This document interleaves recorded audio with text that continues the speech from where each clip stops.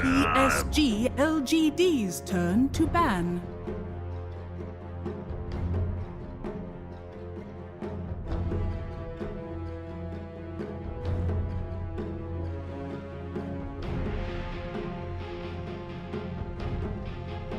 Ten seconds remaining.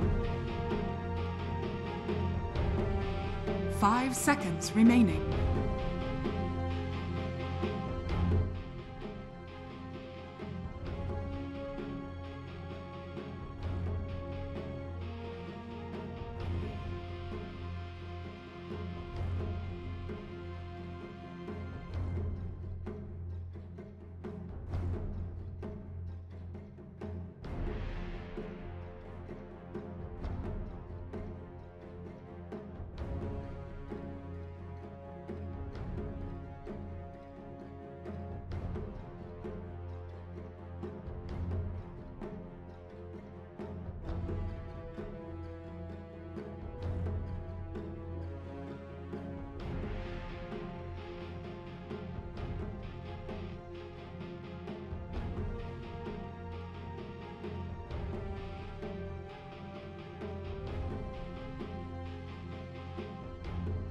Radiant team ban.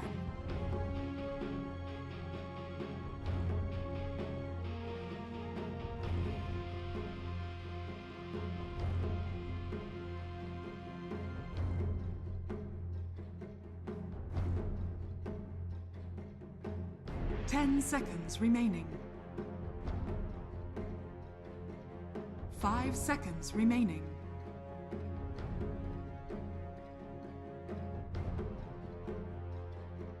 Radiant team pick.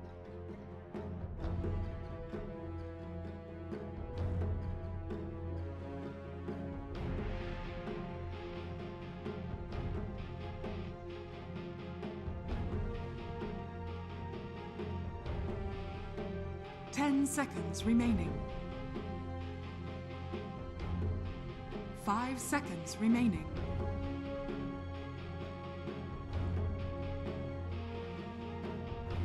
PSG LG Lion. Radiant team pick. Go Shaman.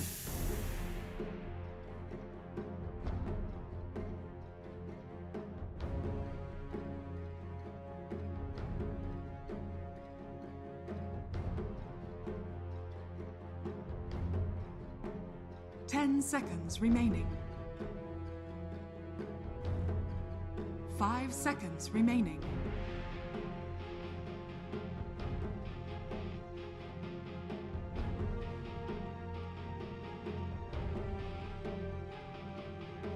PSG LGD.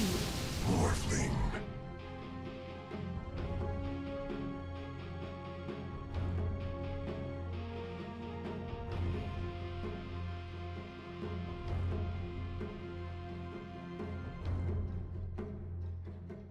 Ten seconds remaining. 5 seconds remaining.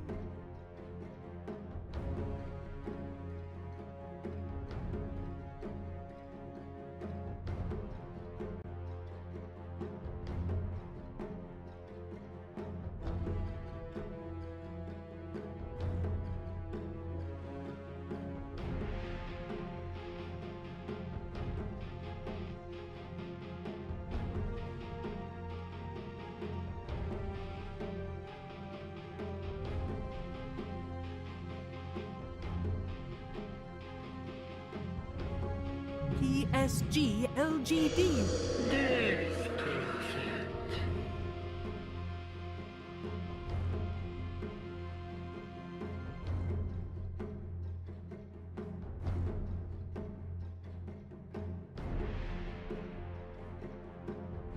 Radiant team ban.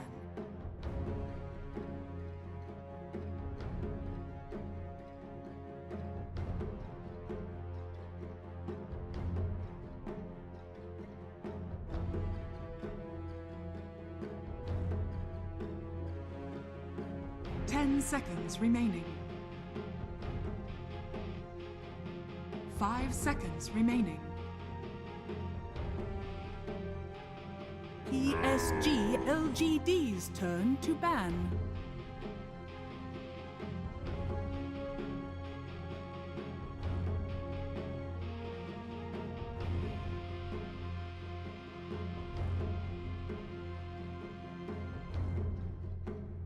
Ten seconds remaining. 5 seconds remaining.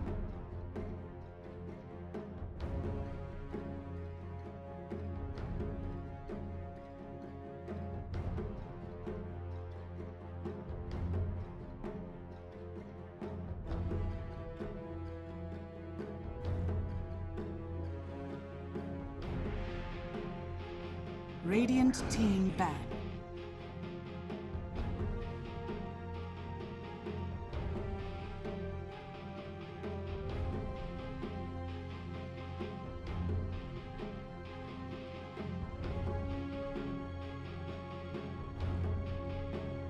Ten seconds remaining. 5 seconds remaining. PSG LGD's turn to pick.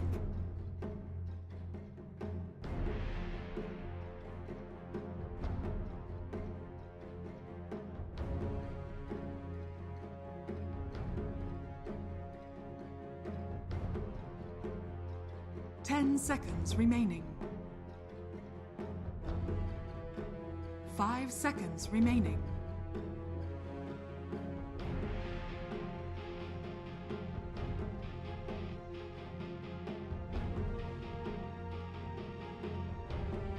Radiant team pick. Silent.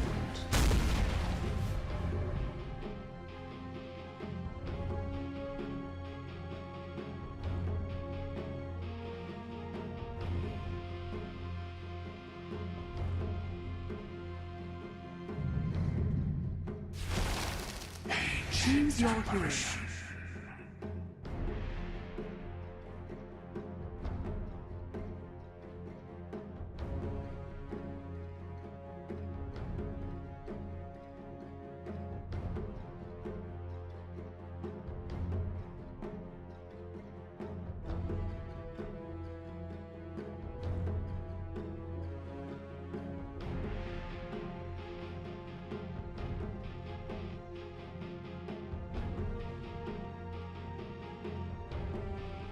Possibly Witchblade then.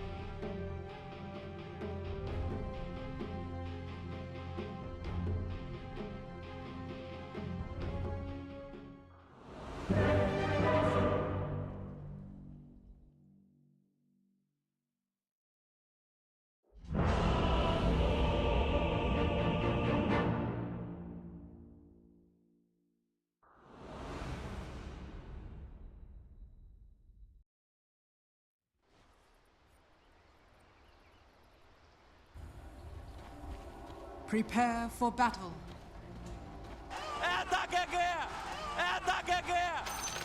It's looking spicy. I see for you a future full of death.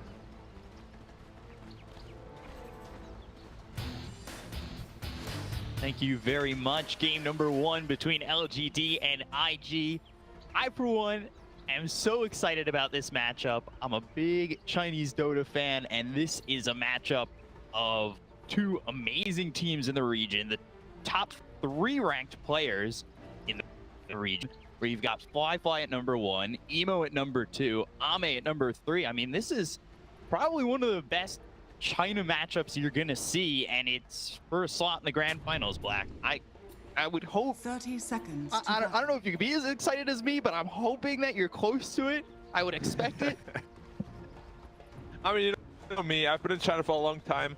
I know pretty much all of these players. You know, I'm the sensei to some of these players. You know, kind of like Ip Man. But yeah, it's gonna be a really good matchup. Surprising to see LGD here, to be honest. Like at the beginning of the tournament, I did not think that they would be in the top 3, especially in that winner bracket final.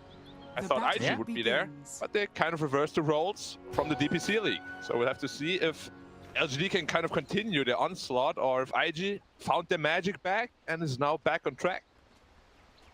Yeah, we'll see if IG can, I guess, take out LGD. LGD, who barely made it into the event at all. I mean, they had such a underwhelming performance in the regional league, and now they're, you know, one series away from going to the grand finals. I mean, this has been a long road for LGD to get here. IG got here pretty comfortably after the regionals, and I think we were talking about it back when we were in Romania, how I had more confidence in LGD to get this far than I would have had Elephant getting this far.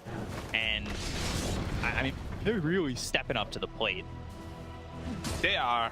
They're also the only team that made it this far that came in from wildcards. So they played a total of, I don't know, like 30+-ish games, which is really helpful in the tournament as well to kind of develop your own meta and be ahead in the tournament meta that also gets developed locally.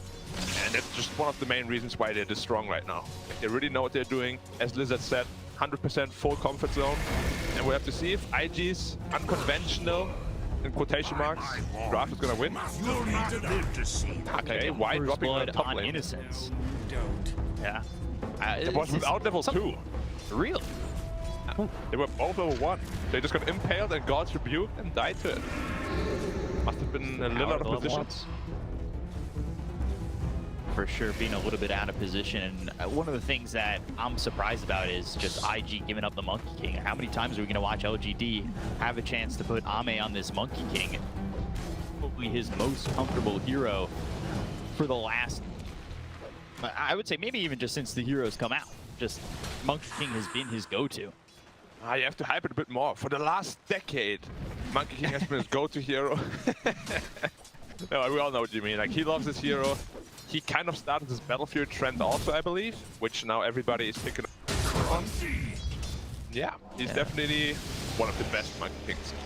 Playful and forward, trying to freeze over Faithion. He's not going to freeze over. The shackles on a Fly won't lead to anything else. Faithion will try to heal up a little bit. And yeah, going back to your point about how he kind of developed the Battle Fury meta with this Monkey King, it was like during season 1, I would say, of CDA DPC that he was really showing it off. So he's been running this kind of build, the Battle Fury Ags, for a little while now, and it's just kind of proven itself very strong, honestly. Icarus dive over and a little bit of revenge there. Balance strike to swipe the kill away. Ame's one. It's gonna be a good golden fusion for him. Looking for his Battle Fury once more, of course. And we'll have to see what this Emo Mirana can do. We have seen him in a really bad matchup before. It's Mirana against TA, and he won that matchup somehow. And even against DP, who I would favor slightly here, he's doing very well for himself once more. Doing well at 16-3, keeping up with nothing to say. Certainly proving why he's number 2 in the region. And you know, it's been exciting to watch Emo grow as a player. He used to go by half, and now his name is Emo. Like, it's just, you've seen him progress. Not only that, you've seen IG progress. They were having a good run before the last season kind of concluded in a way that probably nobody was excited about. And they were out of form and now back in form. And that's normally, for me at least, I would say on the back of Emo more than Fly. So it's exciting to see him in a matchup like this, where maybe it's not one that he should be winning, but he always makes a stand in. Right. Nice courier stick here, by the way, in case you guys want to learn some advanced mechanics. Correct me if I'm wrong. Ollie has been in this team for over 2 years, is that right? I think so, a long time. I mean, the team together has certainly, I would almost say, been together 2 years too. Yeah, it's J- insane, man. JT's Like, to think the he was in the longest team for tenure? that long. Crazy. Loyalty paying off finally. They qualified for the last year already. Unfortunately, COVID hit, so it didn't end up going, but they're on a good way of making it there again. Securing a top 3 finish already. Top 3 finish for both these teams is going to be massive. It's been spoken about on the panel multiple times, just about how difficult and how much depth there is in the region. So, you know, securing your top 3 at this point, especially after a first place for IG, is a good feeling. Hex coming out with the burrow strike onto Ollie. Fly coming over to try and maybe get one in return. Cold Feet is gonna proc, but well, Fly can't really output the damage to get a kill onto the shadow, onto the Sand King anyway. USA expert, how do you like this AA last pick? I like AA. I think it's, you know, one of those heroes that can make or break a fight. You have to be on it though. You know, those ice blasts have to hit. Now, unlike mine that don't land at all. I think exclusive, don't worry about it. Bro strike. I just get caught without morphing storm. up. They just catch Fly. Radiant's bottom tower is under attack. Surprising to get Radiant caught by that. structures are Because fortified. even if DP wasn't there, he would have been in deep trouble. Since he didn't morph up when Sand King stunned him. Bit of pressure here in the mid lane. Impale into arrow. Potentially kill. Yep. The arrow should have the kill here. Will finish off InQ. And again, it's another thing that we talked about. Fly on the Morphling. I personally think Emo is the better Morphling player. Fly, he's played well on this Morphling before, from his times with Keen Gaming, his times with Serenity, but those were also times where I'd watch him like full shift Agi and die to like a rocket flare. Yeah, that's the only problem I have with his Morphling here. He is very hit or miss on the hero. Sometimes he owns incredibly hard. Nice cut off the tree. Spear. Following that up with a spear, so a lot of stun time with the arrow. Really well done by JT.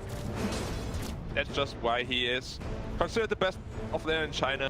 JT is an absolute beast. Well done once more. Pretty much just setting up the kill on Monkey all by himself, without ult even. Yep, that's really well done. You can hold that ult. You don't have to really use much to get that kill. Stun locking him for so long. Once you've cut that tree, use all that time you need to land the spear, land the arrow. Perfectly placed. Beyond in the top lane, he's trying to defend against Dire's this, top tower is under but attack. there's not much defense he can really make out of it. They've got the Hex coming in from Kaka. Icarus dive over. That's on a JT as well as Emo. Strike not too far away, and he's stunned up once again. And this is going to be Beyond going down. IG looking good as they take yet another in the top lane. An arrow hit him even though he already borrowed struck, so it Pet hit thanks you. like his mirage, basically, but it still stunned the main hero.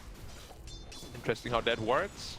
But yeah, Emo on this Mirana making it work Radiant's once bottom more. tower is Being on under top of the attack. net worth, rotating everywhere, making a ton of space. And it's what I'm wondering about is if they're going to be able to continue to make this space for Fly. I expect the next Exorcism to be a push towards mid. However, IG, they're already setting up to kind of stop it. The arena is used, and that's going to catch InQ. They've got the cold feet, the spear, and a kill. Easy one. Line him up, knock him down, and JT's got another. Insane amount of damage here with AA plus Mars. Of course, AA doesn't really do much other than deal damage, but he deals a lot of it. Ice Vortex, Cold Feet, ton of damage amplification. First dive right on Kaka. He'll just try to TP out, and he it makes is in it. time. The Phoenix not burning hard enough. Is still a baby Phoenix. To get some more levels up first before he becomes an adult Phoenix. Flame is gonna burn a lot brighter. An easy Quite a bit of Shot. stacks here though on the Dire side. Yeah, they're gonna need that to kind of catch this Monkey King up. He's right there with Fly, but you want him to definitely be more towards the top and a little bit more comfortable. But both carries have really dealt with a little bit of pressure. Definitely have. So far, it's the mid laners that are really Dire's shining, courier both has sitting been at an killed. even network at the top. Faith Bian also struggled quite a bit, but he's gonna farm up all the stacks, bringing him very dangerously close to his Blink Dagger. And once that's up, Epicenter Borrow Strike is gonna be a huge asset to them. These are two teams that really rely on their offlaners to be playmakers. Yeah, they're very similar in that regard, aren't they? Both Yeah. JT and FaveBN are really the guys that enable their teams usually.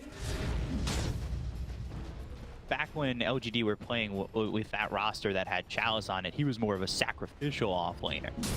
And, you know, now you've got two offlaners that are more consistent in lane, playmakers, Radiant are and scanning. you can definitely feel when they're not getting themselves the farm that they Dire's need to middle really tower is enable under themselves. Yeah.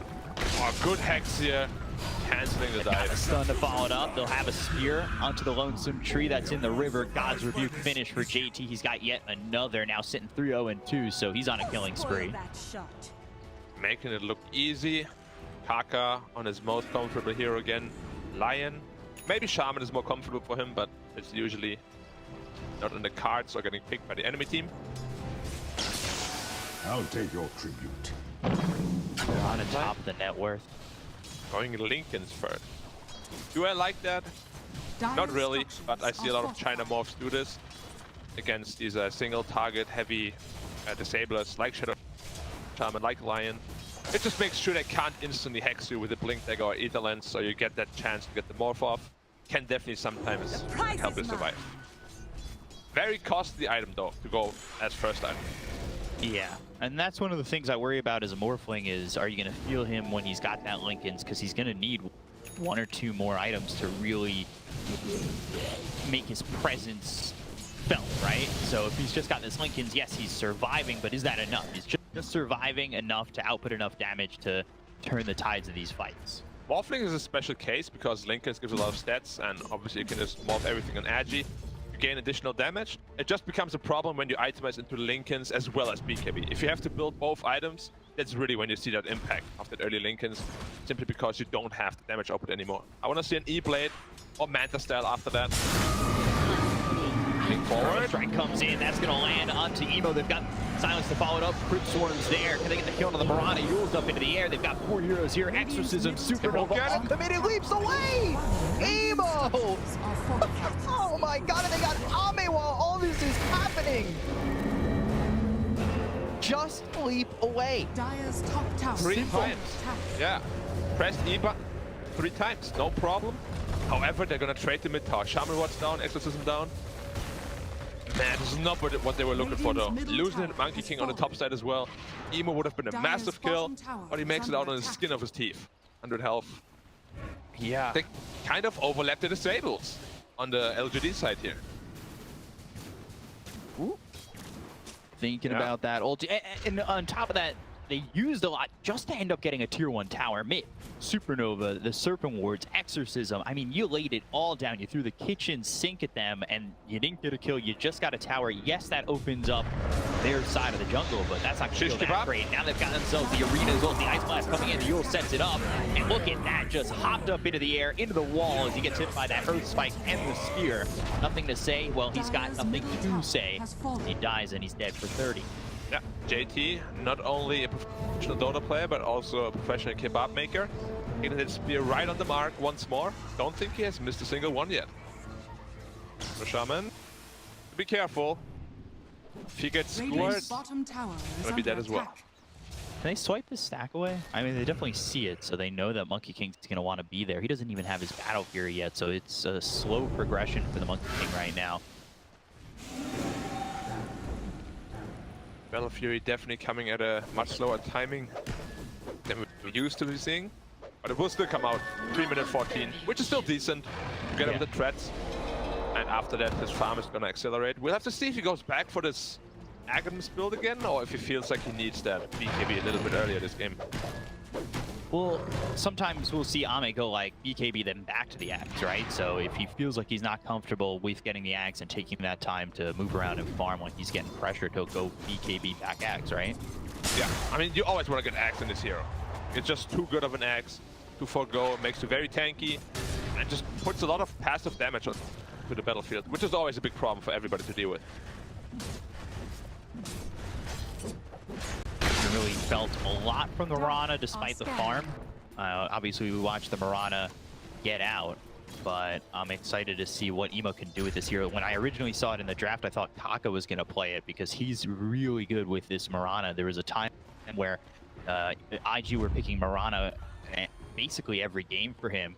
He would land probably about 85% of his arrows. It was kind of disgusting to watch him do that, and that was back in like the early seasons of the Dota Pit China that were happening. There were 4 seasons during the off season from the DPC, and he was really the only guy in the region who was making that hero work. Is that you see a blink in, they've got the Ice Blast. Ame caught again.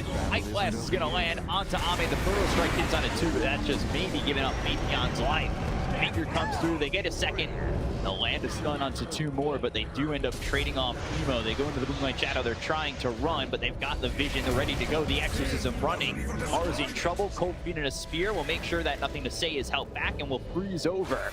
They cannot chase this Mars, but they do find the Hex onto the operation as he's TPing out. So Ali, he's caught, and he's killed.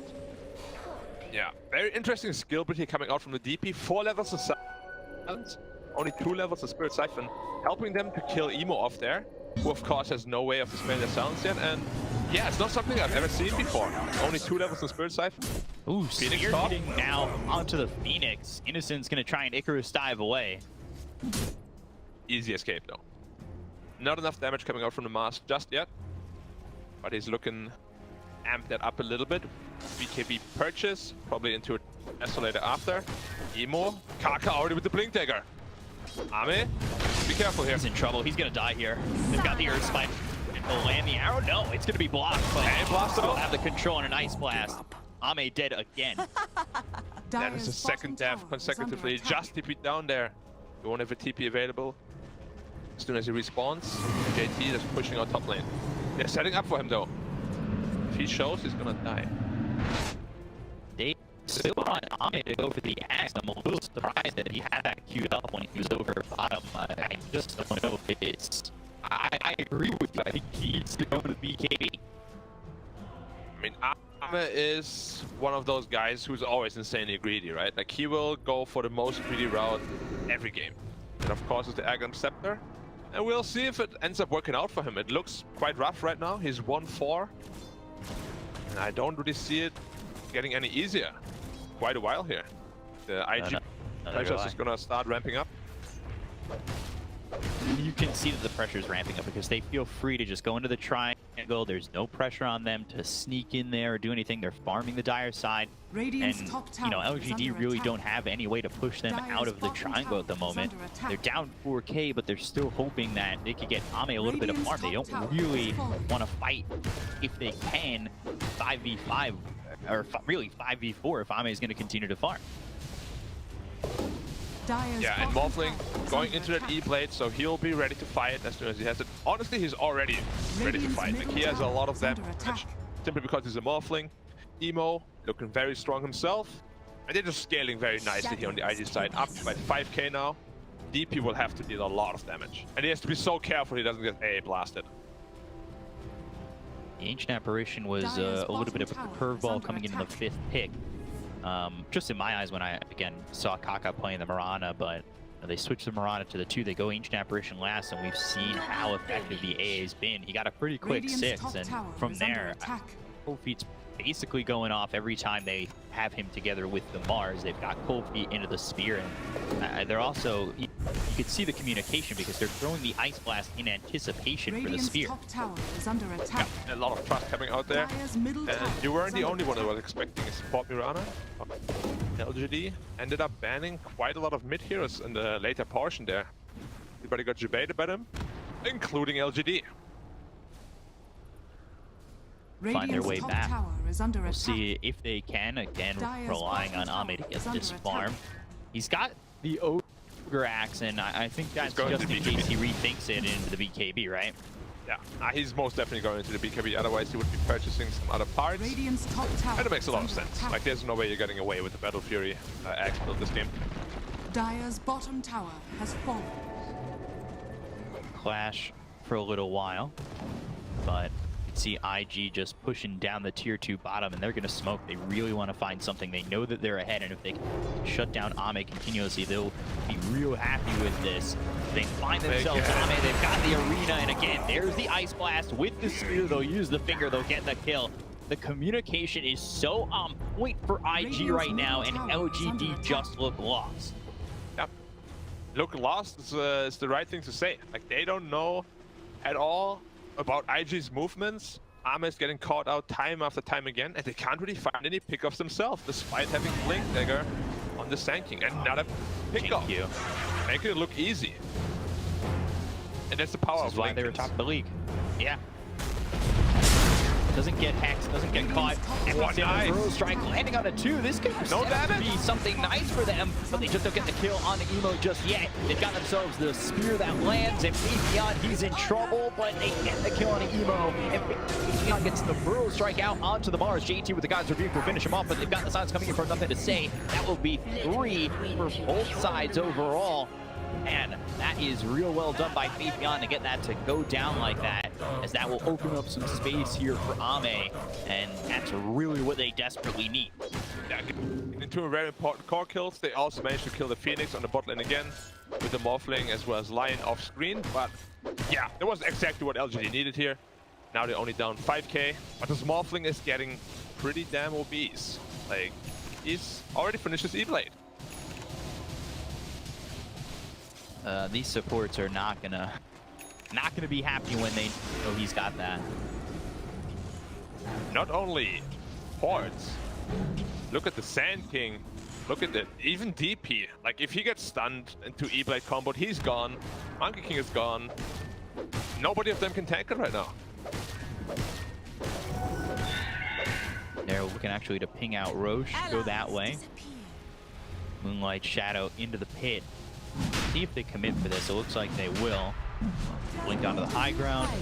Kaka just checking if anybody's there with Moonlight Shadow. He would have been setting up to get a Hex as well as an Earth Spike. They have, you know, a lot of mobility here with the leaps, the 2 Blink Daggers, the waveform. They can close the gap pretty quickly on IG. And LGD, they're not going to even try to contest this if they know it's happening.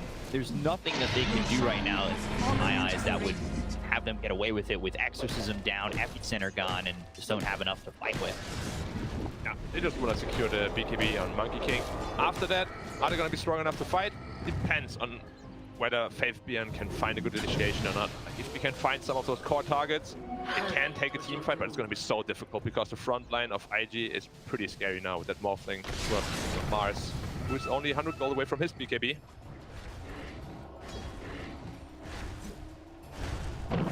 5k feels like so much more. It does, but at the same time, LGD, they have a lot of damage on their side. So if they really just take the proper fight, get the jump on the line or the Mirana, even maybe the AA, they will kill them really easily, and they do have the damage to take on the Morphling twice. Right, and we really haven't felt full presence of LGD, right? We haven't seen the big team fight with like a Wukong's and a Supernova coming through with a Burrow Strike, making sure they can't hit the egg. Like, we haven't seen it all mesh just yet for LGD. We've just felt IG kind of entirety of the map and get these pickoffs and slow down LGD. Yeah, we haven't even really seen a team fight. It was mostly just pickoffs here from IG. Yeah, LGD's team fight should still be quite a bit better. They're just not getting the chance to fight. Ame not even going to go for the Zags at all. He's actually switched over to the Scotty, and we'll see if that's the commitment he'll make. Do you like that over the Ags? Do you think just Ags is not even in the picture anymore? It's just to tank up and to be able to somewhat counter the Morphling, because Scotty, of course, reduces the heal you get from that morphability. So it does make sense, but yeah, like Aghanims on Monkey is still one of the best ones in the game, so at least foregoing it is interesting. Smoke, we're going to try and move here. Burrow Strike hits onto Ollie. They're going to get the silence out of 2 of these heroes. They're looking over the apparition with the Sunray right on top of him, melting the ice of this AA. They'll get the kill on Ollie. They'll look over at Kaka, who lands a 2-man Earth Spike. His Exorcism used, and they've got the Moonlight Shadow trying to run, but the Balance Strike will be the finish. 2 kills there for LGD, and they come out clean. However, it's just the supports. It is just the supports, but there was still quite a good golden fusion for LGD here. Well behind quite a bit. They had to expend Exorcism again though. So now it's a good time for IG to look for a team fight here. With the newly picked up BKB on the Mars as well. He's an Invis rune. Sanking has to be a bit careful here. Has got the A on this though. Arena, Spear, well done to push him back towards the team. The Aeon disc that will go off, and now Morphs into the Sand King. The Pearl Strike comes out. Are they going to look for the Supernova? They will. So let's see. Do IG want to continue here, looking maybe for an epicenter, but stops it as the BKB lets JT leave, and IG will just back out. Right. Well, at least the Aeon disc was popped, I guess. I don't know if he actually started Aeon disc or not, because he committed Arena right away. Looked like he didn't really check for the items. But that is going to be on a cooldown for quite a while now, and they still have Epicenter available. Yeah, I haven't really seen the E-Plate combo yet either. Are scanning. No, not yet. Not yet at all. And they still have, you know, a minute and a half with this Aegis to work with. Especially once he picked up that E-Blade, I thought he would just be going into overdrive in terms of aggression. But something here is really pulling on the reins, and he's not playing the way we've seen him play this Morphling for Fly in the past, when he's just been all-out aggression once he's that E-Blade. And you know all about Magic? They were ahead 5k just like a minute ago. How is it only 3 or 2k now? What happened, B-Cup? What's the magic? Losing a couple supports, not putting the pressure on LGD. They felt fine to farm, getting around the map a little bit. Whereas IG, I think they've been looking to kind of find a pickoff for the last few minutes. Oh, amazing analysis work. Maybe this switch roll. What's the next game? Oh, he King caught out again. A blast comes out. They've got the Ice Blast coming through. That's going to land onto Jinkyu. They'll get the kill to the Shadow Shaman. That was really close. If that hits on the monkey, he had not used his stick at the time. He was only sitting at like 600 health. He is in actual danger of dying. Barely gets out of the AoE. He's out of life. King, very close to his Scott, you know. One steps up, it's gonna be pretty damn hard. Oh. Throws done. Kaka. Got the Hex. Kaka in the right position. Sunray trying to keep him alive. And this is gonna pop once again. Pearl Strike Finger. Ice Blast coming in. Fly gets the kill on the Fate Beyond. They'll take the Sand King once again. And now Innocent's on the run, but the waveform, like I said, they can really cut down the gaps between them and these heroes. But got the Supernova going off, and I don't know if they're going to be able to pop this. They'll throw the spear that lands onto nothing to say. They'll get the code of the Death Bomb, and the Supernova's going to go off, and JT's going to be stunned up, locked down, and killed off. JT falls, Holly to follow suit. Jinkyu gets the kill there. Circle Wards are down, but the Mirror Strike comes out from Fly onto the Shadow Shaman. They've got themselves the Earth Spike to finish off Jinkyu. They'll get yet another kill. The arrow will just miss Faith Beyond. Back and forth we go as IG, still a 4K lead. They're a little bit close. To be very careful about their positioning. However, I say that, or spike in, Pearl Strike comes out from Faith Beyond with BKB pop by Ame. He'll go to the Wukong's command, but this is on nobody. He tries to put the circle out so they can maybe catch Morphling jumping in. They do get the kill on Akaka, but Morphling never commits. Yeah, it was a huge mistake. He had nothing to say. He TP'd in, used Exorcism, but he didn't BKB. He just got forest struck by the Morphling who turned into the Sand King and then got permanently disabled by the Lion, just resulting in his death. Exorcism was on for like 2 or 3 seconds. If he BKBs in time, I'm 100% sure this fight is going to go very differently for LGD here. But good recognition there from Fly, just immediately stun him, allowing Kaka to follow up on it. That's the first Wukong's that Arrow? I think we've seen, and it just hasn't done much of anything.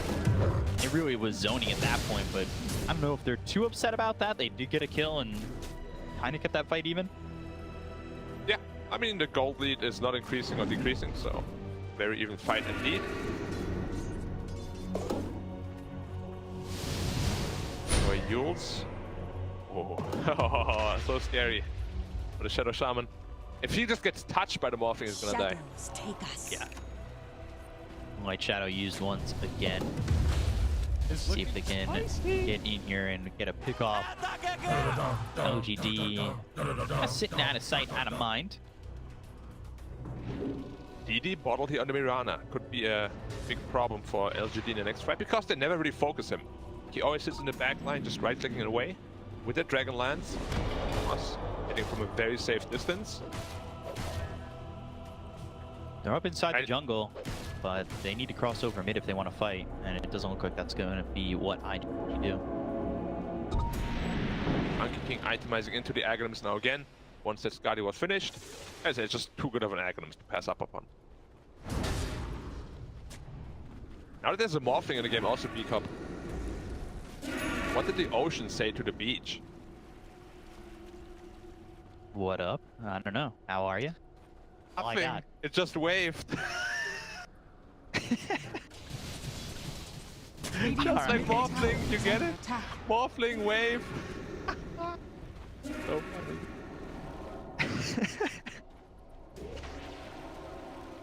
I try to hold back the laughter, but it always gets through. The dad jokes work on me. You got it. I got it. Thank you. Double damage. We saw the tier 2 tower top and taken out. Morphling closing in on his Dire's top tower Skadi. is under attack. And he's just whacking the top tower. No one is there from LGD. And they have a high ground watch. Have to be careful. Lost half health on the top tower and forced everybody back. Good move from IG. See how long that ward stays up on their high ground. I don't know if they even realize that that was placed. They are going to smoke up. Roche is up in a minute 15. Money changes. OGD can find a good fight here. It might set them up to get the next Aegis. They're going to go Blink, Throw, Strike, Exorcism, all used. They've got the Shackles onto the Mirana. They'll catch Emo. Ame getting himself a killing spree. That's a big one to get. 65 seconds without the Mirana. Right as Emo respawns, Roche will be available. Yeah. Good and fortunate timing here for IG that Roche doesn't respawn any faster. And just proc once again. They're going to get the Supernova off. Had a Burrow Strike, Boundless Strike missing as he waveforms away. But now Spear, that's complete whiff with the BKB pop by nothing to say. Going after Kaka, the damage with the Exorcism running down this line. And they pop the link and they've got the Hex onto JT. They followed him up and they should be able to get the kill to the Mars. They will take out JT. Oh, just missing Ollie as he TPs out. Three kills there for LGD. Absolutely ownage. Xingqiu here, jumping in on the Mirana, can't use his BKB because he gets instant hex. Doing the same thing again to JT. And BKBs are useless if you get instantly hexed. This is exactly where Lion and Shadow Shaman are such good heroes right now. And teams are prioritizing them heavily. Roshan up in 5. JT is dead for 40. The damage just onto Kaka with the Sunray, the Exorcism all going off. The Hex, he said, as you see, got Xingqiu playing a little bit of the Cliff Teasy cosplay as he's up on the cliff and really, yeah, he took the high ground and he's got the shackle from a distance. He was happy with that. We all know what the high ground does to you. We're all avid Star Wars watchers, of course. Except I was not the chosen one. For me, you are B-Cup. So after this sanction once again, Ice Blast coming through, Yule's up into the air, the Ice Blast is going to land, they get a kill with BKBs being popped by Flyby as well as nothing to say, who's Aeon Disc will pop, who try to TP out. Oh, going down right before the TP goes off. Emo gets the kill and nothing to say, and now both these heroes don't have buyback, and look at what's up, it's Roche. Yep, and it's gonna be a free one. Morphling has so much damage. They don't have Desolate yet, but they won't need it. Emo also right-clicking very hard. Going for that mana break, Talent on level 20. Also that DD rune buff. Hold up. And yeah, thanking no buyback, DP no buyback. Give it up. Aegis cheese. Hands of IG. Tough from now on out. Also going to the Skadi on the Mirana. At least Monkey King caught up very well, very nicely here to the Morphling. Almost on par with him in farm. Right. Aghanim's up, going to the Abyssal Blade. That's set up to be a timing where LGD, they're the ones who were looking over at Roche with presence, and it ends up being IG who take a good fight, and they finish off both nothing to say as well as Beyond, and that leads to them getting the Aegis and now going onto the high ground once again. Like, this is I think they're gonna LGD. get one Rex at least. Like, they have Morphling Mirana, they hit so damn fast. They should be able to get one side here quite easily. Yeah. 8 seconds though, we'll see if they stay. They might get the tier 3 and back or one half. Oh, there's we'll smoke see them how long behind. they're willing to come up. Sunray Easy on Rex, him. just leave. Stun, as well as your spike onto the Sand King, and then it will take the melee racks and back off. Oh, Kaka! He's good. Ollie! He's good. They're just short of getting these heroes, but they got the balance strike, and that's going to be through on a Flyfly who will pop the BKB. They have no way to stop it, and he'll just TP out. Oh, there was Exorcism popped. I didn't see that. Only 5 seconds remaining on that. After that, IG is going to be looking for another team fight. Army could potentially be getting caught out here. It's away just in the nick of time. And that is was so scary. Exorcism not really looking that good for nothing to say. Yeah, he kind of just forced it out. Like, there was no need to. IG was already retreating. Looked like they wanted to fight, but yeah. Sometimes you just get a little overexcited. You don't want to give up that Rex. This might cost them. 90 seconds without Exor. Big timing window for IG. Radiant are scanning. Good scan. Look at Morphling, 5,000 health, 6,000 health. Let's go. Dire Morphling are back down. scanning. 4,000, 3,500, 3,000. I love seeing those numbers go up and down. Oh, they found the Morphling. They've got themselves a Burrow Strike. He's done it. He's got a lot of health to work with anymore, and he is gone for the first time. Only working with 2,200 health on that point, but they've got themselves the arena as well as the finger. The Earth Spike is going to land on 2 of these heroes. They've got the Ice Blast following it up with the Amethyst Beam, popping the Sand King. They've got the Supernova popped. They'll get the kill on Ame. They've taken on the Monkey King as well as the Phoenix. They'll look over at Beyond. They've got themselves a third. 3 heroes down on the side of LGD. Just like that, they turned it around. They had the luxury of the Aegis, and they will use that luxury to get 3 kills and come out on top. Yeah, IG scouted them very well with a scan. Morphling, I'm sure he didn't want to die. He ends up dying, doesn't matter, he has an Aegis, and all of IG are ready to punch back. Monkey didn't even get the chance to use his BKB. Permanently stunned. Now he's dead for 60. Might have to buyback here, otherwise they're going to get a second side of Rex. No buyback on Sanking though. Either way, it's going to be a tough fight. Looked like they were just getting themselves the Aegis and backing off, but the arena and the stun from Kaka just Dire's immediately middle barracks are on under to both attack. this Phoenix as well as the Sand King. Really well done. I mean, they killed Ame instantly. Wanna initiate here on Fly, secure position. Got him. He walked up already. On the board once again, Poor Staff back. Long arm. Exorcism. This might be the Exorcism that finally goes their way. They've got the Wukong's command down with the BKB pop by Ame, but he's able to wait for him away, TP out, and he is gone. Everything used by LGD again, including some buybacks, and they get nothing. Yeah, 6.2k health, by the way. Just keep morphing it up. It just never ends, man. You think he's already at max? Nope, that's only half of what he's got. And yeah, as you said, they used everything. Invisibility. You got nothing for it. Even a Monkey King buyback as well. You've got a Hex now and nothing to say. That's another layer to control here for LGD, but it just has not been enough. We'll see if this Hex is enough. Like, he's in danger of always getting blown up. Emo in position here with the Invis room. There's the arena, and Ame, he's been caught by the air spike, but they've got the shackle coming through from Jinkyu. Icarus dive trying to get back into the fight, but they've got the stun on Ame. They need to be careful because he just fought back. The damage coming in with the Starstorm is going to be able to survive this. They've got the Epicenter going from Faith Beyond. They're going to look over at Emo, who's got the BKB running for a couple more seconds. The Aeon just is popped on, nothing to say, but they've got the stun now onto the Mirana. Wait for forward, they get the kill on the Jinkyu. They look over as the Supernova's going to pop right onto the Mirana, as well as this Morphling. They get the kill on the Emo, and now Faith Beyond trying to close the gap. Fly by Ali, both here. Lincoln's pop, but he's going to morph into the Sand King. Finger onto the Sand King spear. It lands. They get the kill to Faith Beyond. The Andis is going to be popped on the Lion. They look over as they land the check, but they got the silence. He's out of mana, out of time on the running dead. Ame gets the kill on Akaka, and they will take out 2. It is back and forth once again. Ice Blast is in place with that E-Blade. It will hit onto the Phoenix. We'll see if he shatters.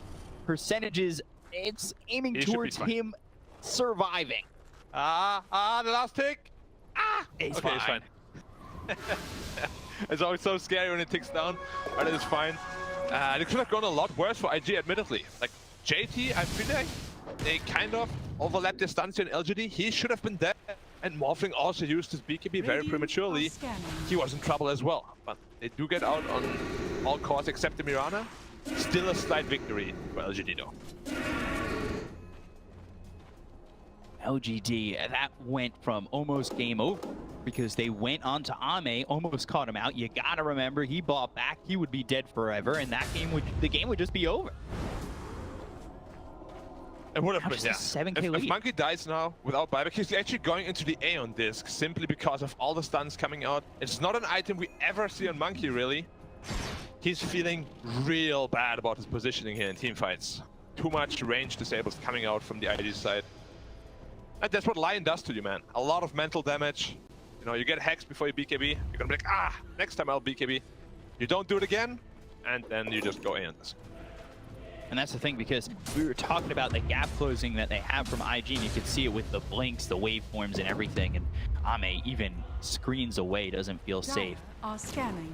Telescope, that'll be good for the Shadow Shaman. They want to put it on the Shadow Shaman.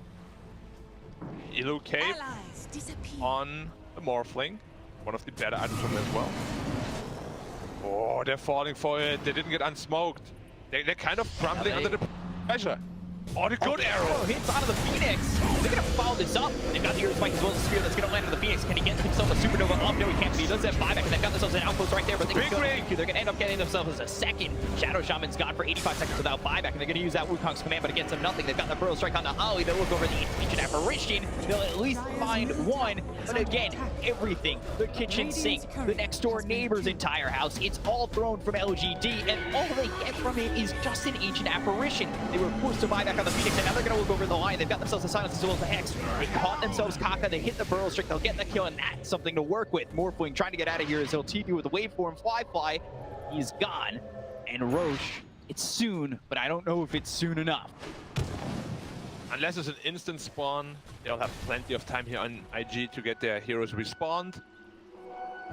So close again on the Mirana, man. He had like 100 health, gets out of the skin of his teeth again. It just feels like it's always so close, just not quite there for LGD. Like they never can eke out this last little bit of damage before they get their BKBs and mobility items off. Level 25 there for the Death Prophet. The levels on some of these heroes are lacking though for LGD. They do have level 18, level 3 on the Supernova for the Phoenix, but he was never able to get it off to begin with. He was caught by the arrow. No chance he survives that. Yeah, now the big one is really the level 25 Monkey King, but last team fight, this Wukong's was rendered quite ineffective. Oh, the Phoenix here. Again caught, and they've got the arrows. It's going to go immediately to the Supernova, but they've got the right clicks. There's no way this goes off. He's dead for 90. He's used Supernova. No buyback. Very costly mistake here. Trying to take the outpost all by himself without buyback. And he was also the guy that used all his spells on an illusion escape illusion. Why? Definitely feeling the pressure here that IG is putting on them. Rana ult once more. Oh, they caught themselves Fate Beyond. This could be another casualty. They get the kill on a Fate Beyond. He's going to buy back with the Aeon. This being propped on. Nothing to say. BKBs have gone off. They get the kill there on a Jinq. 3 heroes got on the side of LGD, but they've got Sandking coming back in. Morphling, he's just out of here and onto the high ground, looking for the Burrow Strike to hit on the Fate Beyond. He won't land it. And again, nothing there for LGD. Exorcism and Wukong's on cooldown. They have no answers for IG. They will have Roche available in 45 seconds so they can get themselves another set of racks, and they can back off if they want it or go straight for Roche. The options are all available for them just when Roche spawns in 30 seconds. Sorry, B-Cup, but I'm not feeling this Monkey King Aeon Disc. They were in the Wukong's command for like about 5-6 seconds, but they just took no damage. He has no damage items at all. Like this Aeon Disc sounds nice on paper maybe, but it really doesn't do a whole lot. It feels like they just don't care about the Aeon. And when you see it on Nothing to Say too, his pops and they stick with him anyway. And I'm just gonna say, as a nullifier out on the Mirana, so that Aeon Disc purchase on any of these heroes is gonna be rendered quite ineffective. 3 Aeon Discs, nullifier is gonna own all of them. Smoke again, LGD hoping to get to the pit in time. They might get there, the timings might work out. It's close, it's real close, that's an illusion. And but Arma's not even there. For a second. Yes, he's not there. The Aegis is going to go in hands of Firefly once again. They look over at Ali to try and get a kill. The Ancient Apparition. He's going to be dead for 65 seconds. We'll see if he buys back, and that's exactly what he's going to do. They get the kill on a Fate Beyond. They'll take the Sand King for 105. Supernova again used, and that was to stop them maybe going up on the high ground and chasing this LGD team, but that's not a good feeling as these ults are on cooldown and they're not a full team for 90 seconds.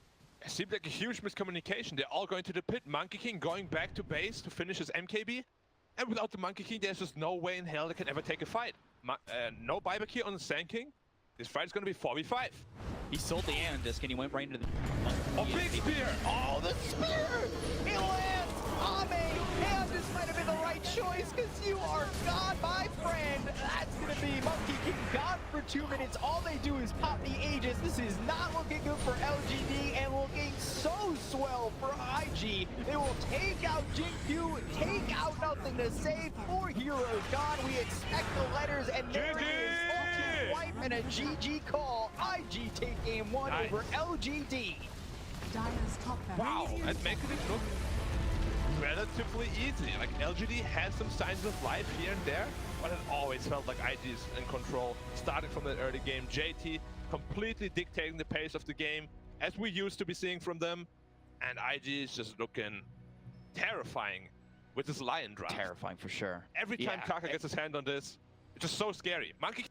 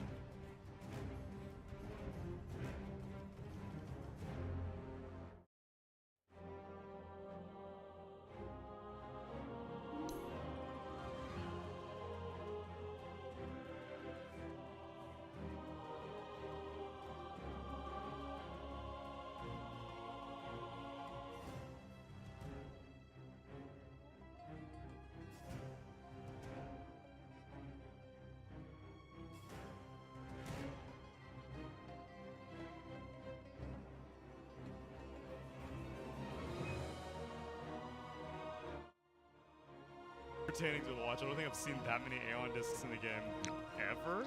I don't think. It was a very good start of the game for IG. The two cores were constantly on top. Then PSG LGD, they did manage to bounce back. Oh, pretty much that ZQ Sham, and it's a fearsome lad on a couple of those heroes. Overall, a very interesting game. Dota, man, this whole patch, this whole tournament has been so fun to watch. Every team bringing something different. Here, Mirana mid. Mirana mid, yeah. What did you think about it? It did great. It did very well. The shard build for those crits when you leap in, and then you have the Manta, the Dragonlance, the BKB, all she really needed. Because one other thing that you brought with that Mirana is the versatility for your carry pick and the ambiguity, right? They couldn't figure out where the Mirana was. They thought it was a position 4. Because of that, you get Lion and you get the Morphling afterwards. Just out, not necessarily a full out draft, but a really well-made plan. Yeah, IG came into today with I think they got like probably all the heroes that they were wanting. For AA, I'm still kind of skeptical on, but they had so much chain stun that you were landing the Ice Blast every single time. It would be Mars leading up and then leading into a Mirana arrow, and then AA would be Ice Blasting in. And yeah, JT just so clean with his performance, everything that he did in this game. And this is what happens. This is what happens when you don't ban every single one of JT's heroes. He gets to play something that he's godlike on, and he performs to his standard. Do you think they're going to go back to banning all of JT's heroes out in the next game? this game has like cracked things wide open because Emo, like this isn't necessarily like a comfort pick for him. He played it during the DPC, but like you don't expect a mid laner to take Mirana.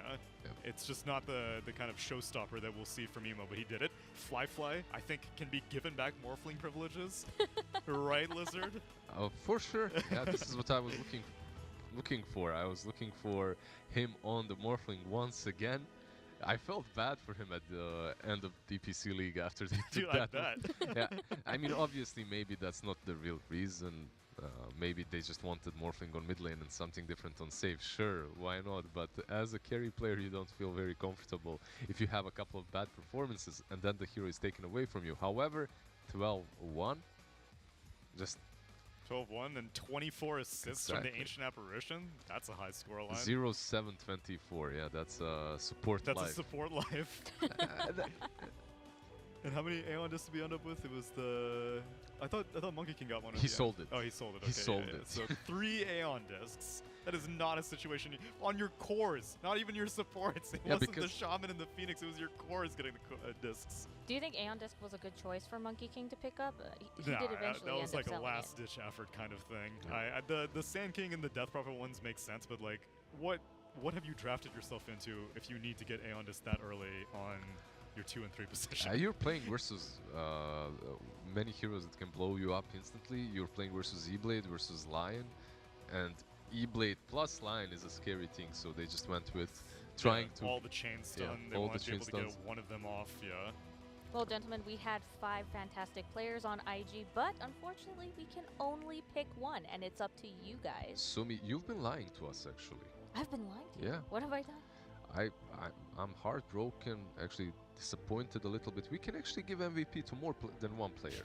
But It's true, how do I you did have, see that how do you yesterday. have most valuable player if there's 2 most? MVPS. MVP. Most valuable, Most valuable players. Yeah, but who would you guys give it to? Emo just because of the Mirana mid, or JT, Mars, or Flyfly, Morphling? They've all The had. whole team, man. Yeah, let's give it to Flyfly. Okay, He's fine. Okay, let's give our MVP to Flyfly. Get his confidence back. Kills 12. You know, one time I believe he died only one time this game. Not the greatest skill participation, but did what he had to do in a game such as this one. And the matchup versus Monkey King, once Monkey King gets Skadi, isn't truly the easiest one. However, he performed to the standard that we expect from him after this Morphling being stolen away from his hands. You heard this, IG. I don't know if you're watching this analysis post game, but if you review the VODs when your team is having their meeting post-event, just remember that Lizard has been campaigning for Flyfly to have that Morphling back. We will have more Dota 2, but first, a special message from our friend Tsunami. I have a story for you guys. This is a bit of a poem, if you will indulge me.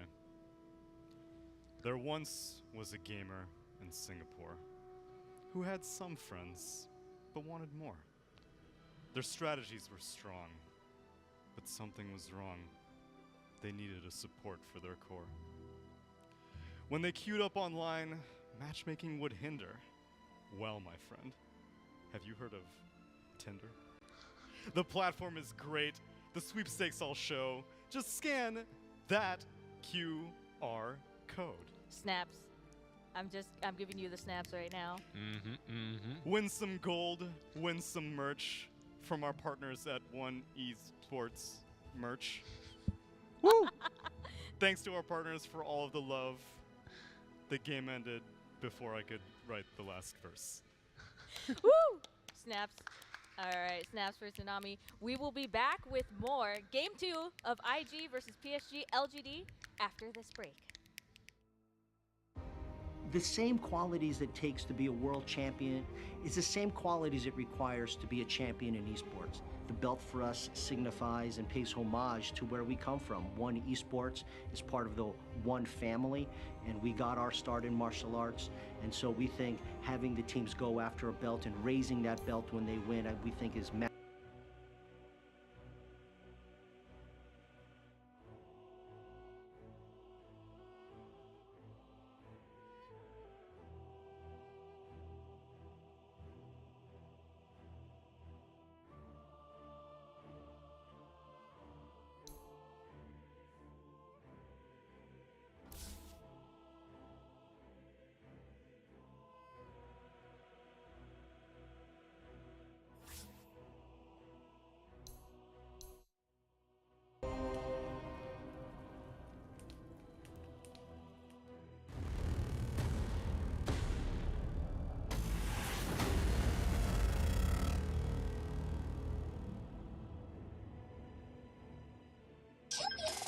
Shopee for mega shopping day. Shopee for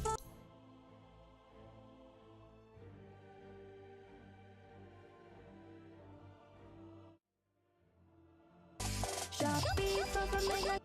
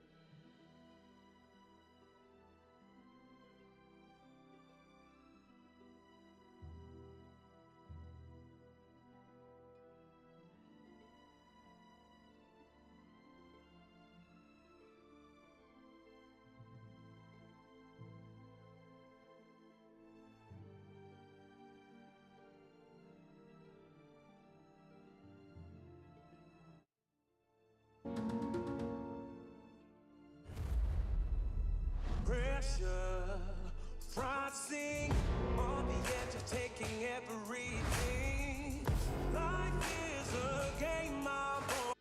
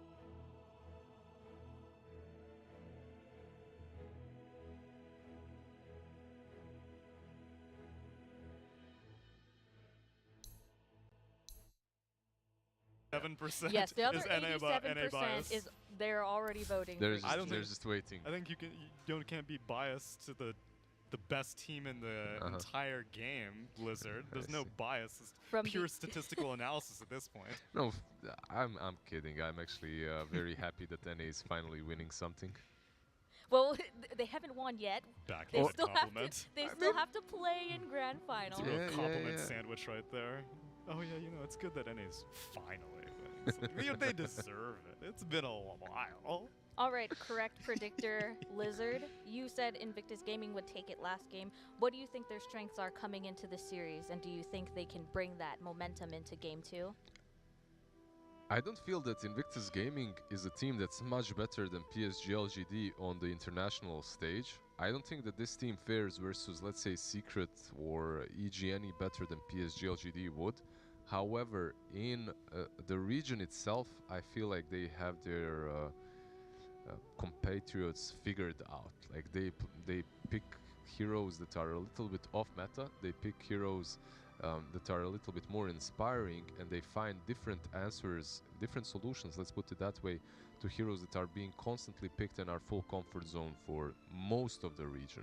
So the Monkey King will be answered to, the Shaman Dead got Prophet answered. as well, Shaman as well, and if you watched PSG LGD, if Troll and Monkey aren't in, they will try the MAPA. So I'm 100% certain that Invictus Gaming have a plan for that too.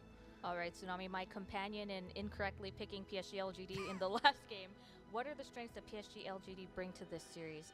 They got more than just those heroes. Let's see some Elder Titan. Why has Elder Titan not been showing up recently for LGD? They ban out the Phoenix. Good. I didn't want them picking Phoenix anyway. That's fine with me. And then Faith Beyond. I think we're just scratching the surface of what Faith Beyond can get away with. Yep. Scoffing at Blizzard. No, I'm not. I love the analysis. Scratching the surface. Scratching the surface. Yeah, Fade Beyond, his hero pool untouched in the first 4 bans, so he has a couple of those heroes that he's exceptional on. Don't put him on this like Plan D Sand King business. First phase the man. IG is taking away Monkey King and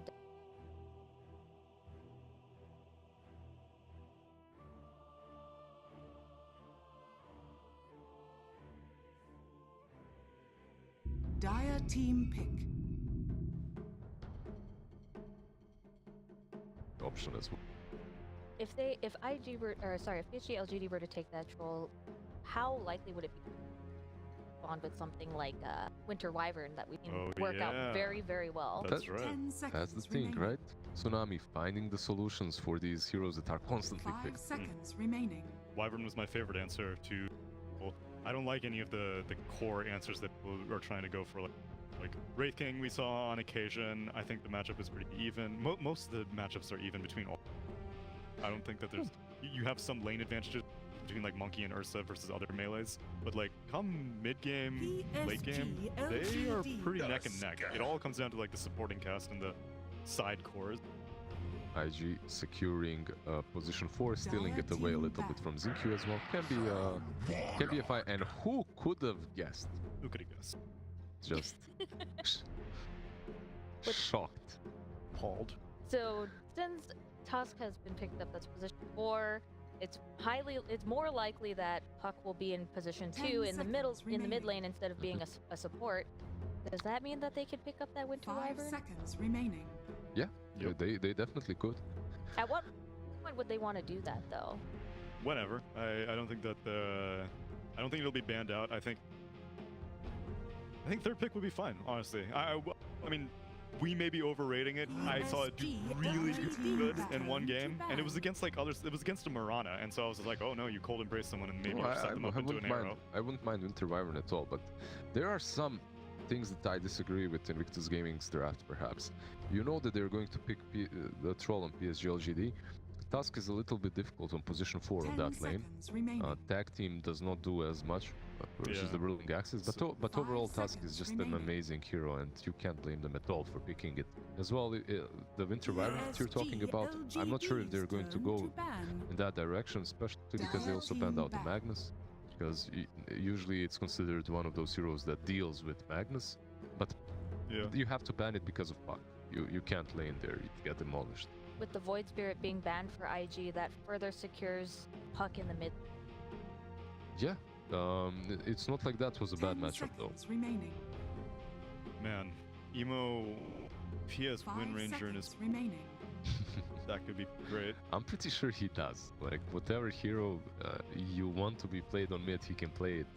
Like I think that they may be pulling the same curveball that they did in game 1, where they picked this Puck, and in the last game they picked Marana, and it's like, oh, you probably think you know where this is going. You probably think you know where the Marana is going to be a support, and then boom, with a core, and then here, Puck, first pick. It could be even 4. Like it could be 4 Puck, 5 Tusk. The possibilities are endless. It could be offlane as well. But you can see the bans from PSG LGD completely securing the troll. Timber is one of the offlaners that can win against Troll, Razor one of the cores that just makes him useless, and AA also one of the supports that makes have a hard game. So I believe they secured the Troll really, really well. Invictus Gaming, like I said earlier, they can sometimes find solutions that are out of the meta. Maybe we see some different style of a carry coming out for them, maybe even that Weaver for Fly.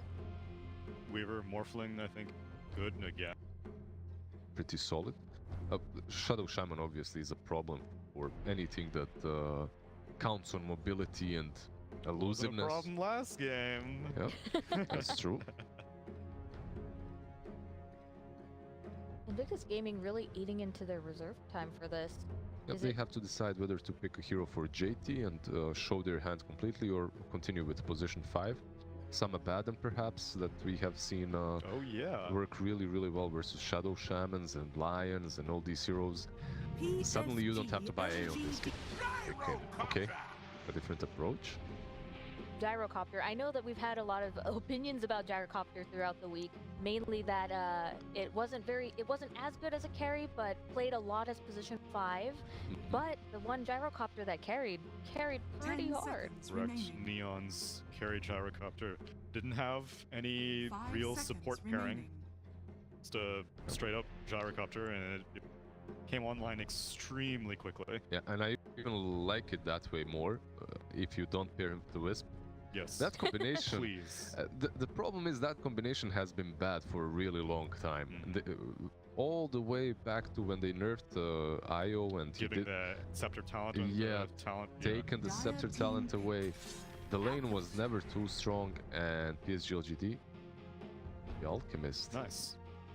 Why is it this nice for you? Because I think that the offlane alchemist has not been figured out for China yet. I think these alchemists who run into the jungle at like 7 minutes, if it's an offlane, which I'm pretty sure it should be off. Yeah, because they have Mars. Troll.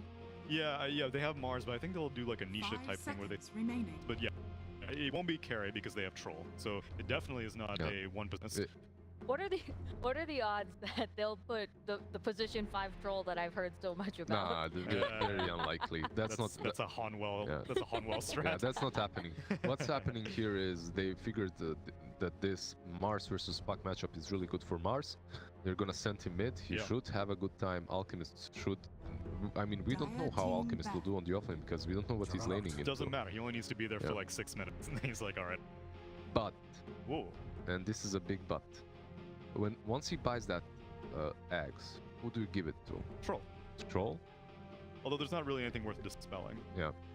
I'm not really sold on the whole troll eggs idea. It's not jug eggs, it's not gyro eggs, it's not monkey king eggs. It's not monkey king eggs, exactly. It's not void spirit eggs. It's nothing really. I mean, it's a good eggs in some games. Like yesterday, we had a very solid troll eggs game. Did it get nerfed at all, or did people just stop building it? They just stopped building it. So now people look at it as like, okay, I'm building the scepter because I want the dispel, but it also lowers the cooldown substantially, and you can farm pretty fast on troll. My problem is, I honestly don't like PSG LGD's draft at all now with the Alchemist pick. I feel like they lack a hero that's going to do stuff on the map with this Mars. You have Shadow Shaman and Mars, you have Catch. Not necessarily enough damage to ever take down. No, you can take the Jug down if you manage to hex him and shackle and whatnot, but it just looks rough. 5 seconds. You want that. Oh wait, they need a 5. Yeah, I feel like IG's draft is way more easier to execute at the moment. IG banning out position 5 with that Oracle ban, that means that no IO, no Oracle. We have also seen Troll mid, by the way. Maybe this is an idea that I'm throwing out there. Troll mid, Alchemist safe lane, Mars off lane. That's also, it also doesn't look great, but it's a possibility. Let's just leave it 10 there. seconds remaining. Like that. No, I think that's pretty reasonable because the only thing is, 5 so seconds you'll remaining. probably have much better carry potential with the Alchemist, but then it's Mars laning up against a Juggernaut and Gyrocopter. Yeah, at this it's point? a support gyro. Yeah, so I would say a gyro Juggernaut lane will eat a Mars alive. So what PSG LGD is looking for is really that hero that can take that axe, but the only position left is 5. position 5. So who would that be? Would it be Lion? Look, Aghanims? I like to experiment with some Elder Titan that rushes Aghanims, and actually, I pretend that I'm a 5. I don't buy a single sentry, so here maybe that's an option for him, but I might be proven wrong, but it's looking rough for PSG LGD to close out this draft with an offlane Alchemist. I like the concept more. I look at what you said, the shortcomings. They don't have anyone who can do anything early. I'm totally with you that, and there's no way that they can really like, no matter what, the 3 middle heroes, 5 seconds probably the 3 core. Yep. No matter how you set them up, none of them want to do anything early. And if they do want to do anything early, like the Mars, they need someone to play with. Shaman's not going to get enough farm to play with them. You know how we usually talk about the color schematics? I like the size, height schematic on PSG LGD. Apply that bell curve. Yeah. we need a small hero. So yeah, we need a tiny hero to match up with Shaman. Yeah, Invictus Gaming closing it out with Nature's Prophet, something that's going to be very active. Not necessarily the best Nature's Prophet they can game. deal with it easily. They got Acid Spray, they got God's Rebuke, they got Whirling Axes. Yeah, but that 10 seconds remaining. Why would they pick Nature's Prophet into this? Offlane itself with this Nature's Prophet with the Tusk should be fine, even versus the Whirling Axes, because the amount of damage that you deal. And you will be able to move across the map very easily and pressure the Alchemist while he's farming. I kind of feel like it's a mid Nature's Prophet, because if Puck is in the offlane, then you'll lane up against Troll. I'm not sure. Yep. Mars was picked into the Puck, right? And they will put Mars mid for the Puck. I'm not sure that Nature's Prophet fares way better against him. We'll see. I've seen definitely Nature's Prophet on safe lane own a Mars, but that's a 2-on-2 scenario in which he has the long lane as well, and it's easier to play with the treants. I mean, you just chase him out of the lane. Mid lane, it's a bit more difficult. Yeah, you can get to your tower much What quicker. options does LGD have left? Wisp banned, Oracle banned, Abaddon banned, Lion available, Phoenix banned, and those are Oli's. Sorry, wrong team. Yeah, no, in Elder a sense, Titan yeah. is in the pool. Look, Phoenix banned. Sumi, they're very similar fives. You weren't wrong by saying Oli, because they both play these Phoenixes, Oracles, Abaddons, Ancient Apparitions, Elder Now Titan. select your Called it. heroes. Oh, it was. Because we're getting It was that, obvious, getting right? that BK, No, it's BKB Aghanim Scepter. Look, I was memeing when I said it. I hope they're not serious. Nah, I mean, it's still perfect.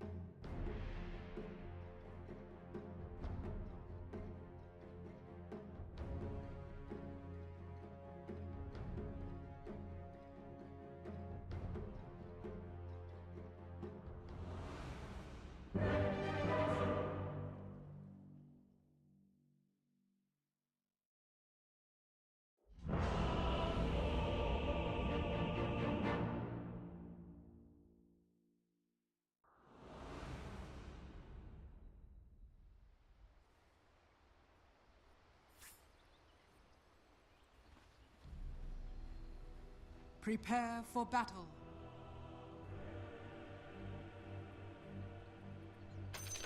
Thank you very much. I too hope we get to see a game 3, but any outcome will be a nice one. I was looking at the stats before we started for me and Black. It's a JT Nature's Prophet that only has a 45% win rate all time for him in pro games, and then you've got there's 3 games played on Alchemist for Faith Beyond, 100% win rate. Must mean something, right, Black? I'm not the biggest fan of statistics. In fact, I quite like to defy statistics and just break it. Okay. If you just break the 100% win rate now, you're gonna go to the grand final feeling really damn good. 30 But yeah, seconds to personally, not the biggest fan of the Nature Prophet last pick. We have seen it in some other series as well, but it just last pick the Prophet, and it just doesn't seem to be super effective if you're already countered like he is. Like, they have so many good heroes against him. Will be a tough Nature's Prophet game for JT, and it's not a hero that really fits him either. I think like he always plays these Marses, Timber Saws, tanky frontliners. Prophet's not one of them. They're gonna try and go in on the Alchemist already here. They've got the homing missile coming through. Kaka moving forward with the help of Fly, and they are right on top of the Alchemist. Blade Fury doing a lot of damage. Can he back away? They've got the tag team slowing him up. They'll get the first blood. Ollie gets credit for that, but they lose. Why? That is not the trade you want to be making, and Kaka will deny himself to Roche. Oh dear, that is not how you want to start it. Yes, you get a kill onto the Alchemist, but you lose that Jug and feel nearly as good. I mean, it was 4 heroes affected by the Titan Spirit, getting a total of like plus 80 damage, and just absolutely whacked them in the back of the heads. So we'll see how Fly does with the Jug. It's one of his comfort heroes, definitely one of the best. I think it's probably his highest percentage. It was like 68.5%. Emo was just about the same with his Puck. So I mean, for them, these are comfort heroes. heroes. We've seen them on these heroes a lot before. I'm excited to see them here now, and you've got some interesting matchups for him with Mars over mid. Normally a hero you see off lane does make its move over to mid here and there. So actually over top again, Alchemist, Blade Fury right on top of him, Faith Beyond moving back, right clicks in from Ollie, won't be enough. Faith Beyond survives for now. Yeah, you have to be really careful here when you fight into that acid spray. Shadow Shaman hitting for 77 damage. Under that acid spray, of course, it gets amplified even more. Pretty strong combination. Second highest base damage really popping. Then we'll see if they can get something going in this top lane for LGD. I quite love this mid matchup here from LGD. Only sitting at 2 CS on Emo, already 11 on Nothing to Say. It's so hard to last it as Puck against Mars. Every time a creep is low, you toggle the bulwark, the attack has a 70% chance to hit you instead of the creep. Don't get the last hit that you need. I couldn't help myself. So right now just sitting 4-0, really struggling to find CS, and there's another deny for Nothing to Say. I know I brought it up in the first game, but these are a lot of the top 10 players in China. Nope. It's always interesting to see them in matchups that maybe they're not supposed to do well in and how they overcome that. If they... I mean, it's still RNG based, you know? 7 out of 10 hits will hit the Mars. If you're lucky, you get more last hits. If you get less last hits, it's all up to chance. Top lane, Radiant's courier has been killed. Fly doing an alright job here, 11-2, but top 3 on the CS, all on the side of LGD. And they've got the Shackle out onto this Gyro, who will survive, throw a Rocket Barrage back at Faith Beyond. Fly. He's still standing in this acid spray, and you talked about it. It's just, you can feel those right clicks just chunking this Jug when he's standing in the... He's sitting at 6 base armor, but it's -4 from the acid spray. So that puts it down to 2. Gyrocopter getting put down to 3. Huge amplification, and you have to respect that for sure. You gotta be absolutely careful how you approach these fights there. Hit up. Be hard. Gotta worry about that Elder Titan early on. All of a sudden, you don't expect it. The briefcase on Kaka. 200. One more hit. Damage. He needs one more shot, but doesn't want to go under the tower. So much damage. Documents hurt, man. They're gonna charge up the stun. They've got the Shackle in the acid spray, and they should have this kill on the Fly, and they will. JQ gets credit for that one, and you know, they take the early poison stun. They've gone 1-1-1 on the Alchemist, and it's the control that they need to take out this Jug, especially when Gyro's over towards mid. At least he gets the rune on Emo top. 50-50 that. Still not a big that invis. fan of the mechanic. I feel like there should always be another, at least dummy rune, refill the other bottle. That's how it is right now. Just gotta deal with it.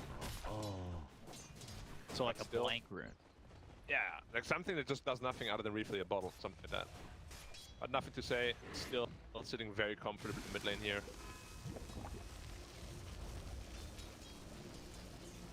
A lot going on here for LGD at the moment. Trying to think what the deal will be with this Alchemist, but as I think about that over bottom, they're going on to JT. They should have the damage to get this kill. If the body blocks are enough, though, he won't have the range, and that's exactly what the Tusk does in blocking Ame. Well played there. He also had a fairy fire signal on the Mantis Prophet as well. He wasn't really in Radiant's middle danger. tower is under attack. And it's a 2-2. No, it's not. Good. Rebound is actually in favor of LGD.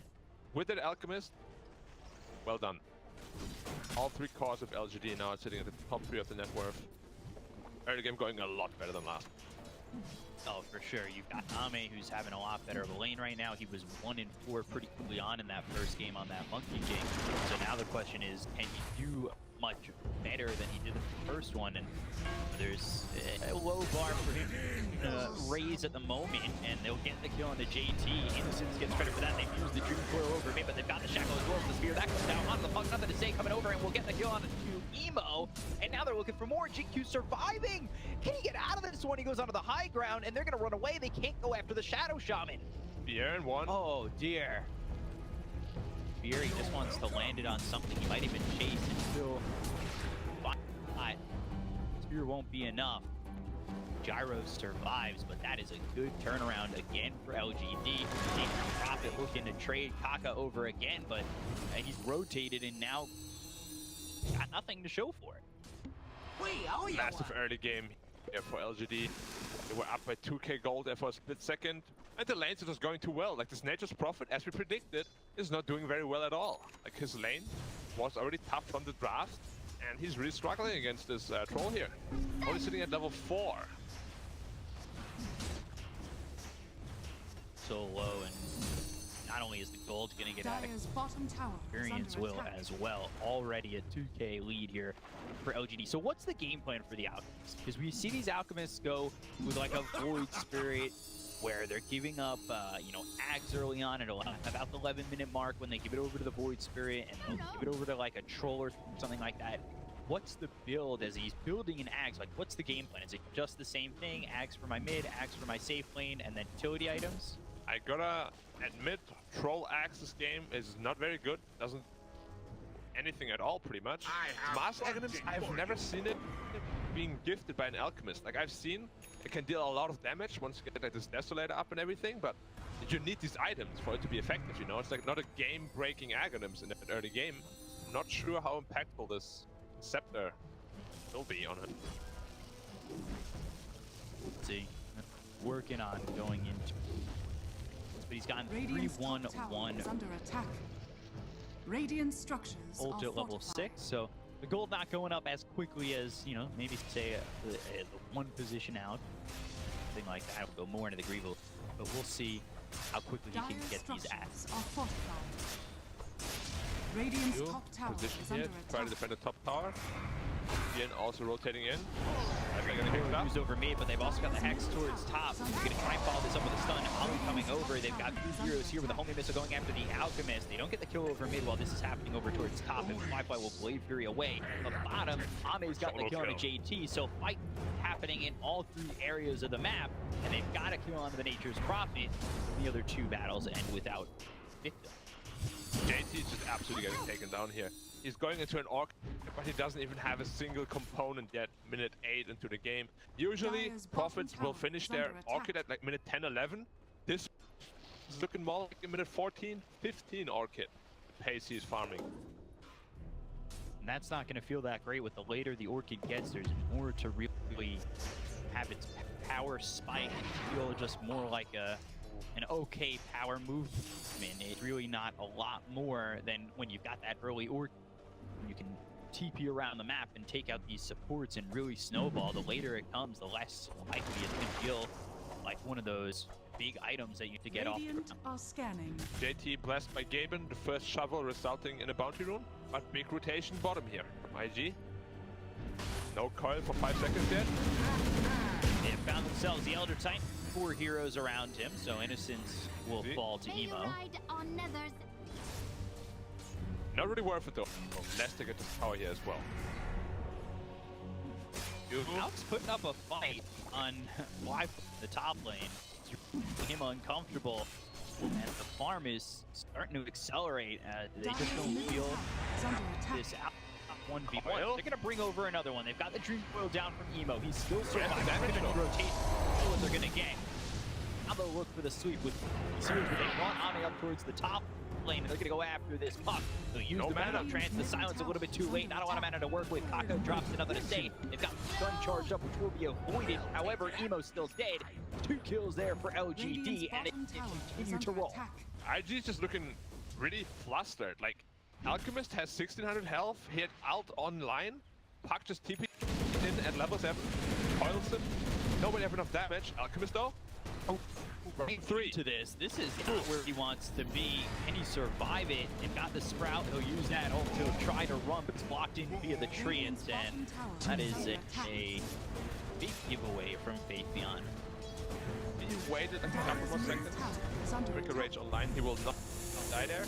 Got a little bit greedy. Gonna lose the bot tower and his life as a result, but they should get in the mid tower very easily.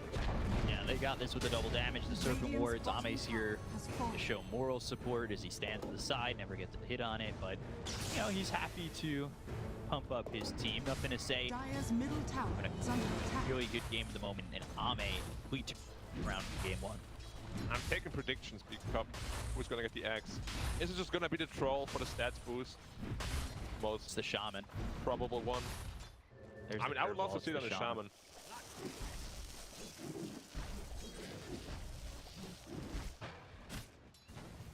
I think it's just gonna go to the troll. What a It could stats be boost. the Mars. I really think the Mars Ags could be a big boost for Nothing to Say. It could be, but you need damage items first for it to be worth it. And he doesn't have any. He's going to the Yules first, so it doesn't really make much sense. So my vote's staying with Are Shaman. scanning. Well, you're wrong, but that's fine. Makes me look smart. Good at that. That's what I'm here for. Nate prop all the way from its Orchid. Starting They're to not- get there, but fast. They have no way to dispel it, so they're gonna be effective on the troll. Mars will have his Yules up in time, but the biggest problem here for JT is that even after he finishes Orchid, he'll be sitting at a good 1200 health only. He'll be taken down so easily by so many of those heroes on the Radiant side. Okay, going Sanjin Yasha. That Battle Fury down. All right, come on, Completed. Patreon. He's right over mid. You know it's not gonna He's happen. right there. B-Cup. He's going. Tell me. He's going to the left. Hands up, chat. Oh, maybe Elder Titan with the inbuilt BKB for free? He could be popping off and why? He's going to the troll. Go away from the troll. And then... I mean, You voted is troll in the strong now. chat. You were correct. Sitting at 1900 health now. As I said, the whirling axes aren't super effective. There's not much to dispel. Of course, you can't dispel your own silences, so... Yeah, just a stats boost. Making Ame feel a little bit more comfortable after the last... Maybe he needed some, you know, pats on the back. He's like, Ame, you got this, come on. Woo! We're here to... It's like when everybody gives their energy away for the Spirit Bomb for Goku. That's Except basically energy, the this time equivalent. it's... Radiant are scanning. Yeah. Dire's structures. They're gonna are go bottom with fortified. this smoke. Bye-bye, Catch 5 PM. themselves out. F in chat. Snowball coming through, and they're gonna use the SP slash go on Patreon, get the kill for the turnaround. Does Ame have anything to show for this? Though at least he gets the gyro. One more shot needed, and he'll finish him off. Ali dead. Taka with the TP out. Dream Coil committed. It's only a 1-for-1. Radiant's However, top tower 5k is lead under still sitting attack. pretty for LGD. Radiant's top tower. Yeah, good has rotation. Did lose the Alchemist. Traded for a Gyrocopter. Not the best trade, of course, for IG, but there was still a lot of wasted time for the Dire side because Juggernaut was part of that fight. Finished this Battle Fury now, so his farm skyrocket. But of course, Troll doubling the net worth because Dire's bottom tower. the net worth is grabs under always attack. look so dumb when there's an Alchemist. Kind of ridiculous. Especially when you see the Alk who's now behind the Shadow Shaman. Man, he's beyond just not farming. Yeah, Faith Beyond just like having a horrendous game. I don't know what he's doing. Now he's got that level 4 Greed though. And do you like this? Because sometimes you'll see Alk, Ags, mid, safe lane. There you go. There are your presence. But instead, just the Ags to the Troll and going right into the... I like it a lot because, as I said, this Mars Aghanim's doesn't feel very strong at all until he has like 2 or 3 items. So sense, just itemize Solar Crest, Blink Dagger up. Ooh, Blinkery on picking the up. high ground. Needs to be careful and Radiant's wanted the middle bounty rune for tower a second. is That's the under only way attack. he's able to check it. So if he just didn't get away in time, that could be a problem. 3 bounty runes for Radiant. JT has Orchid. Be careful though. So 15 minutes on that Orchid. Not the best timing, and now you wonder, are you going to even feel that Orchid for the most part on LG? They're going to go to the Snowball. They've got the call down use. Snowball lands. Walrus punches there. He's not dead yet. Homing missile coming in. He dropped the Serpent Ward. The Dream Coil now gets committed. Donovan's going to turn this. Go ahead. Taka has the damage to get the kill. Dominating. It ends up being a 1-for-1, but a lot dropped there for IG. This troll wallet is once again, just like in last game, absolutely obese. Like, what do you do about him? Sitting at 40k net worth at minute 16. That's almost 1000 GPM. And of course, it's a little bit inflated, you know, inflated stonk. But what do you do? Like, he's gonna have St. Joshua soon. He's gonna be sitting at 2.3k health. Where's your damage gonna come from to kill him? They don't really have it right now. Stonks are rising for the troll. He likes the stonk, and we'll see if he can maintain this lead. It shouldn't be too difficult right now, given the space that he's given, to see when they're really looking to just go off the rails here. I could sense it being like the Solar Crest, a big marker for them, because that will certainly help LGD take out the heroes quickly, or even just go for like Roche. Yeah, but LGD is definitely in driver's seat right now. They're going in bottom. Got the silence out onto the shaman. Is it enough though? He's not dead just yet. They've got the arena as well as the spear that's going to land on Ollie. They're going to continue the shards though. It's not enough. It does put them away from this puck. They'll get the kill on Ollie. They'll look over at Kaka, trying to get a second with the Dream Coil plays down. Should get two. God's Review from nothing to say. That finishes off the Tusk. Dynamos without Ame is just continuing to farm, get the top tower. Now tipping middle to defend his own. Filthy rich. Yeah. Going for his BKB next. Fly. Be careful, Troll can output a lot of damage here. This isn't over. Wade Fury. Nope, Basher. Still a decent chunk of damage, but no Basher, no way to stop that. And Chance of efficiency. Ame digging. Why, he gets an item! Wow, I'm laughing, but he gets a Ring of Akola from the little kobold. That's a what are the chances? That is so lucky.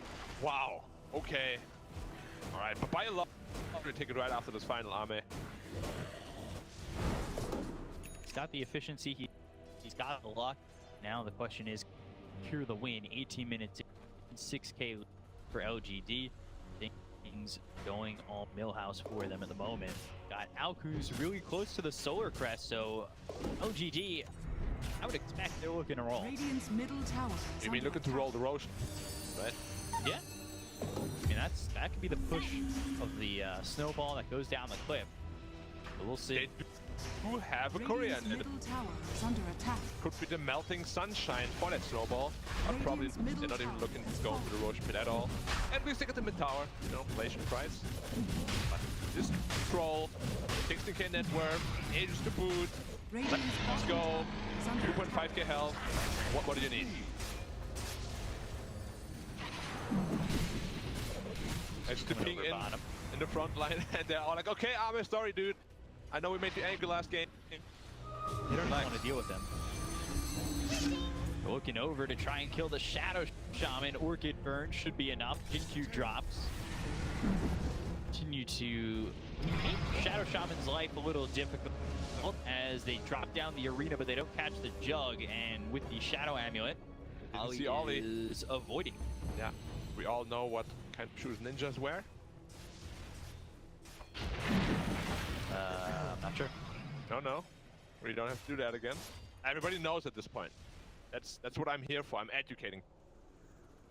Troll sitting at 36 armor, by the way, at minute 19. Pretty intense. Kaka, if there's a root, he's dead. Chased. No root. No root, but gets the snowball out. Radiant's bottom tower is under attack. Oh, really gonna enjoy using that Solar Crest. What do you think is next year for Faithion? Just Blink Dagger and Shard probably. Yep, he has both queued up. Shard is just a massive support. X coming out, and they're able to get the stun to follow this up. They'll hold it as long as they can. Earth Splitter not even going to be needed. Or, well, actually, it gets the kill. Never mind. Perfect time. Right on the edge. To say, gets picked off on the other side. So both mid laners going down. Got it. Dire's bottom tower. That was a really well done kill for LGD. Are fortified. This action for the length really good Earth Splitter. Earth Splitter. Dire's bottom tower is under attack. Ton of damage, yeah. I don't know. This Alchemist is just gonna be giving steroids to this troll even more with an axe shot. How much health region is it? 40, 50 attack speed. gonna be an absolute monster. BKB now also completed on him. Once he gets up his basher, there's gonna be no stopping him. Dire's bottom tower. So it looks like he's going to try and finish dagger first and then go to the shard as he's holding that gold. Yeah, he just wants to be able to initiate. His Shadow Shaman is still quite far away from a Blink Dagger. And at least his Mars has one, so follow up on that. The Alchemist is suddenly pretty damn rich once more. And Puck fell off pretty damn hard. He's going into the Dagon, but he has no defensive item whatsoever. Blink into Dagon. Very squishy Puck.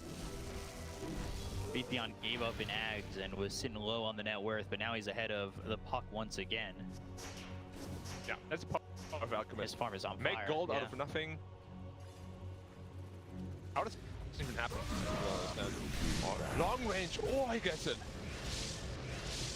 Good for Fly, but he'll Blade Fury and oh, the Blade Fury. I don't know if they were expecting it not to last long enough. Dire's middle tower. Oh. He gets out. Oh, Ollie again. Under the shadow of the Shadow Amulet. Dire's middle tower. Got the Zai Arena rolls the spear that lands onto the Puck. So they've got the Hex to follow it up. Emo dead again. Another kill here for the side of LGD, up 8K.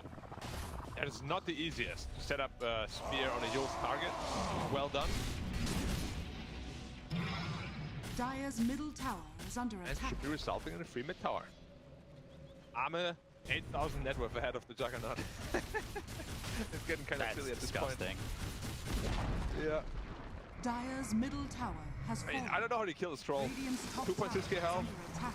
37 armor or something silly like that. Absolutely ridiculous. It really is. And they've got the Hex this time onto the Gyro. Get that Shadow Amulet off this time, but the Snowball will help him for a second. Call down here's the Jinkyu. He's bitten off more than he can chew. They get the kill onto the Shadow Shaman, though chase after the Gyrocopter, acid spray down, and they end up trading 1-for-1. I don't know if Jinkyu was expecting the help there from Kaka, but it does result in a trade, and JT slowed up, but Ame not put the pressure onto this Nature's Prophet. Almost basher completed. Needs 800 gold for that. Once that's up, Prophet is food. Coil. Well, you snowball in with the Walrus Punch. Pulls into the air. TP's coming in. Ame coming over. Gets the slow. They hit the spear that's on Akaka. They'll get the kill onto the Tusk. They'll look over. Emo. Phase shift with the Illusory Orb out, as well as the Blink to get far away from the side of LGD and make sure that he doesn't get caught once again. They don't even have damage to kill the Mars. Like, how are they ever going to touch the Scrolls? They can't even kill the Mars, who's only sitting at 1900. Nature's Prophet picked up. He gets hexed immediately. Wow. He's caught. They've got the Serpent Wards down. They've got the Shackle, and they should be able to get the damage, but he pops the BKB. Do they have it one more? Oh, just TP's out, and Jinkyu again pays for it with his life. Sneak attack. He can't catch a break. Never time to fight. And just been TP out. Both are just TPing out. It was so close. 30 health on the Nature's Prophet. God. One more snake hit, he would have been dead. But it's just not enough for Jinkyu. Can't catch a break, as you said. But still, Alchemist and Troll and Mars also farming up a storm. Goes into the air, Gyro caught again, God's Rebuke hits, and he's right on the wall. The Snowball not in time for Kaka to put himself in the arena. So he's locked down his arena, and he will lose his bout to Ame. Agent K here. That Snowball was never gonna save your Gyro, and you just completed your own life for nothing, pretty much. Radiant's bottom tower is under attack. That is giving up a second when you don't need to. A little bit of save your friend syndrome going on right there. Yeah, can't really be giving away these kills when you're already so far behind. 12k behind now. This Troll is just getting more and more ridiculous. Radiant's So top tower Mars is going under for the attack. Deso, and I think that we see that Faithion's also holding his gold. He's got the Shard queued up, but he's got 3k. So if Mars goes for the Deso, I see Alk just giving over the Ash. Definitely. But Alk will probably farm 2 Aghanim Scepters until he farms his Desolator on that Mars, so maybe we still see the Shard come out. Maybe he'll just go onto the Aghanims right away. And all IG can do now is cut waves. Emo is doing it bottom, Prophet is doing it top. I don't know how IG is ever gonna take a team fight here. Tusk, Gyrocopter, they offer nothing in a team fight pretty much. They haven't really wanted to fight 5v5 yet. They're just looking for pickoffs, and there hasn't really been the full skirmish yet from them. Hoping that Jug can maybe get something together to fight with them, or, well, really the team. It's not been too great for them thus far, behind by so much. But they're going to try this time. They've gotten themselves the Dream Coil and the Walrus Punch to finish off Innocence. Again, it's just a 1-for. That's all they'll get. They'll back away. When you're getting these supports and you're letting out continue to farm, well, really you're letting all 3 cores from LGD farm, you're falling further and further behind very quickly. The scary prospect for sure. Only 900 gold away from this Abyssal Blade on the Troll. Anybody he jumps on is going to be at his mercy. He's going to chew through them so quickly. This is one hungry Troll, and he's going to be eating them all up soon. Attack on Troll, my friend.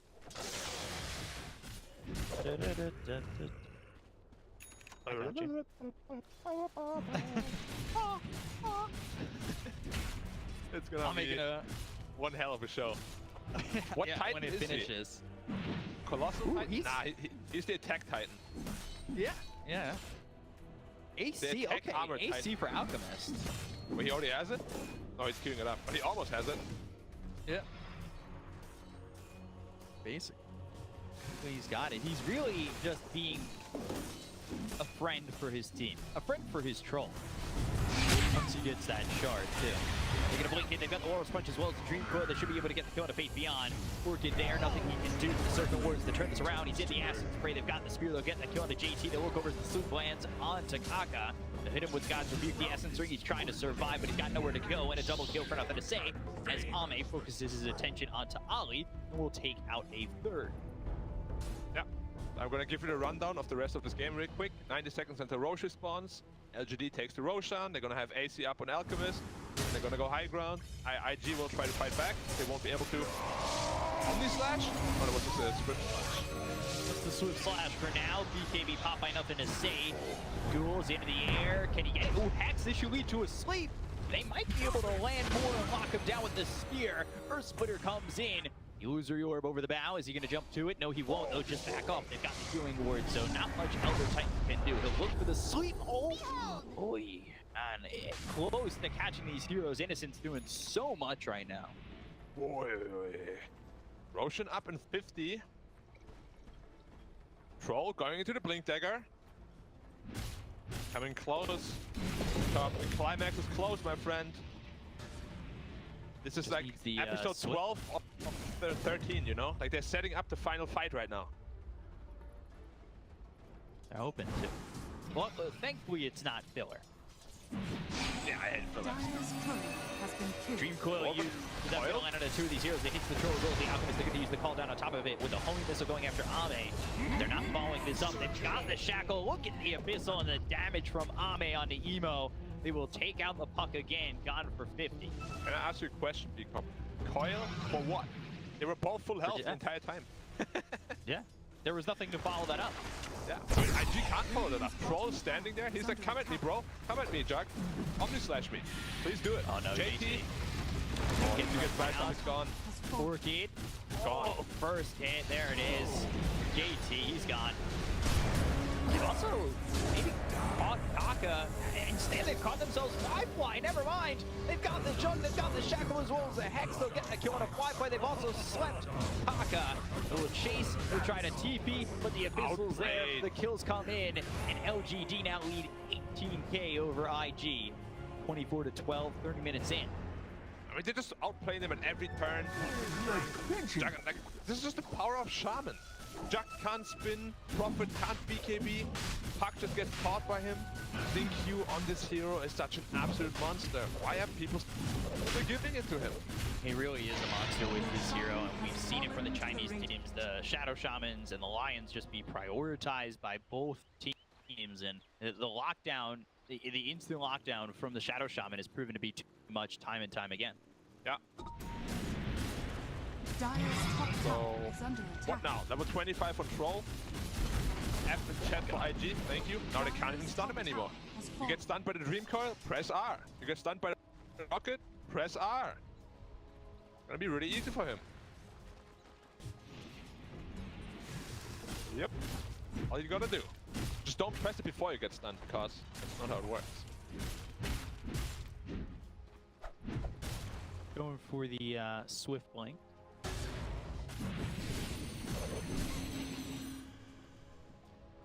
$30,000 net worth. God, he's still keeping up with the 1K. 1K GPM. Fortunately, Obviously, it won't show up like that in the end screen. Because he got 4K of that gold gifted. Like, he's taken Alchemist's hard work and making it look like he did it all himself. But that's not the true story, B-Cop. The investor is Alchemist. And without him, Troll would never be this farm. The returns must be good for Alchemist. He invested low. 14 people were shorting Troll, and well, now get where the price is. Troll really trying to just finish this. Tower is under attack. Now he built an entire empire based on that early investment. Dire's bottom tower. Thank you, PaveBN, for making it happen. This Troll Warlock damage off of this Swiftling is absolutely ridiculous. Swiftling plus Abyssal. I just want to see him blow someone up. Are scanning. You looking for the profit here. And Kaka's getting blown. God, Dream Coil. That's thrown down, but he can still take the tower. Meanwhile, bottom, ooh, they've got the Solo catch. kill. They should be able to get the kill. It's a solo kill on a GT. This Troll is stunned up for a moment, and well, Dion will stand in front, take the aggression off of Ame as they'll look to get the bottom. Through this backdoor, can he get it? Looks like he should be likely to do so. Backdoor doesn't even mean anything. The door is kicked wide open.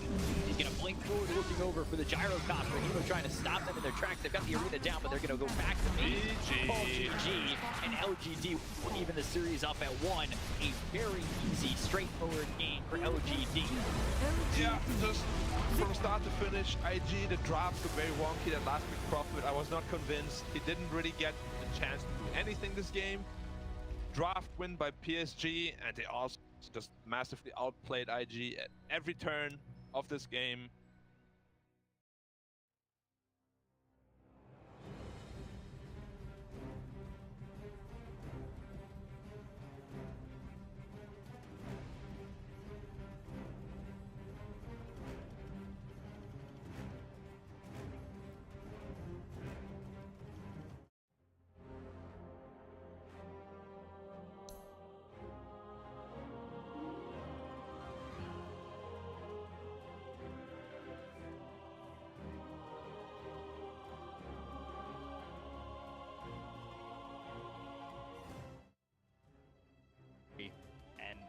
You know, the stocks pay out for this Alchemist, so they even it up at 1, and again we go to a lower bracket game 3, which is always exciting.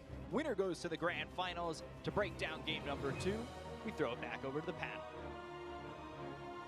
Thank you very much, Black and B-Cop. Wish granted for me, we get a game 3 between IG and PSG LGD.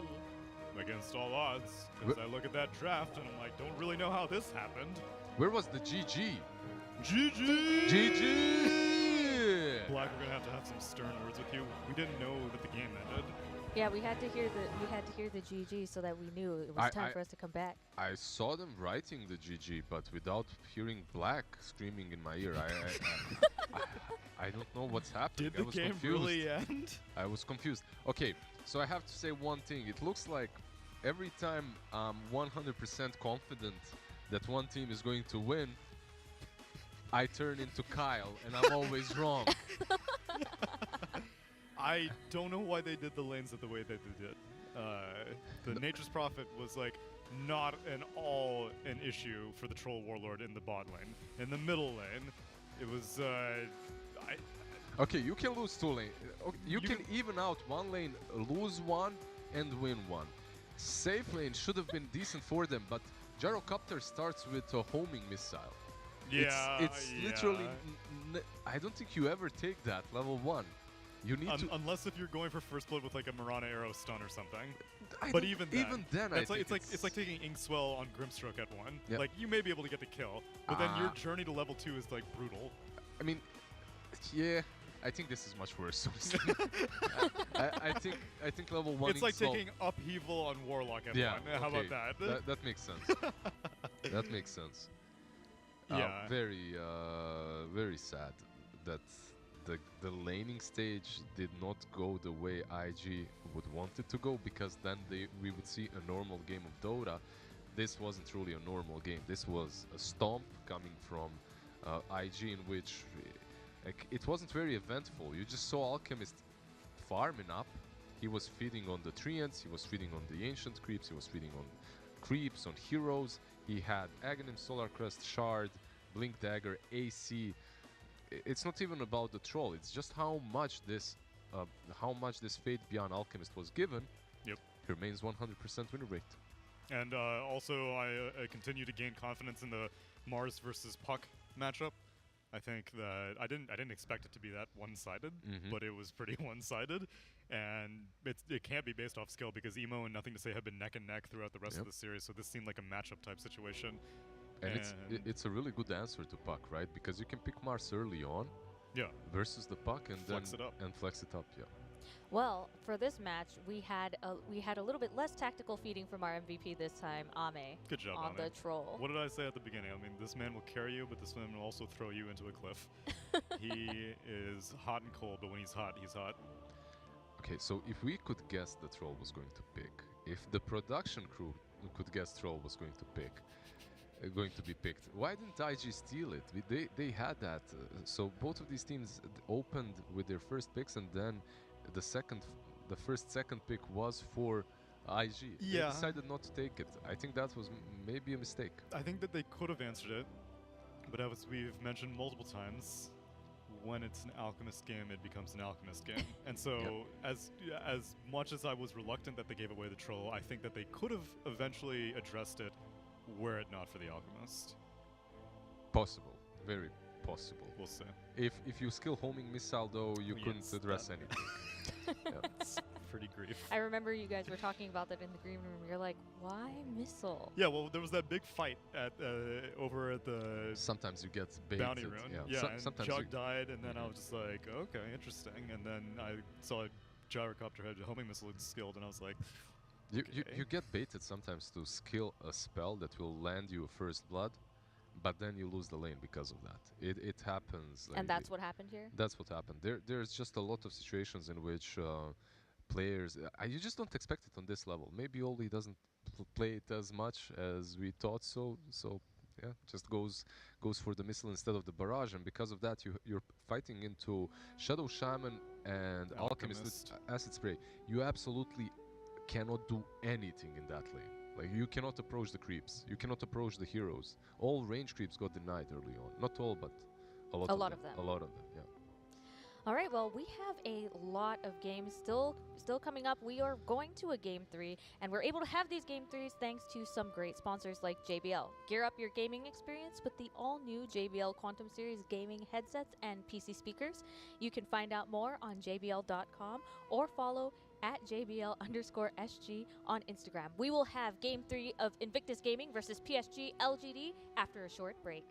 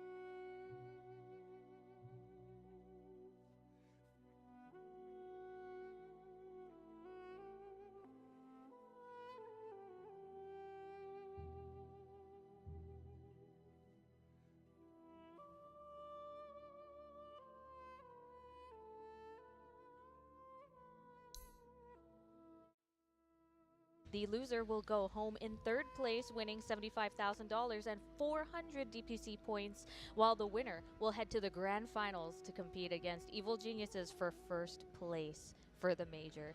Gentlemen, this is a very exciting series, very back and forth. We have 1-1.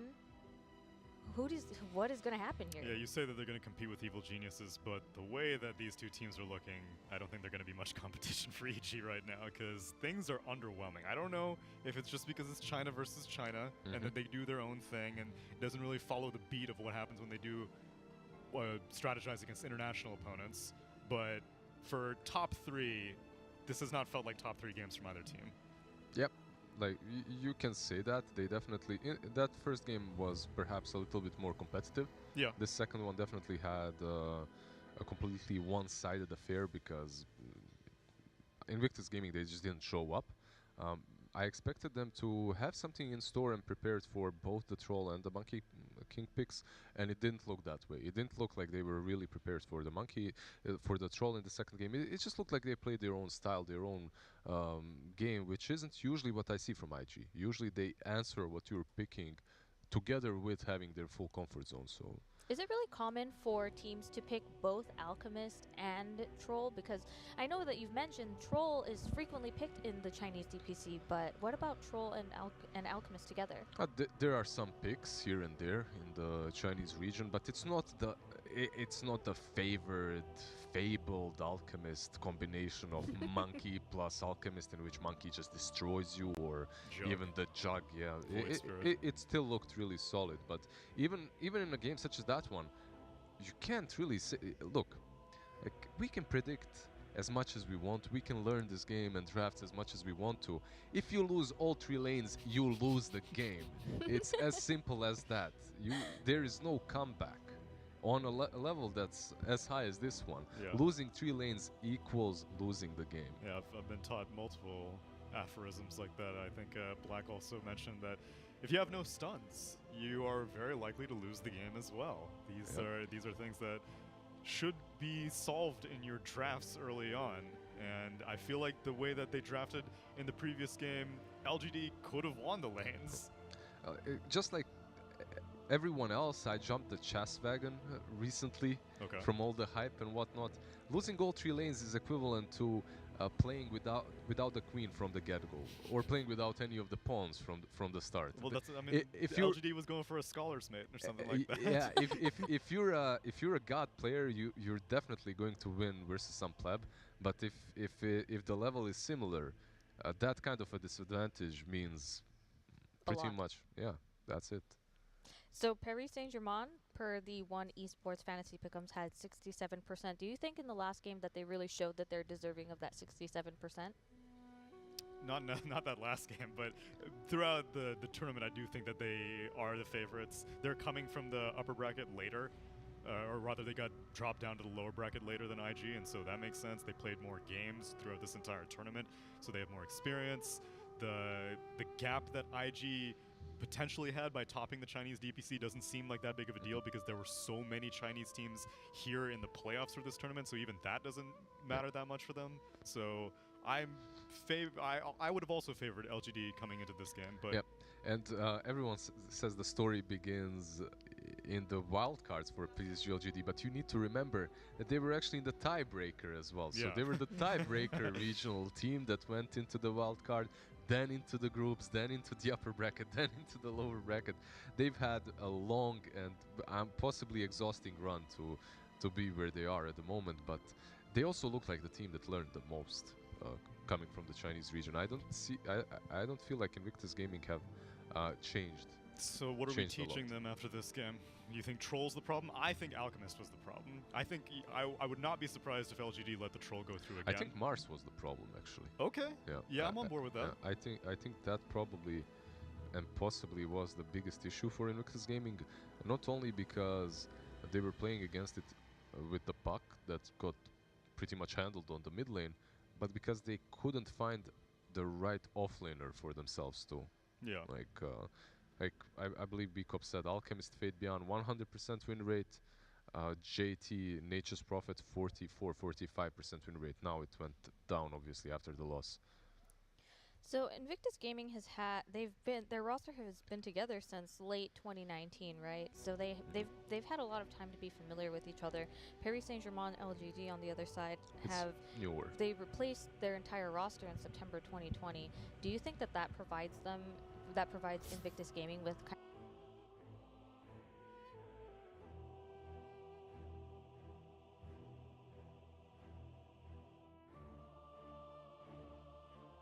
Radiant team ban.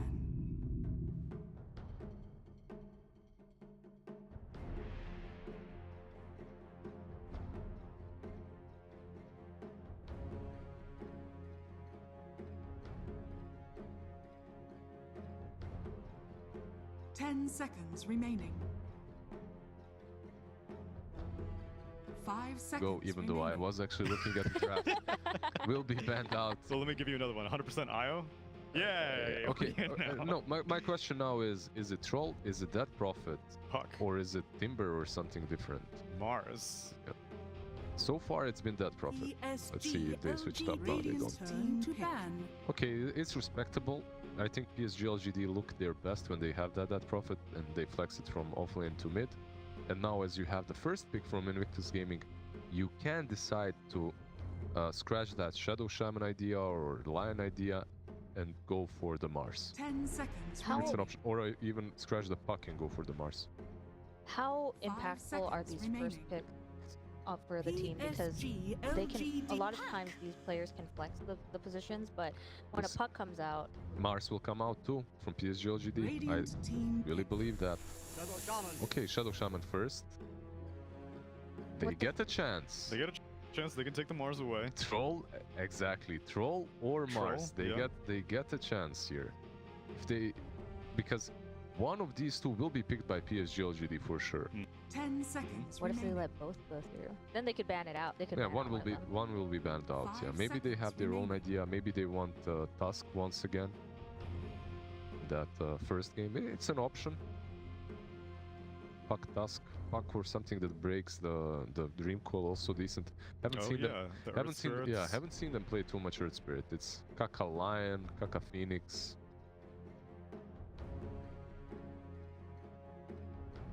Oracle. You used to play a lot of Oracle at the beginning of this tournament. Yeah, Oli plays a ton of Oracle. Usually you leave it for the second phase or even last the 5. Okay, Timbersaw for JT. Yeah, I thought that it will be banned out a little bit earlier. I like the approach because you're securing JT's hero early. How will that change up PSG LGD's draft?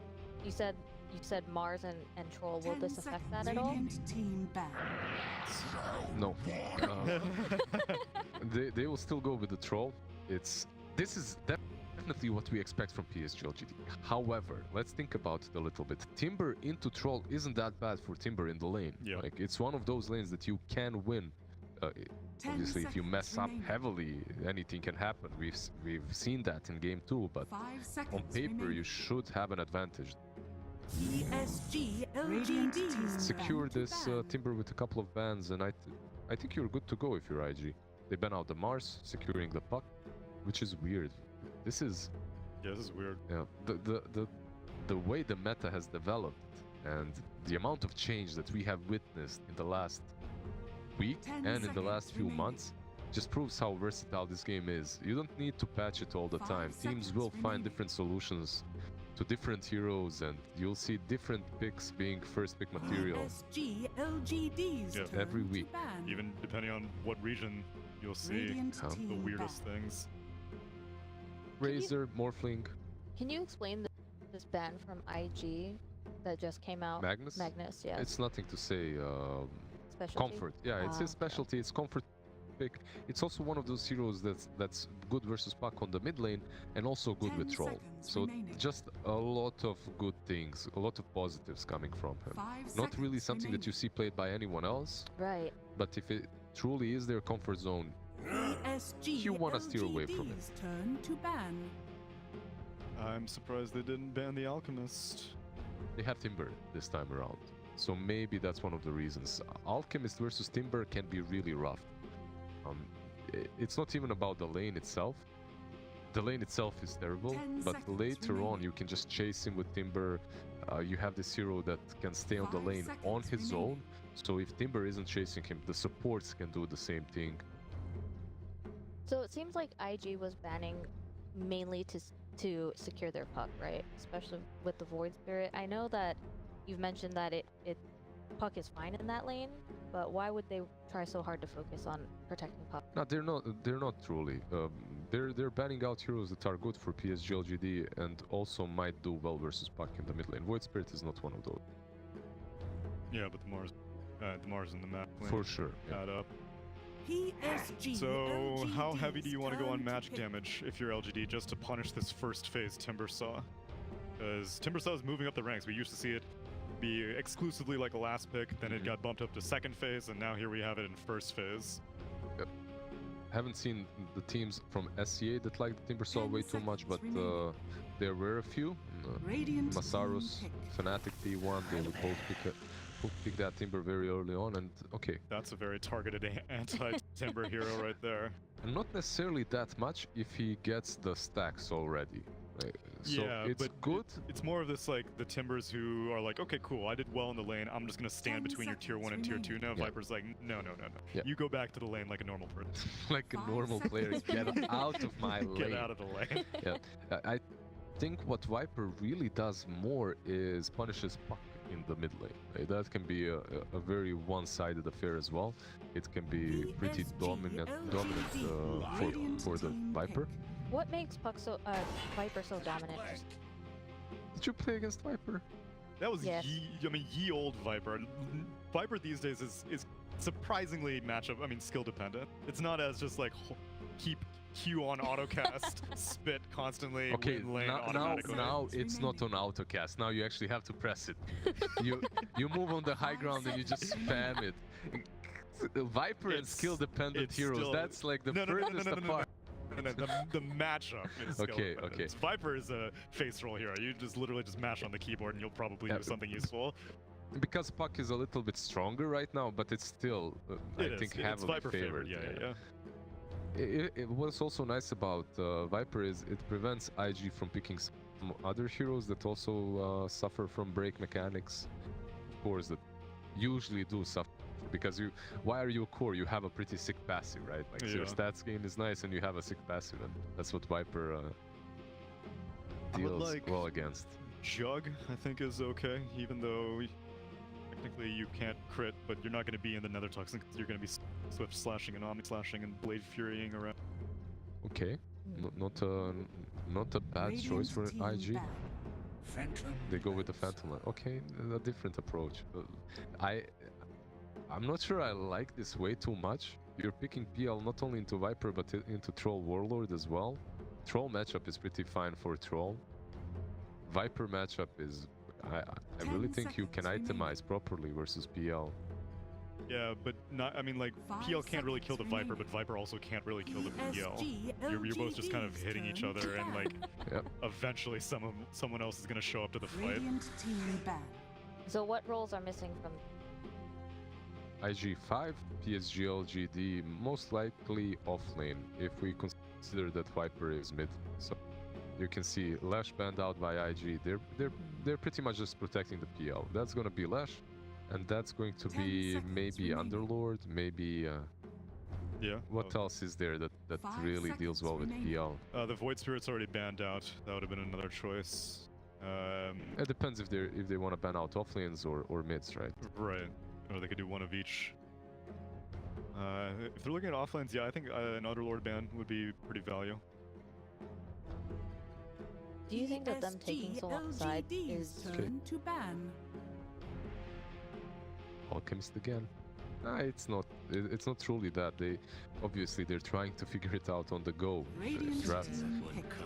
Very rarely do you, not very rarely, you do have drafts prepared, but sometimes in a game such as this one, you're thinking on the go and Alch. Who is remaining for IG? Wisp out, Oracle out, Abaddon? Abaddon out. 10 They seconds have that remaining. gyro option once again if they No. wanna They have Wyvern. if they wanna try it. Oh, There's a like a Wyvern. Wyvern, That is Sure, true. sure. I wouldn't mind that too much. I haven't seen it played by Oli, but versus the Troll Warlord, it could be decent. Right now, if you're looking at IG, they could use a position 5 that's actually strong in the lane as well. Something that can, not necessarily what I thought, but actually very good. A good pickup. What makes it a good pickup? It's just the anti-troll warlord hero. Make sure you can shatter him when he gets into battle trance. A lot more, especially with a lion also. You have so much burst damage. You can quickly bring this troll to critical HP. 5 seconds. And IG have shown that they're surprisingly good at coordinating with the Ice Blast, even though they don't have... I guess in that Mirana game they had like a ton of stun setup. They had the Mirana, they had the Lion, they had the Mars. This one, it's mainly going to be the Puck and the Lion setup for Ice. I've actually, if you guys remember 7 days ago when we started the major, I was saying that this Phantom Lancer is looking extremely... we bookended the tournament. Yeah, extremely strong in the Chinese region. However, we haven't seen it too many times. It's been picked like 3-4 times. It's very, very situational. Yeah, in the playoffs, at least. It's been making a resurgence. Last night, it was picked, obviously, but... Yep, we'll see what IG can do on it. How Fly is going to fare with it. Faith Beyond hero? He has Is Beastmaster banned? We've seen like not, but yo, Choose your hero. Okay, Windranger. Windranger is surprisingly good against Phantom. You can't get rid of the focus fire. It's mid lane Windranger as well. Yeah, nothing to say, and it's gonna be Faith Beyond Viper. Faith Beyond Viper. Oh,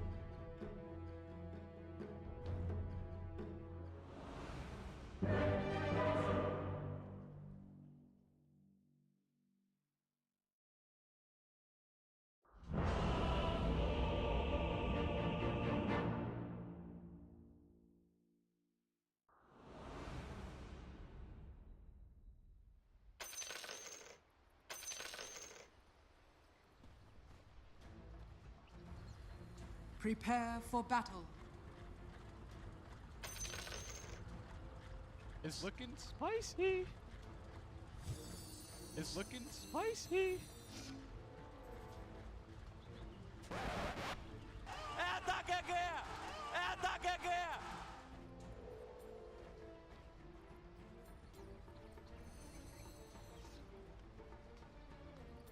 Thank you very much. Game number 3 between IG and LGD for a ticket. Go to the grand final. Go to the best of 5 against EG. We'll see who punches their ticket. Or a ticket home. This dance, yeah, a ticket home or a ticket to the grand finals. Go home, of course. 30 seconds. Yeah, it's interesting last pickup here from LGD. Ranger, who generally suffers quite a bit from Phantom Lancer in the mid-late game portions of the game. Unless you can really, you know, start the fight with a shackle shot on him and focus fire. Because how are you ever going to figure out who's the right one? That being said though, Troll is quite good against PL. Yeah, it's all gonna come down to how well does Troll and PL can farm, I think. See if Ame can have another successful game on that Troll. It's crazy how often the rule from Slacks always appears. Elimination games, and Windrunners. How many times are we going to see the two just be intertwined together? I love myself some Wind Ranger. Slacks is a Wind Ranger hater, I think, or is he a lover? And followed the Hater? The hater, okay, Windrunner hater. I'm a big Wind Ranger fan. The hero offers quite a lot. It's a hard hero to pull off and play well, but when players do it, it just looks so damn good. We saw a good Wind Ranger the other day, and it just wasn't enough. It ends up coming up short, and it feels like the Wind Ranger has a kind of history of coming up a little bit short. Yeah, it's always this hero that owns really hard in the mid-early game, and then sometimes in the late game still, but you just die so easily if you get caught out time. So we'll have to see how that does up against the puck. Take a look here over bottom. We've got Faith Beyond on this Viper, just trying to shut down Fly over in the top lane with JT on the Timber. We'll see how these lanes go. Is there any one lane that's really popping out at you? Something that you think that will really pop off? Like last game, it was the Alchemist lane up against the Jug. Like, which lane really looks like it can get out of control? Top lane as soon as Massaw gets level 3, getting right footholds for the troll and kill him. But yeah, mid lane shouldn't be a whole lot of action. Neither can really kill each other. Bottom. Nope, he's gonna be fine on his Shaman. Yeah, I don't think these lanes are the most eventful, to be honest. Like, even bot lane, the Viper is gonna pressure the PL a little bit, but there shouldn't be any kills coming out of there. Early game doesn't look to be very kill heavy. Might be a quiet game with a lot of farm to be had.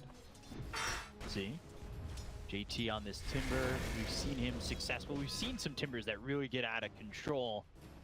But up against this Viper, I'm not sure it'll continue to find that success as Kaka does spot Ame's Courier and get that last shot in to take out the Trolls. Courier maybe pay for it with his life, but only battery assault. So there's no battery assault in Cogs. Kaka should be fine. Also has no backup from the troll. Just fine for himself. Massaw though, level 3 already. Really when the lane becomes troll. And level 5 is when the lane becomes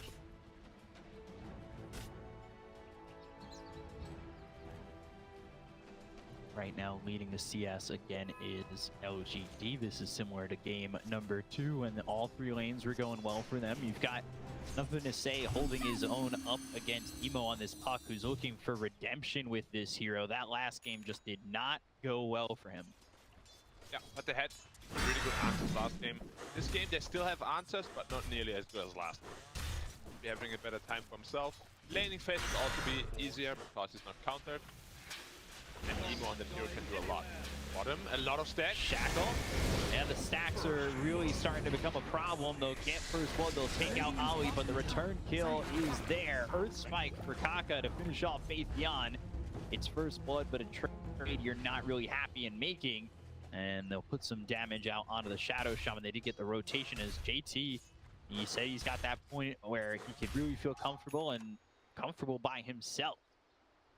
Yeah, that's the power of Timbersaw. Your pulse 4 is free to do whatever you want. You can gank middle, you can gank top, bottom. And it's just really easy with this Timbersaw. There's no danger at all of dying ever. Control. No problem for Kaka. Would there be a point where maybe Faith Beyond shows up towards top? Or as I say that, Shackle again now onto the Phantom Lancer. They had the break on him with another Toxin down Fly into the trees and will escape the grasp of Faith Beyond and Q. PL is one of the best heroes against Viper. The doppelganger, all the stacks of poison attack are gone. And in the mid game, of course, you don't really have good answers. PL. Kaka. Trying to come over with this Lion once again, really just spamming this hero, showing the impact. Dodge. Lion. To hell and back again. He has continued to show up in just about every game. Yeah, not gonna leave our sides anytime soon. It's one of these teams. Gonna make it to the grand finals. and they both love Shadow Charm. And get used to it, guys. Might see it in every game of the final. GD, why now pulling the creep with you away? Just telling you how uncomfortable he is on that top lane. On that troll. Another career kill for Taka. Yeah, and the Earth Spike, so this is not going to be easy here for Innocence to get away because they've got recoil available, and that's exactly what they'll use to lock down Innocence and get that kill onto the Clockwork. He's gone, taken out again. This is just not the spot you want to be in. Shackle on the Fly.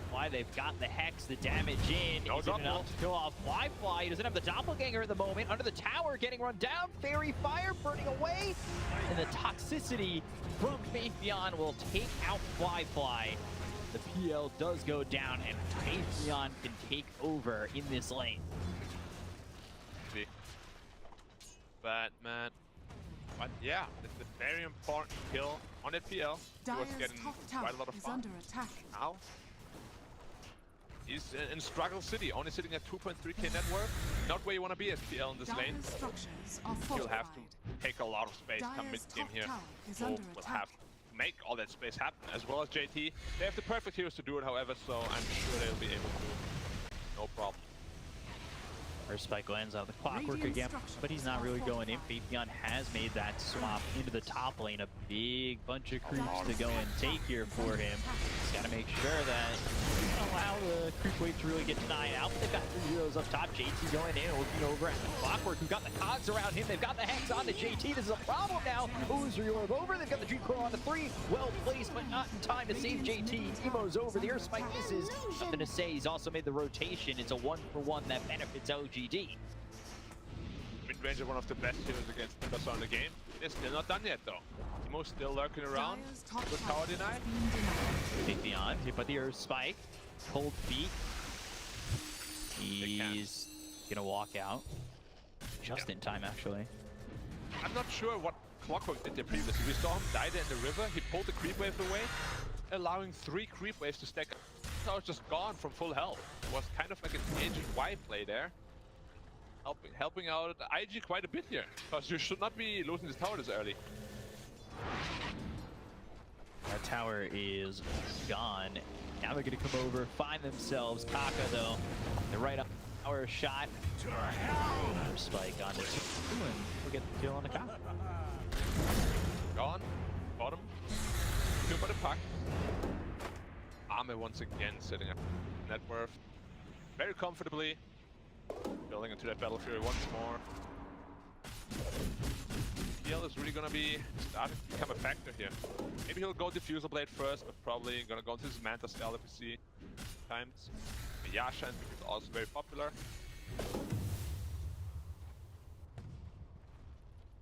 See what he ends up choosing for his Battle Furies being built for Ame once again. Not going to have the luxury of that Ag's delivery coming in. No Alchemist on his team, so it's not the jump from like 5k net worth to 10k. It's a 3-man smoke, but they don't find Ame in the jungle. They do place down vision, so they can maybe invade this triangle a little bit later down the line, especially if they're putting the pressure on bottom. We've got the Shadow Shaman, and we'll get the kill here after GQ. Kill. Viper. Be alright. Wind Ranger picked up the Javelin. That means Timbersaw is a realistic kill. Doesn't have a hood yet. A lot of magic damage. We're taking another tier 1.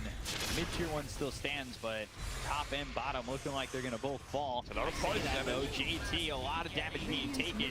Got the waiting grip. They'll hit the 2-man stun from Kaka with the Dream Coil coming down. They get the cut of Innocence. They look over at Faithion. Should be a second with the cold feet going over and freeze over this Viper. They get that kill though on Tali in return. It's a 2-for-1, but nothing to say. He's out of mana, trying to wind run out of harm's way. He's okay to do so. Radiant's middle tower. Power shot took off half health of the AA. And not really able to survive under the bow of this Windrunner. Strong arms, of course. Dire's bottom tower. Q, Jekyll. Power shot. Oh, power shot doing so much damage. Look at that. Kaka dropping. They've got the chakra thrown over, trying to catch the shadow shot on the bleeding rip. They've got the silence. They'll get the kill. They'll end up trading. Gonna stay still standing nearby and actually stays with Emo, who jaunts over the illusory orb. The shackle doesn't attach to JT, but they've got the Viper strike onto the Timber Saw. They get the kill on Emo. Now they're gonna be able to chase JT because he's so slowed up. They'll move forward if they can catch him from. He's stuck on the high ground. He's probably dead, but the Timber Chain doesn't bring him onto the low ground, so he's stuck on the high ground, pushed to the low ground via the cogs, and JT, he'll get run down. LGD, and they get a lot out of this, and they will continue to put up a lead. Yeah, big misplay here from Emo and JT. Emo orbing in, trying to get the rune, putting himself in a position, just dive freely, and then JT with the missed, what's the name? Timber Chain, getting stuck onto the high ground. Like LGD was already ready to give up and run away, and then they noticed that he got stuck there. Yeah, once they noticed, they turned around. Maybe still a little bit flustered from game 2. I mean, this is, like you said, a ticket home or a ticket to the finals. Either way, we'll see them with a ticket stub in their hand. Burke got hook shot. On the line. Line in trouble. A spike lands on 2, but the battery's not the damage, even though he's hexed, is enough. They'll get the kill on Akaka once again. They've dropped down the Serpent Wards, and they should be able to take a tier 1 over mid. And they still have their mid tier 1 standing, so this is big for LGD to open up the map a little bit more for them. At least they do have the top tower in IG, and they still have their own bottom tower. Good for them. I'm sure with the next Shaman Wards, they're just going to take down that bottom tower as well. Bottom tower is under attack. So actually, they have the combination. You get hook shot. Dream Coil. It's a regeneration rune. Ice Blast coming through, and that'll fly over to Clockwork to get the kill there on Innocence.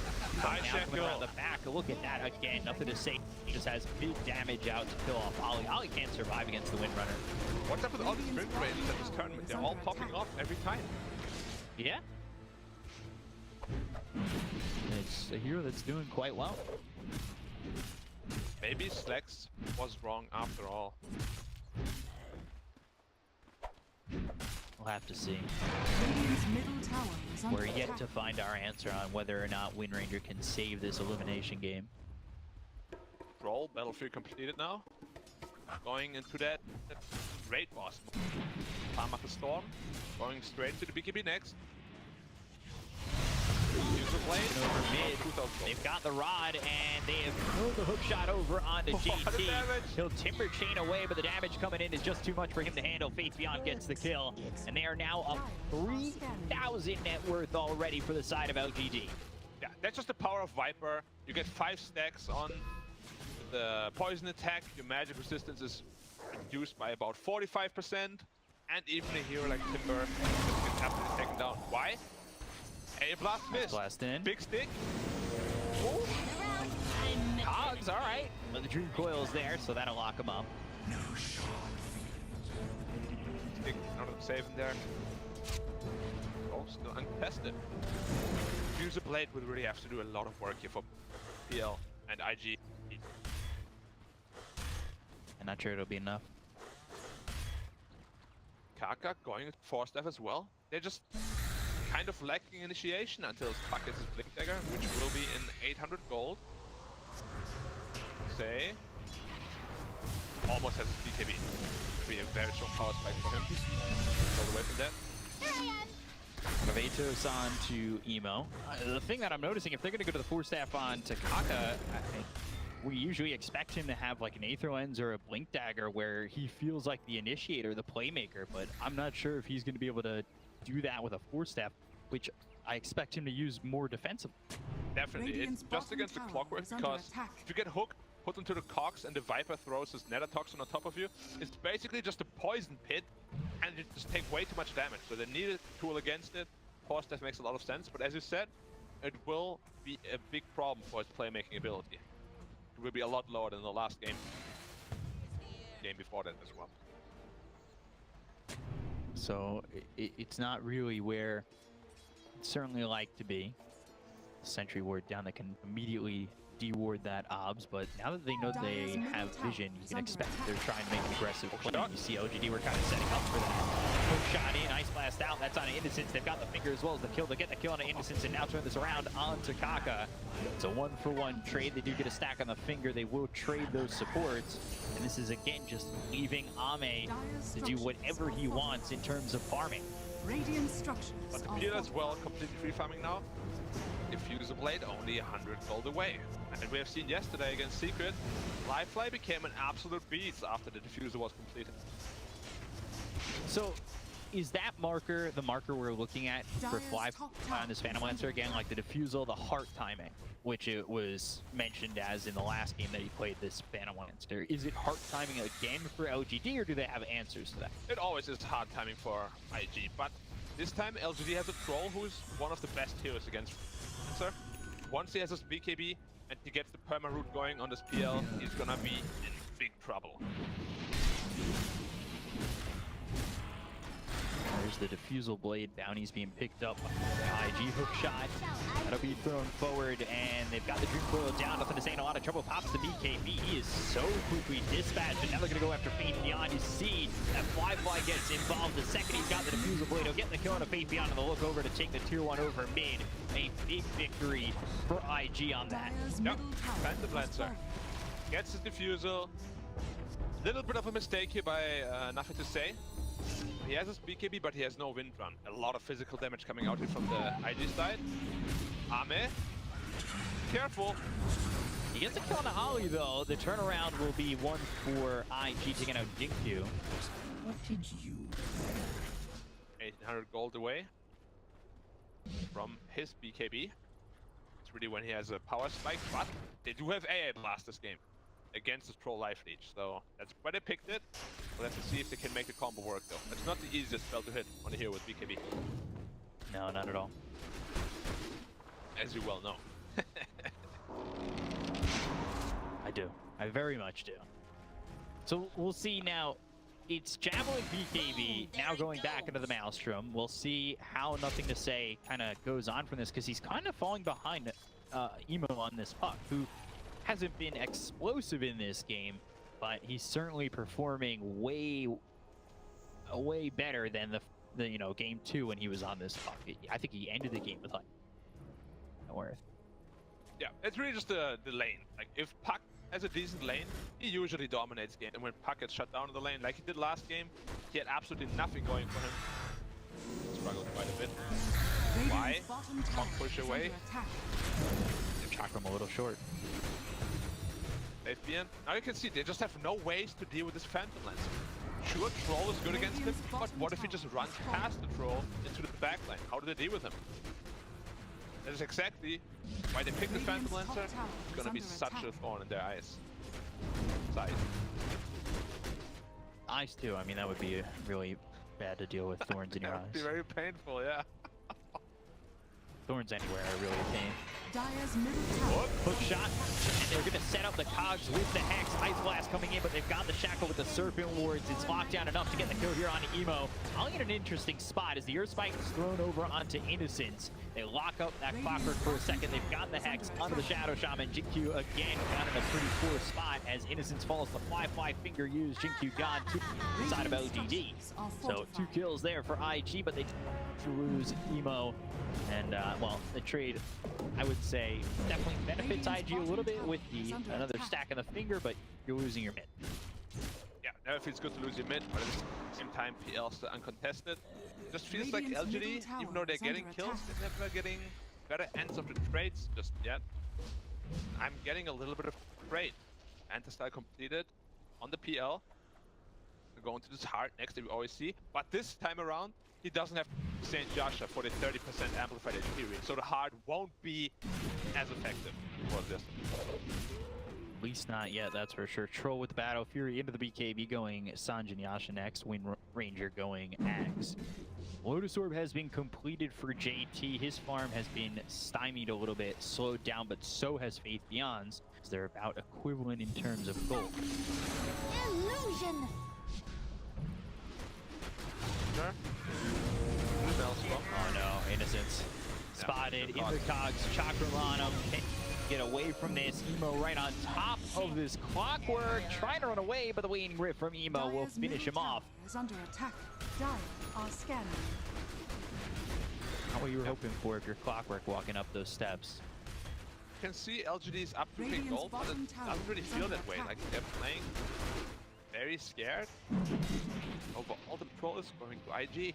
Dire's top tower is under attack. Yeah, they're putting the pressure on. These Serpent Wards haven't really locked down as much in terms of pushing in these towers. They've got the Dream Coil down on Ame. He's silenced with the Waning Rip. Nether Toxin right on top of this troll to try and defend Ame as much as they can. Chain actually misses, and they could have gone on that. He's got the Lotus Orb. They'll go to the Focus Fire. They'll throw the Shackle. That connects to the tree. They should have the control to get this kill, but the Ice Blast is coming over, so it looks like IG want to fight this, or maybe push LGD away for a moment. I definitely think IG were thinking about it as they converged around LGD, but thought better of it as they back away after the Ice Blast did in fact land. You can definitely tell nerfs are part of this game. Like JT, this is the second time the Timber Chain killed him. Very uncharacteristic. Usually he's spot on with those. But of course, high stakes. Natural to make more mistakes.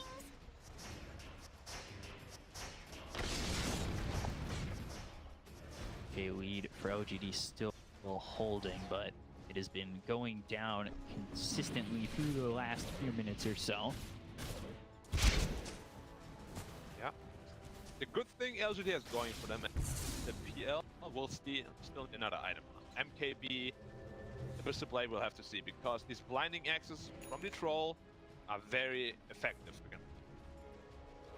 Usually, you need an MKB to really be able to fight, but they still have quite a bit of time. Smoke used. Doesn't land on Faith Beyond, but they're going to head towards top. For a second, they looked like they wanted to go top. They'll go through mid. Let's see if they can catch anybody over. Maybe looking at the triangle.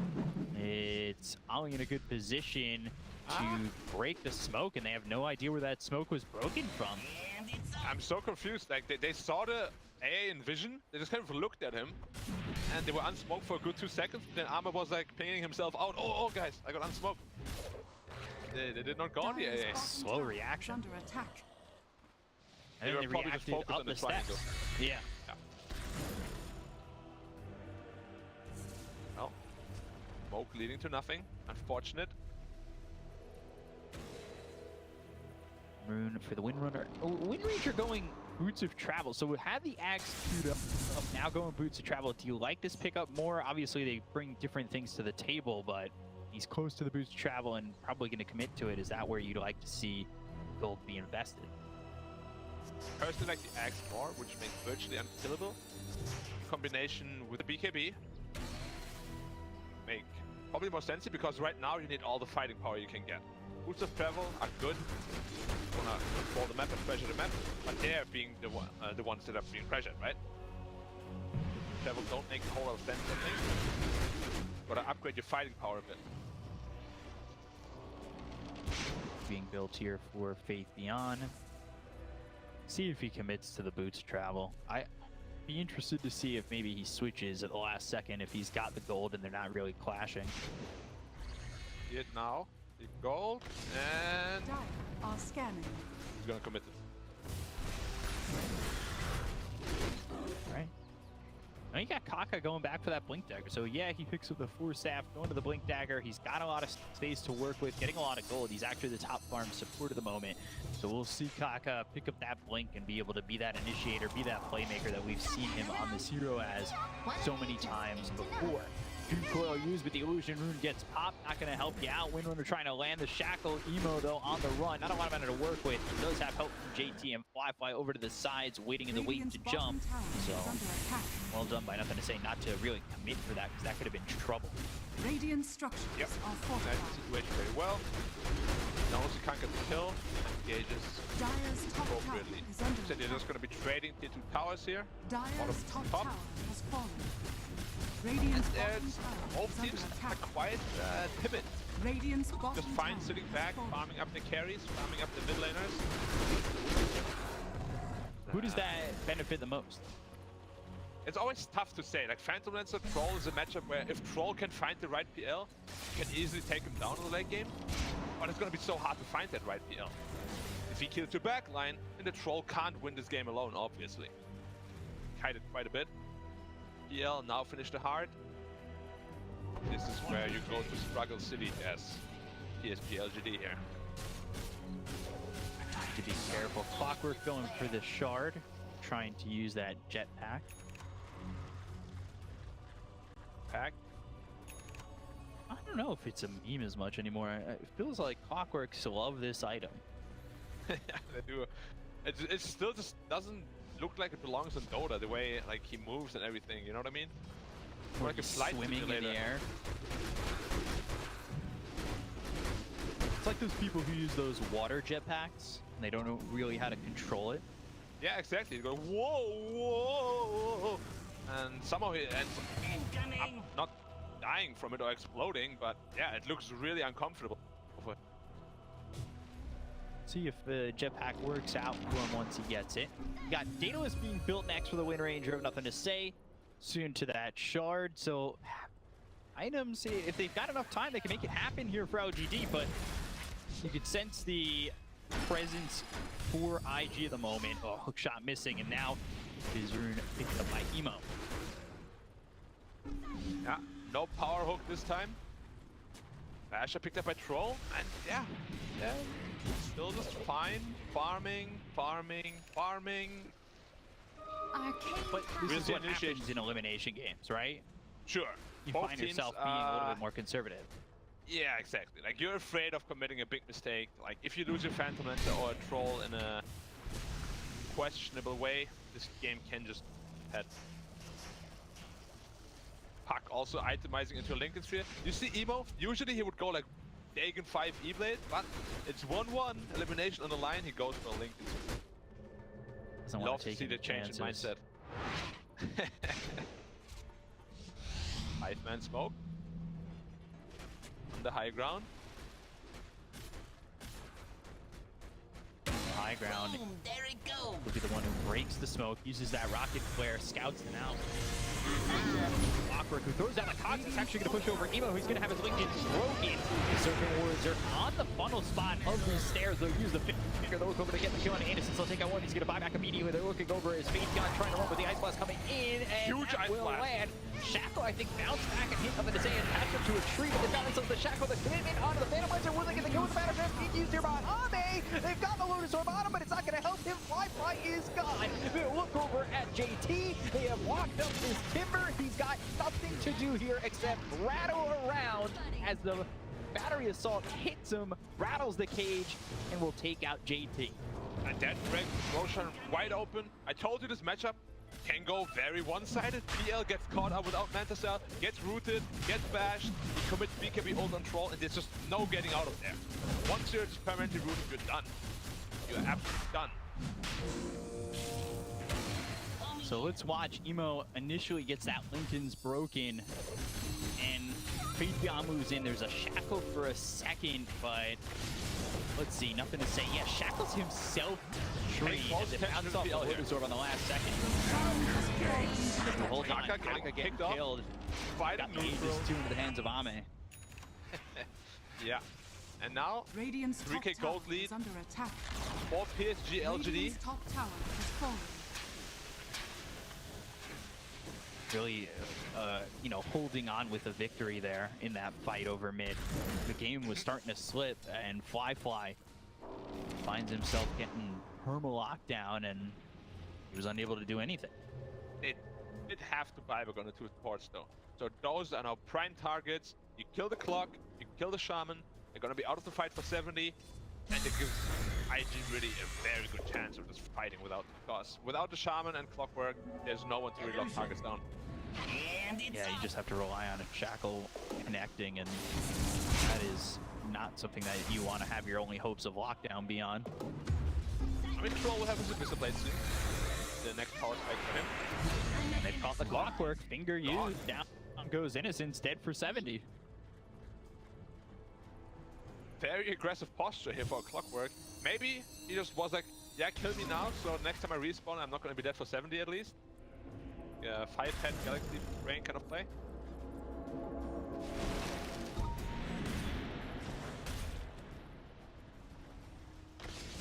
Warlord. They completed. Has that extra bit of lockdown. Puck already has a counter. Just have to link in fear. What can I say? Nature loves me.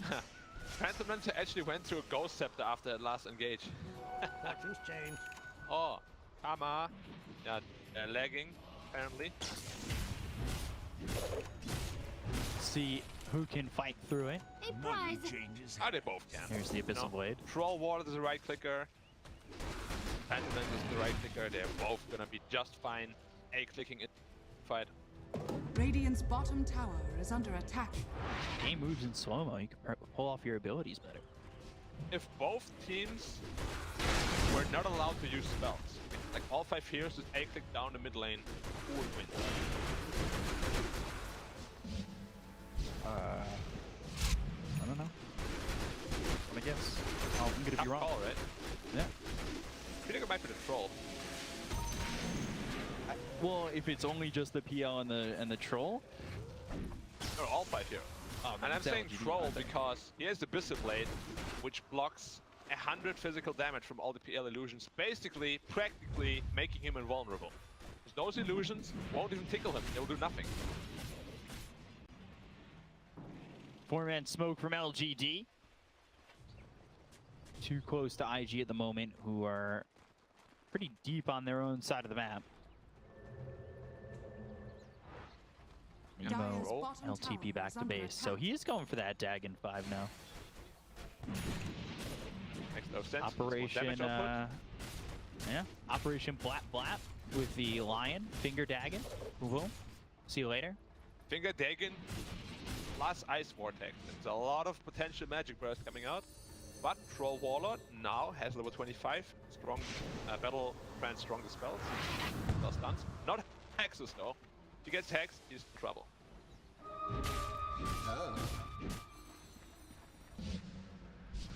For Troll. Got that level 20 talent there for the Windrunner. So he's picked up the Maelstrom on the Troll. They've got the Psychic Heaven on the Timber.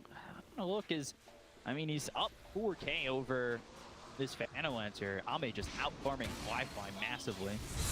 Yeah, but they're not really using the Aegis to fight. Like in game, there was one fight in the last 6 minutes.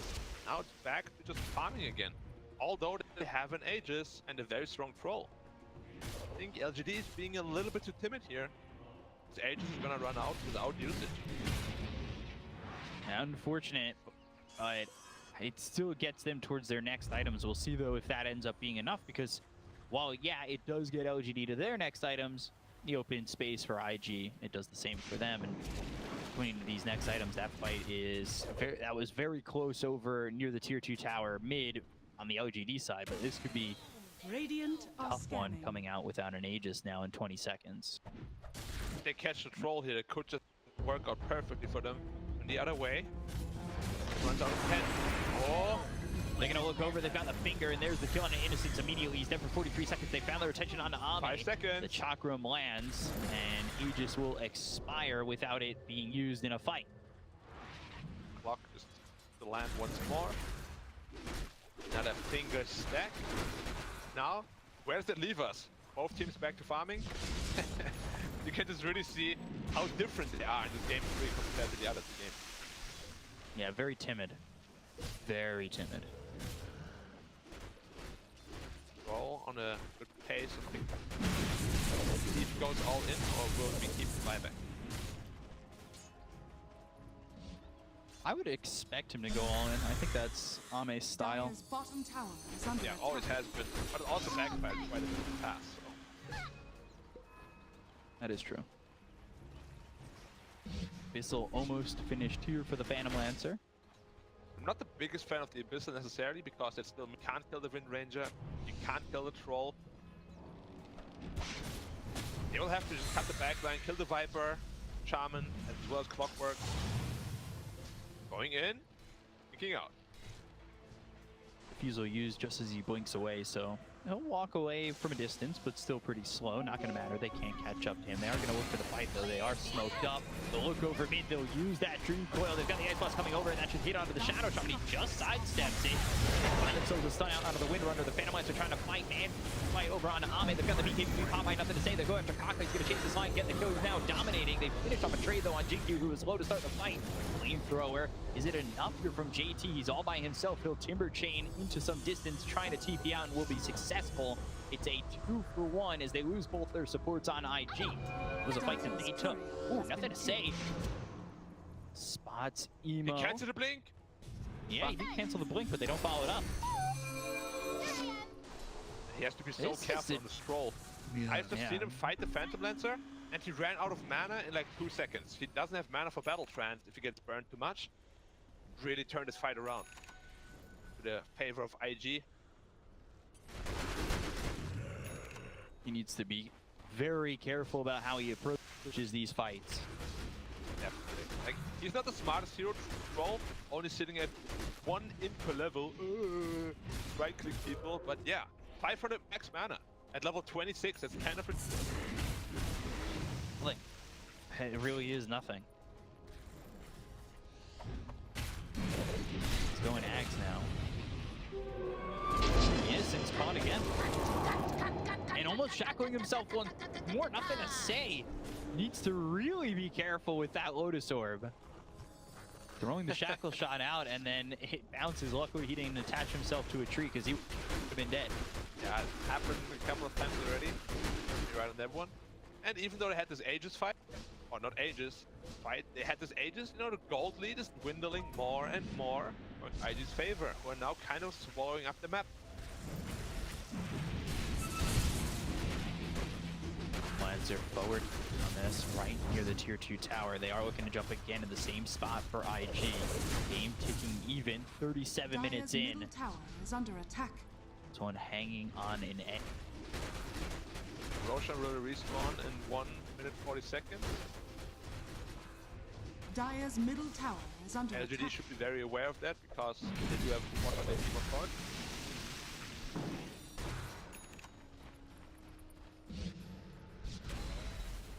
Just getting upgraded and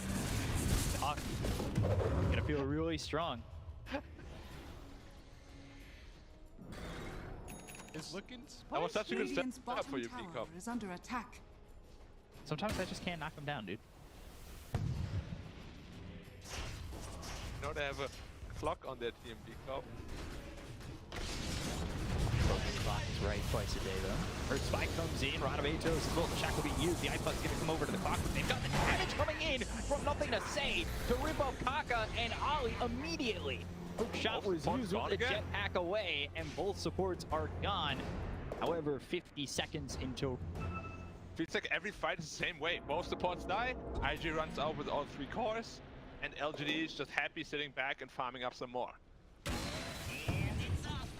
You can't farm that much more anymore though. Troll is 6 slotted pretty much. Yeah, we'd have to think about what he can exchange, right? He's going Ag, probably turn it into a blessing and then goes Swift Blink, but that's like a long ways out. Dream Coil is going to give enough time for IG to potentially close the gap, but they don't want to go for it. Nah, they just wanted to bait potentially BKB here, but Ahmed keeping his cool, not falling for the bait. And who needs boots when you have spider legs? Radiant's top tower is under One of the best items in the game at the tier 3. Now the tier 4 items are online. We'll have to see if this Puck finds a Spell Prism. Be the best pickup for him. Potentially, Timeless Relic would be very good too. I think Timeless Relic would probably be one of the best ones there for IG. Yeah. I mean, if IG gets both, then Lion and Puck are gonna be. You gonna buy out on that X? It is so risky. If he does. Yeah, he did. He has no buyback now. This might be the game-deciding fight. Why? Yeah. Break the smoke. This could be a big fight for IG on the fact that they're on the opposite side of the map. They're near the objective. They've got the Hex. They'll look over. They're going to catch Firefly. They've got the Shackle. The Lotus Orb is on him. They've stunned up the Windrunner, though. They get the kill over on a Jinkyu. They've taken out one. He doesn't have buyback. He's there for 62 seconds with the Ear Spike hitting onto the Clockwork. Now well. They're starting to put the pressure on the side of LGD. They've got the Viper Strike thrown over to JT with Wayne Grip that's going to silence up this Troll. Troll trying to do all he can. He goes into the Battle Trance, and now he's going to fight this Phantom Lancer. They've got the Shackle. Isn't enough. The damage coming in. He's got the Lotus Orb. Will he survive? He goes into the Doppelganger trying to run away. The Illusions is going to be enough for him. It's looking likely that he can turn this around because Ami's going to fall. There's nothing to say. Trying to salvage the fight. He will as the Shackle doesn't connect anything, but he's got the damage to take out Fly.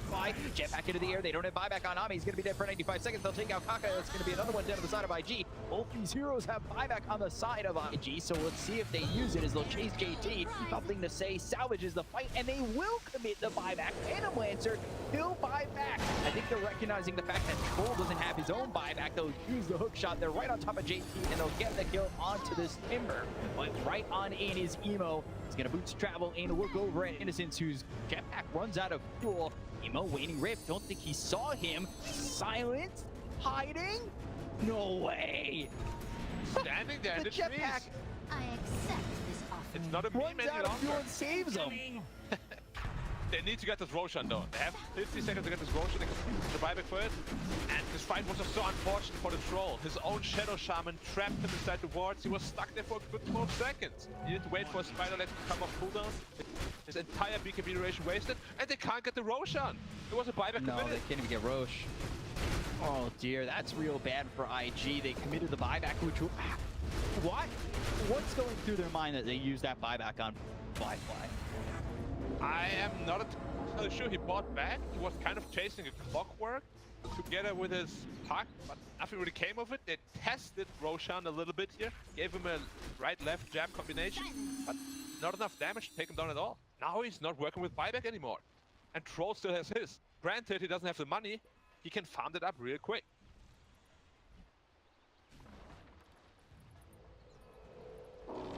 Let's see. 7K lead. Who will get the next Aegis? Aegis is so game deciding here. You just see how fast PL can drop once this focus fire is really onto the real PL. Very scary. And it looked like they had the opportunity to take that fight. They took it the Troll, but nothing to say. He kind of goes off, and we saw the power of this Wind Ranger not only in that fight, but we've seen it before in other matchups. You know, specifically the Neon matchup where Yopaj was doing so much damage, just got a little unlucky in the dash, and then the axe that he threw on the Spirit Brigade. Ooh, immediately into the finger with Waiting Rip hitting on the Troll as well as the Viper. They've got the Dagon, they'll have the Ice Blast. They get the Cone of Faith Beyond. He's got 5 dead for 85 seconds. They're not clashing it, so he won't use it immediately. He does have a tier 2 to TP to. But let's see it. This might be the opportunity that IG need to go after Roche. Symphony of skills there. You're just blasting him from long distance. Nobody really committing. And I'm surprised they had this much damage. I guess Puck now.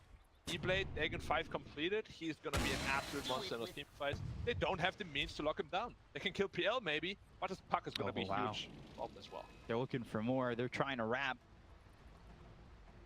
They won't find anybody. Ame, those spider legs definitely help in eluding the other team as well. Like, yeah, you could replace your boots, but just being able to go over the cliff and get out of the harm's way very quickly like that feels quite nice. They pop the Lincolns, they've got the Hex, so they have the control, they'll use the hook shot. Now they've got Servant Wards around him. They'll get the kill on the Kaka, they're taking out the Lion really quickly with the Waiting Rip hitting out of the Shadow Shaman as well as the Troll for silence up for a moment.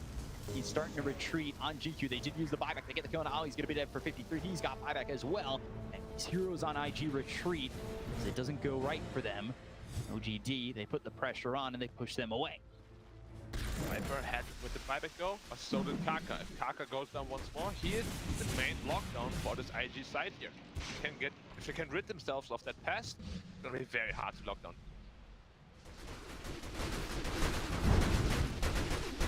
Firefly going Butterfly next. This game is so intense both sides. LGD now running into the pit. Troll, no buyback, needs 1,000 gold. Pit, gonna die real fast, but Puck is strong here. Waiting Rip, Dream Coil, that lands on 2. The Earth Spike that followed it up did not land on either of those heroes. The BKB's already been committed from Ame, so he's gonna need to retreat. That's leaving Roche at half health. Oh no, this might be a huge mistake here by LG and his mate. How are they gonna fight now without BKB and Troll?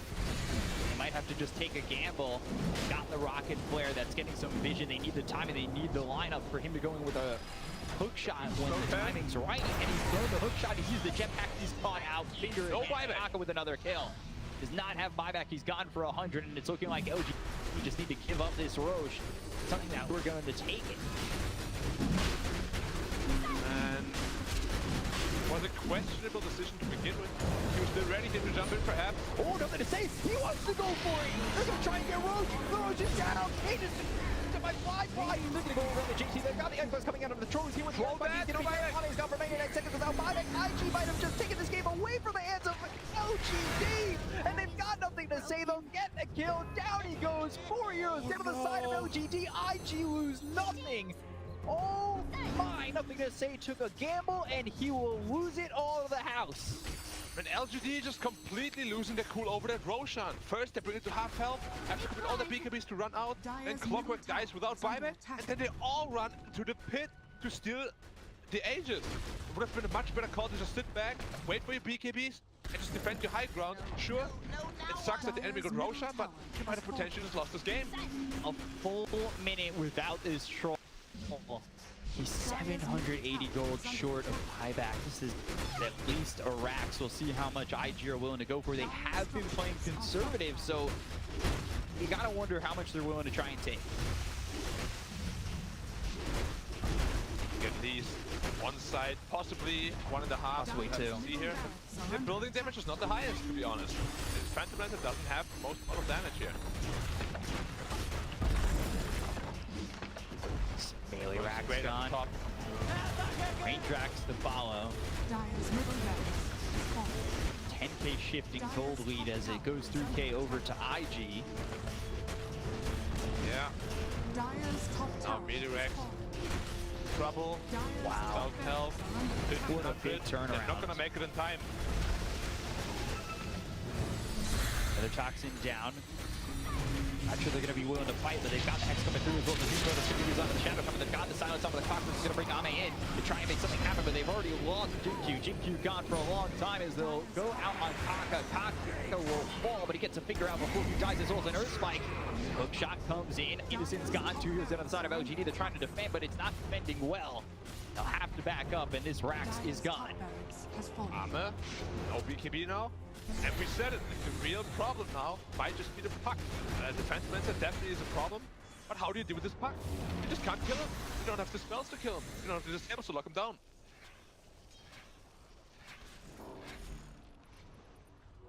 Looking like a big challenge now for LGD. IG have done it right, and they have come back in this game, holding a massive advantage 47 minutes in. Just shows again why Puck is one of the most contested hero in the game. He deals so much damage while just being elusive as... What's really elusive in real life, Peacock? Octopus. Tiger. Octopus, sure. As elusive as an octopus. This Spell Prism eventually gonna go into the Octarine core, I'm sure. Phase Shift will have like a 0.2 seconds downtime. It will be an incredibly hard task to kill. Emo popping off in the tier 3. He really is, and we haven't really felt that presence in game 2, but now here in game 3, it is time for him to shine. Want to count LGD out of it just yet. They do have an opportunity to still make this work out. They're almost level 30 on the Troll. They've got 25 on the Windrunner and almost 25 on the Viper. The same could be said for IG, but they've got 28, 27, and 24. Wow. Timber's about to hit 25 as well. Number 25 won't be the most impactful this game. Tech picks up is very big for them. Massive. Like the Troll, it just feels like Troll can never really find his footing in the fight. Like he's just getting disabled from range, has to use BKB very early into the fight. And post BKB, how do you fight? Sure, you have Battle Trance, they have AO, they have lots of stuns, lots of ways to lock in. Oh. And then just the problem with Troll late game. And they defend. Aegis still up there. Diffusal used as well as the display. That comes down into Ame. They've got the silence as well as the Hex. They'll use the finger. They've got the Dream Coil. They're going to drop down all this damage. The Ice Blast lands. He's going to be dead. They'll have buybacks. They have a second chance here with Ame. Lotus Orb on the Timber. JT trying to get out, but the hook shot as he tries the Timber Chain away. Well timed by Innocence. JT falls. Kaka's dead without buyback. He did use the troll buyback. That's not awful for LGD, all things considered. It's pretty awful because your winning condition doesn't have buyback. Did you see how he died there? Huck blinked in, E-Blade, taken A blast, gone. It's just so easy for them. They can just do it again. Like, how really can Armor comfortably stay in the front lines now after experiencing that? Must be like a nightmare come through. And he's not really even standing in the front. He was behind his own racks. I mean, he's getting blown up from a distance. This Radiant here is just so good at that. Ice Blast, E-Blade, Hex, Line Finger. There's just so much damage potential. It's insane. And as you said, it's all from a mega long range. Just have like 10 stacks at this point on that finger. No, only 6. Feels like 10. Lion Finger plus E-Blade. Silly combination. Yeah. And they're timing that right. It seems like every time that he does throw that finger out, the E-Blade timing with it has been on point. And to be honest, I don't know what the troll can really itemize for. Investigate that. Sure, you can go A on this, then you're taking up a very precious slot, and it's on like a 2-minute cooldown. Whereas E-Blade Dagon, what's the cooldown on that? 16.4 seconds and 12 seconds. It just makes no sense to buy A on this. Would it have to be you relying on maybe somebody else to pick up like a Lotus Orb or a Linken's to place on you? Linken's for sure. Lotus Orb isn't gonna help that much, but his teammates will definitely need a Link. Possibly even a pipe or something, or maybe Glimmer Cape him much faster because they do have a couple of Glimmers. But I think nothing to say. We'll have to focus his Link Fear here on the troll every time. Think you? He's running out of the base. Way far out. He's already caught. So far away from the base, and he is gone. He does have buyback.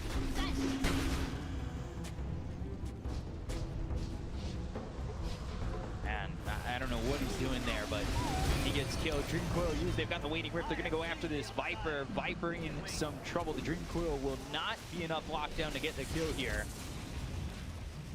2 catapults, they'll invade the base. They've got creeps coming through mid.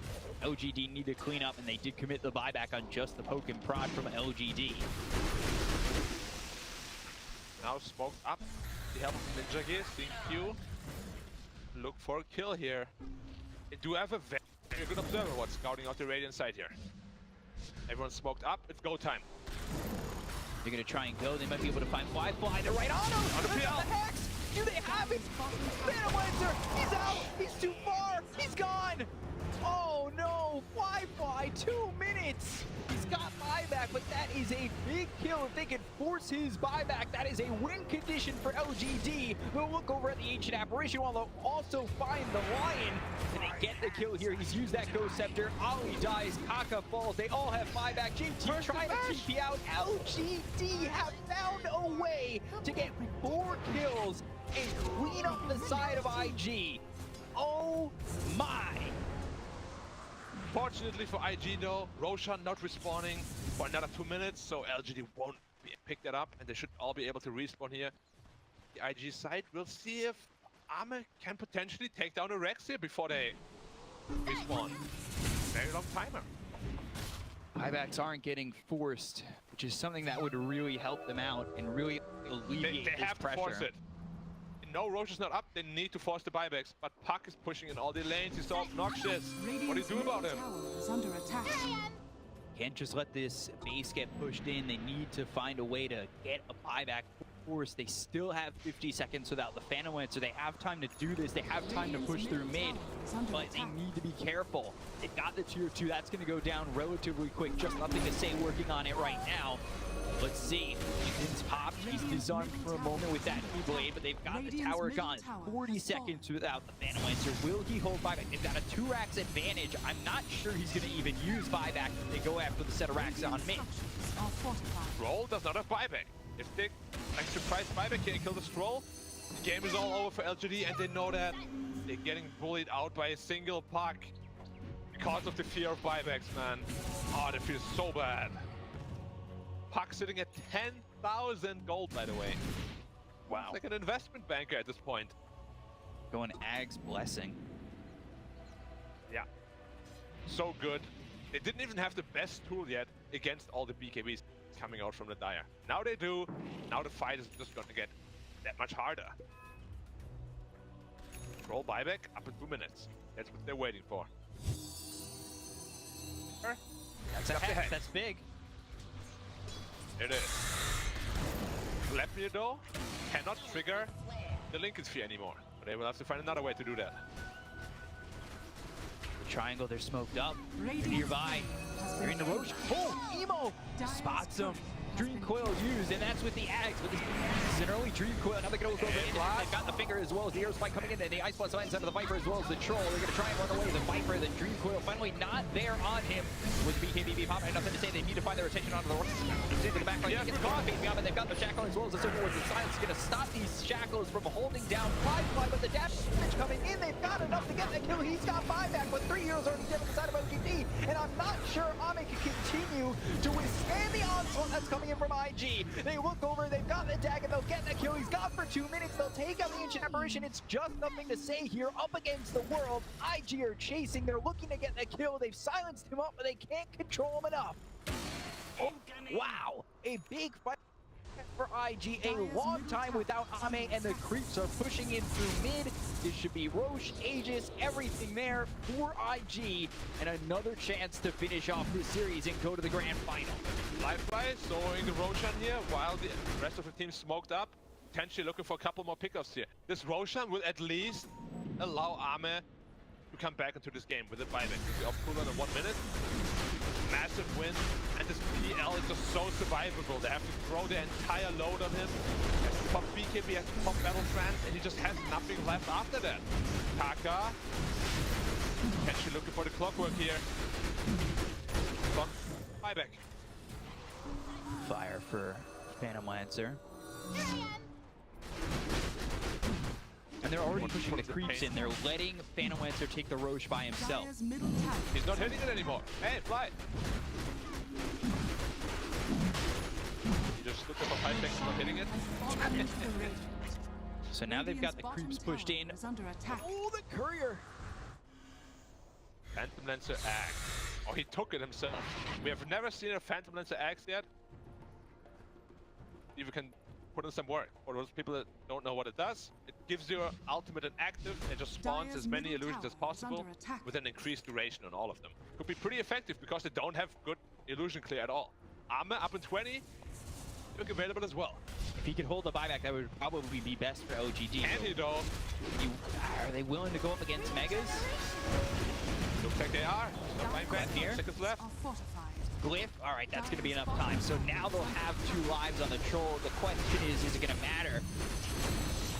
Dire's bottom tower has fallen. Only down 7k, all things considered, but the net worth doesn't matter at this point. It's all just chaos, and we're soon into the tier 5s. We're now back into enemy territory with the Phantom Lancer Axe. Hagebundi Shuyutsu. Trying to come through with the Jutsu and win this game, but they've got the Serpent Wards down. They're going to go and get the Hex. Lotus Orb on him, 4 staffed away. All right, that works out for IG. Hex on cooldown, going back, looking for the racks once again. Rest, reset, and poke once more. Here, 5 items in 2 minutes. Oh, look at the damage come out immediately onto the Troll. Looking with that Dagon as well as the Waning Rift, he silences this damage from the puck. Has just been too much for them to handle. The Gluttony, the Manta gets popped. Broken on the Nether Toxin. Innocent's looking for his opportunity to jump in, but they've got the Hex. They'll have the Ice Blast coming through, and it looks like they're going to get the kill on the Clockwork with a finger. And he can get away on this one. They'll get their attention on the Emo. They got that kill on the puck. They've taken him out. He's going to buy back immediately. Now they'll look over at JC. He's going to man the front lines, trying to do something here. As he looks over at Ame, he's got him under the flamethrower, and Emo's back into the fight. He's right back in, but they get the battle trance off. They've got the stun with the BKB pop. Looking over. Throws the Shackle Shot with the Lotus Orb. It bounces off back over onto the Windrunner. So nothing to say. He's in the back off for a second with Troll trying to survive this, but he's getting low. He's going to freeze over to the cold. He'll end up dying. He does have buyback as well. well. So he's buyback. But you got yourself Innocence, who's out of the fight, 95 seconds without buyback. They'll look over as JT will Timber Chain away, and I think this gives them an opportunity to go towards tier 5s. Still cheese on Phantom Lancer, now used, back to full health. Age is still online. Emo has to be a little bit careful here. Instead, it's going to be a 4v5 fight if they choose to fight this. Tier 5 items in 30 seconds. They want to go Mega Creeps. They want to go Megas. They want to at least have that locked down. They've got Fly manning the front lines. We've seen how quickly they can blow up these heroes with the Ice Blast, as well as the Dagon, the finger combinations coming through. This is tough. Don't go off. Reflected.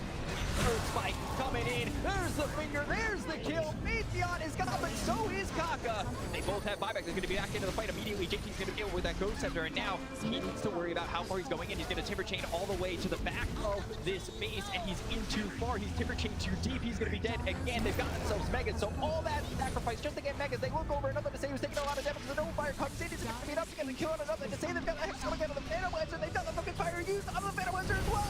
Fly trying to turn this around. He'll go after him with the Invincible Way. They've got the Earthquake getting out of the Shadow Shovel, but they've got the damage coming out of the Fly with the Noble Fire on him. He gets the Doppelganger out of the Eye Grab. They look to the back line. They've got themselves a Pirate Man all of a sudden.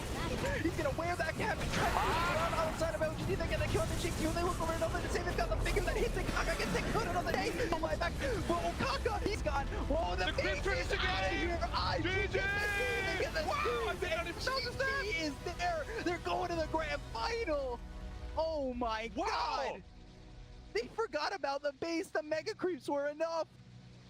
I forgot about it too. I didn't even pay attention to it at all. IG going to the grand final rematch against EG. Last time they played, EG looked to be, you know, the favorite there. Let's see what they can do there.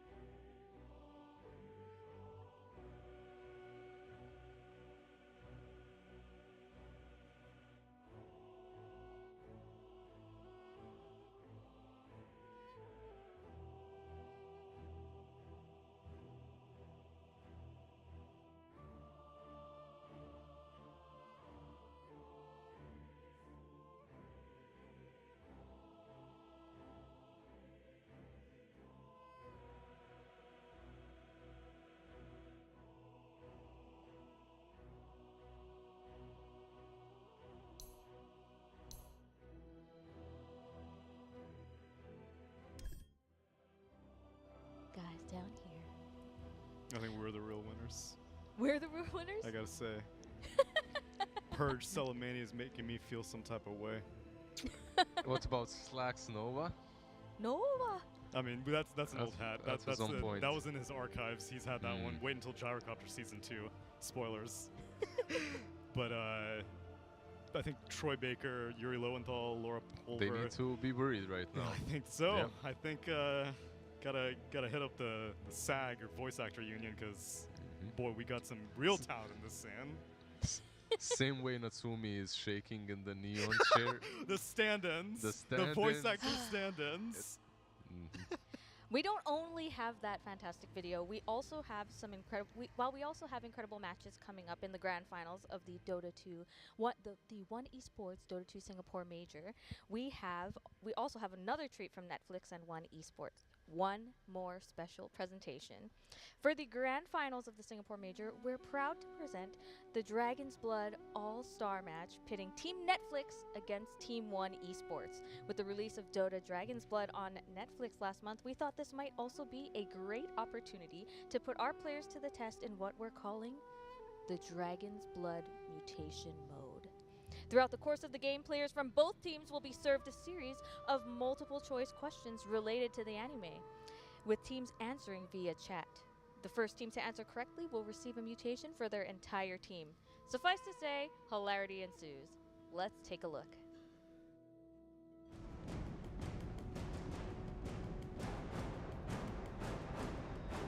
Hello everybody and welcome to the Dragon's Blood All-Star match brought to you by Netflix and One Esports. Suns fan here with my very good friend Jenkins. Greetings. Hello. How are you? And thank you so much for asking.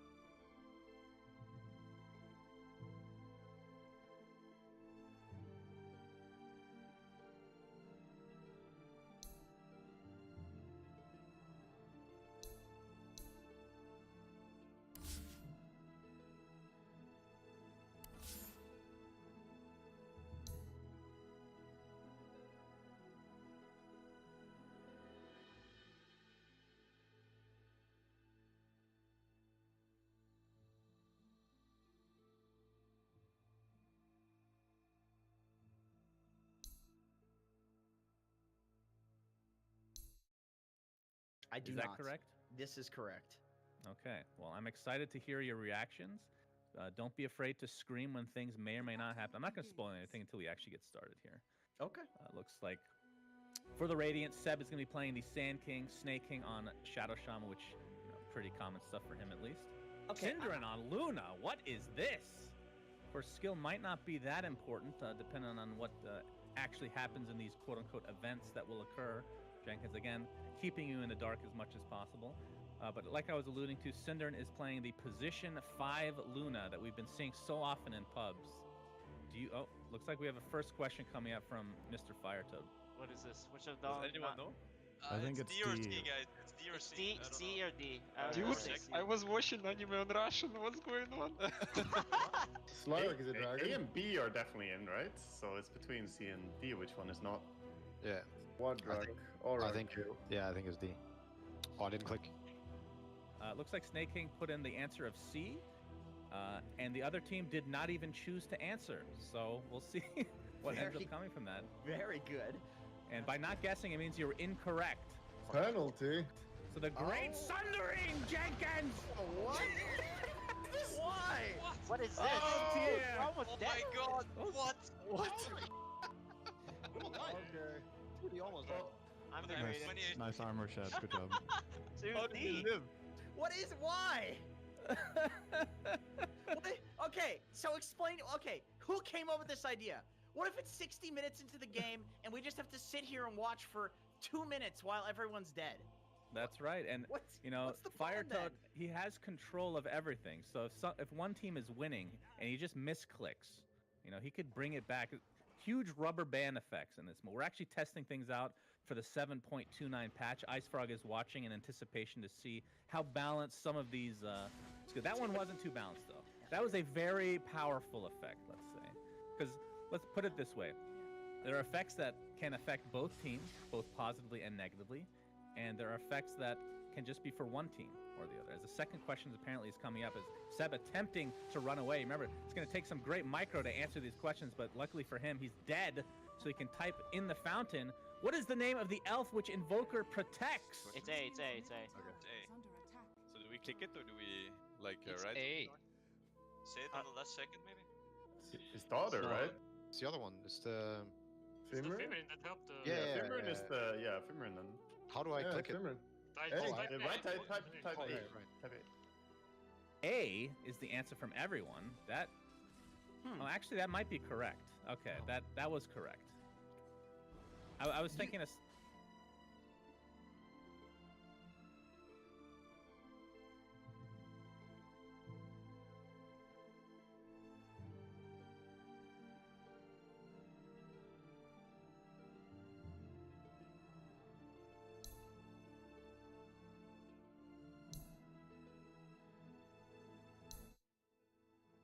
Finish off one...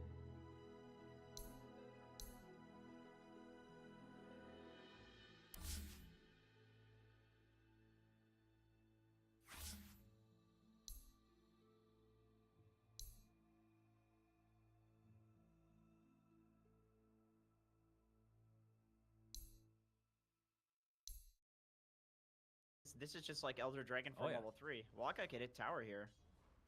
He gets splash and side blades. Okay, okay. Yeah, I see how he kills Dendi. He is level 6 versus Dendi's level 5 right now, so... Yeah, I mean... Waga, he's playing very seriously as well, Jenkins. He picked his one hero that he spams in every pub. Is he going to get Shackle to start things off into the cold snap from the Invoker Dendi? All right, the MP will connect, but not a whole lot of damage done because the mana has been depleted already. There.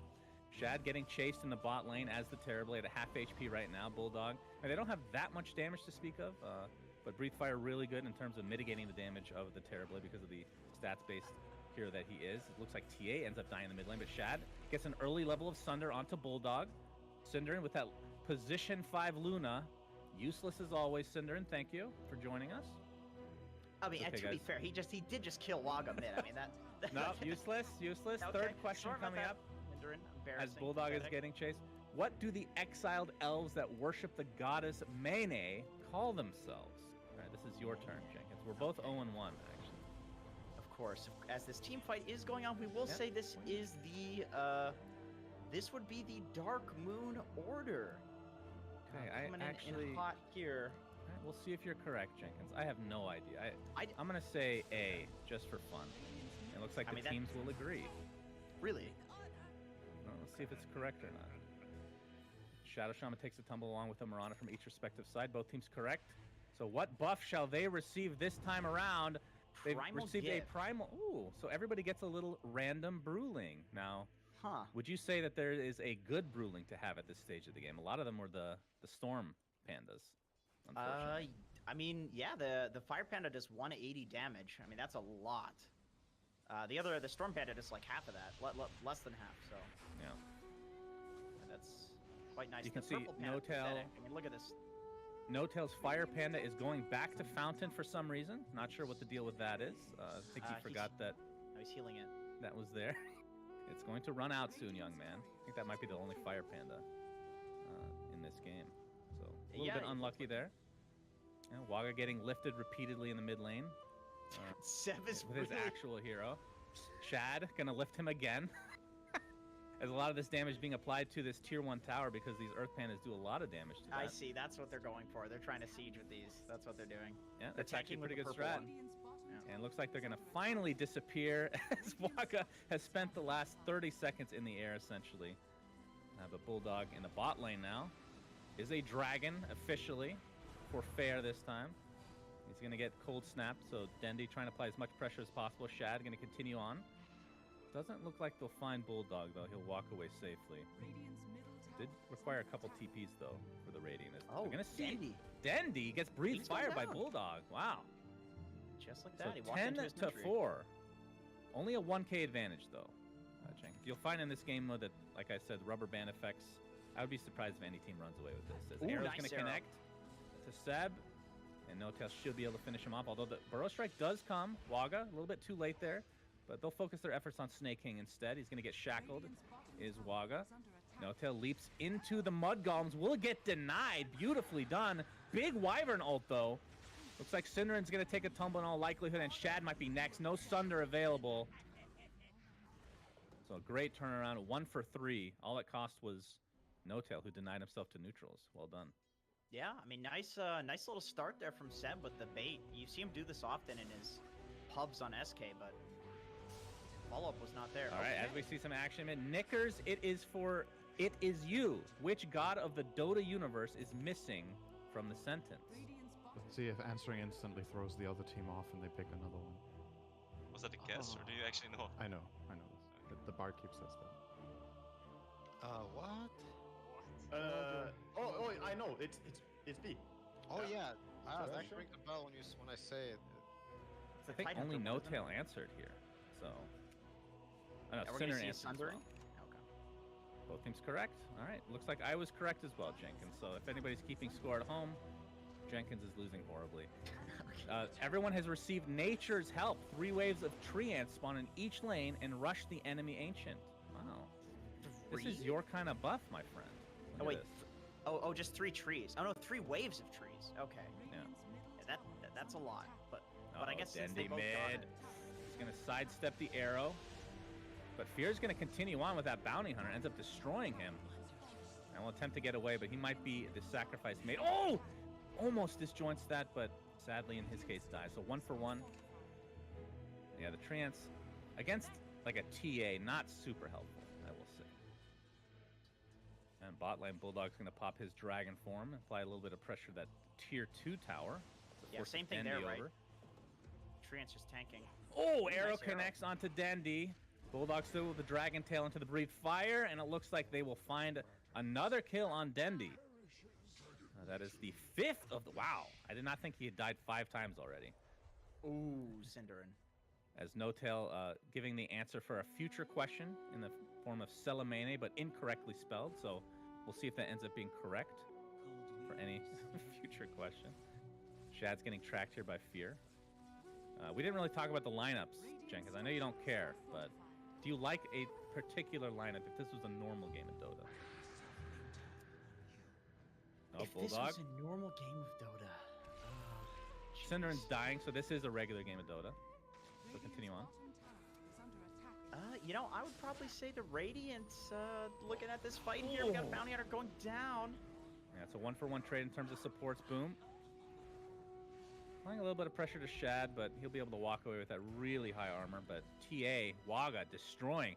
6K net worth lead. As the 5th question, I mean, the Radiant really need to get a question correctly. What is the name of Dragon Knight Squire? This one's really easy. You know this one, right? Bram. He's called Bram, right? Yeah. Easy one. It's Stoic, isn't it? It's not Mars or Caden, for sure. It's 2 other characters. Bram, I think? I think it's Bram, too. Oh, I think Bram. it's Yeah, Bram. Bram or...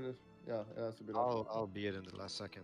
Bram is definitely the answer. And both teams get it correct, so both teams shall get a buff. I'm hoping that Mr. Firetoad will end up punishing the Dire here, just for existing. As, oh, this one is awesome. All right, let's watch this Attacking first an duel. enemy- Well, you can duel buildings? What do you mean Yes. you can duel buildings? You can duel buildings, as we're going to see the first duel on bot, but Snake King is going to take a tumble, and Bulldog will get 10 damage. Seb, getting off his ult, needs to right-click. There's the duel. He's ulting Bulldog. Oh, Yep. yes. Unfortunate for Bulldog, as Seb will continue to stack up damage here. Oh, And more Waga damage got- going down. That's a double duel there for Waga. Yeah, he got 40 damage. He's That going was to get nice. Yep. That is 50 damage in the... That's 5 duel victories? more. Wow. That is indeed 5. Yeah, he So, killed extending 5 the people. lead. Goodness. We got 1 double Yeah, duel, I think. It is so funny when you attack barracks and duel them, I have to say. As Shad, he might be next on the list, but it looks like he's going to be the beneficiary of this time around. We'll finally fall towards the end as Snake King gets off the shackle a little bit too late. I believe the buff has ended, and here comes Cinder's enormous ultimate as the position 5 Luna will not get a kill. We'll have to scurry back to base. Very sad, just like all our pub games where Luna is support. Seb Usually how it goes. initiates in, gets the burrow strike off, but he's basically alone right now. He's going to get blown up. And now Dendy's going to be next. Goes invisible, but not going to save you when there's a sentry right next to you. 7K net worth lead, Jenkins. Fire Toad, there's got to be some, like, god... There we go. Oh, there it is. I see. All right. Radiant, get Moonlight Shadow and track, essentially. And the Dire are all ruptured. But half their team is dead, so it doesn't really benefit them very much. They are indeed just standing still right now. Very poor timing. Very poor timing.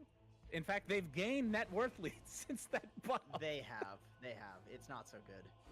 It's and not Bulldog's going to try to turn this around. He's going to get that Dragon Form off, but will they be able to get this kill? He's still tracked. All right. All right. Radiant gets something out of that. A little bit of gold. A little bit of track gold. Okay. Not so bad. Now, the real track from Fear comes out, though, so keep that in mind. I wonder if that stacks if they have that buff. Ooh, Seb. He sees him at the center. Oh. And, yeah, he's just going to use it to farm the jungle here. Understandable. Oh, that's not so good. Oh, Bulldog. Very sad indeed. There's actually a smoke here from the Dire. Doesn't look like they're going to find anybody off the...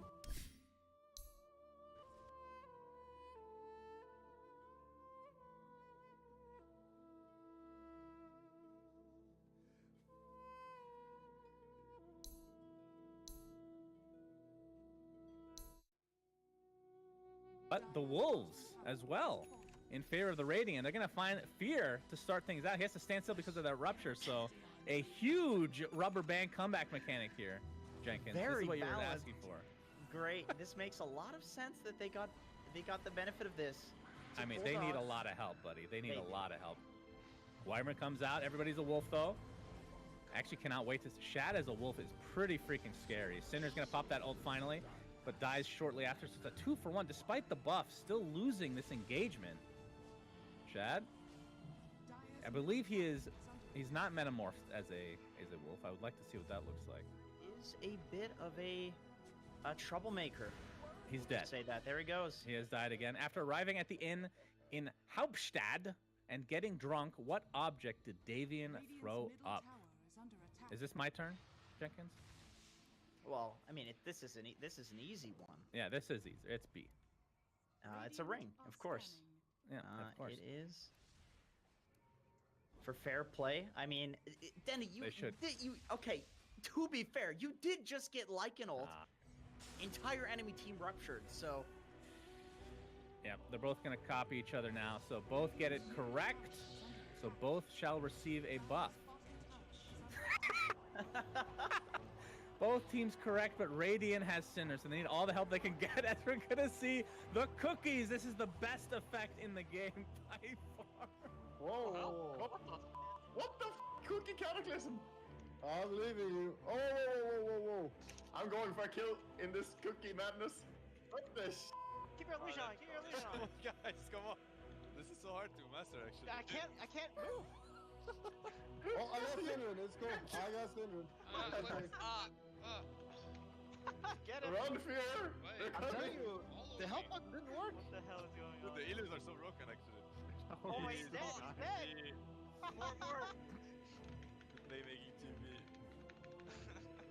How did you get every kill during this? What? Why are there ranged creeps getting cookies? Those aren't heroes. There's no rhyme or reason. Jenkins, just accept it as it is. You're a Dota player. You don't ask questions. You just accept things. This is true. The way it's they still are. Going. Oh, they're going to get the bounties, too, so this should help their net worth. The tier 1's going to go down as well. Shad is going to get orchided by Boom. Don't think he can find the kill, although there's the Wyvern ult. Oh, that's to actually kill him. Yeah, he might actually get this kill. Sunder on cooldown, but the Arctic burn ends up not being enough here as Snaking comes to the rescue. Ooh, there's a trap. Waga didn't use the trap.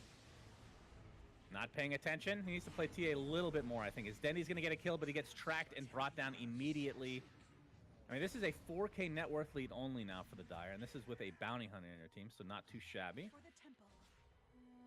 Cinderin getting tracked now. Chased. As the Veil of Discord. Here comes the epicenter, but Cinderin dies immediately. Seb will get at least a trade of sorts, but Waga not going to be focused by the fully healed Shad. Cold Embrace going to keep Waga alive just a little bit longer. Sunder's still on cooldown. He's in a lot of trouble here. This is a right-clicking Boom, keep in mind. So Terrorblade ends up dropping, and Seb Looks like he will survive. As The apparently epi No Tail was- thinks this is rigged. The epi was great, and I think it is rigged. I mean, it's obviously rigged. You could see Synderen intentionally, clearly using the ult early, not Yeah. comboing it with Seb. Clearly, once again, resentful towards his teammates. I mean, to be fair, there he died after like one proc of the ult. It wouldn't have mattered, my friend. I know you But really hate Synderen. But you know Synderen, he's meticulous in his griefing ability. He knows what Luna- he's doing. Luna was once known as. Let's see. Yeah. Easy. She said she was known as the the Scourge. Yeah, the Scourge. Yeah. That, but isn't that what the others called her? I'm gonna go with C on this one. I actually don't 100% know. I don't know why I don't know. Should watch it with subtitles next time, maybe. That'll probably help. Is both are gonna go with C, which I believe is what I went with. Subtitles. So both are correct. Why? Why subtitles? Isn't it? I actually watch in most English? things in subtitles. Yeah, but it helps with dialogue, just remembering it and appreciating it. All right, Guardian Angel buff for the creeps and summons. It looks like Invoker, Mr. Dendy. Looks like this will be his 10th death of the game, and Synderen's going to follow suit as well. The Synderen death count, just for those that are wondering, is now at 10 as well. So just trying to make sure that Dendy keeps it even. He's going to Appreciate try that. to be out doing that soon, though. I can imagine. Snake King disconnects as he's on the cliff. Will they bad manners kill him? Looks like that will be the case. Oh wait, that was Seb. Yeah. Looks like Snake Oh, King's there, back. he's Never back. mind. He's back. Yeah. All right, good. That would have been the I first can- rage quit in All-Star match history, so glad to Yeah. not see it. Yeah. You know, I can understand why he's been disoriented. Needs a minute to clear his head there. I think we need a massive sundering again, just to bring things back into the fold. Yeah. Okay. How long does this Guardian Angel last? Because I do believe there are It was creep wild. waves of about 50 creeps right now on both sides. It's gone. It has ended. Yeah, it takes a while. Of course, Guardian Angel, any magic damage will still be able to kill them. Very helpful late game. I will say this from personal experience playing this. As, oh, Dandy's dead again. Oh dear, they're just picking on the poor guy. He probably just woke up to play this match. Just crawled out of bed. Very sad. He's gonna actually buy back into the game. Snake King. Not able to do much with that. Lotus will reply to Boom. He's gonna take the Burrow Strike. It's gonna be the double Burrow Strike, in fact. They will find the 1 kill on Boom, which is very helpful because he is a core. And Bulldog looks to be next, so likely a 2-for-1, and all it cost him was a support. Although Bulldog staying alive thanks to that Dragon Blood passive. Brought to you by Netflix. Oh, he's gonna blink and TP, and he actually gets away after all said and done. Here on Waga for ignoring team fights. Personal Sunder, as the 8th question is coming up, apparently Seb popped the Ghost Scepter, missed the Burrow Strike initiation. So I'm sure they're going to be able to find him. Marcy is... Oh, this one's super easy. How are they going to get this C, one? paralyzed here. I believe all the pictures I've seen of her, she is standing still. So we'll go ahead and go with C here. All right, I'm going to go with D, just in case you're wrong there, Jenkins, just in case. Okay. I would be surprised if anybody gets this one wrong. As they're going to wait for the last second to type, and yeah, both will go with D. Okay. Yes, it was too easy, Firetail. We need to punish it. Oh my goodness!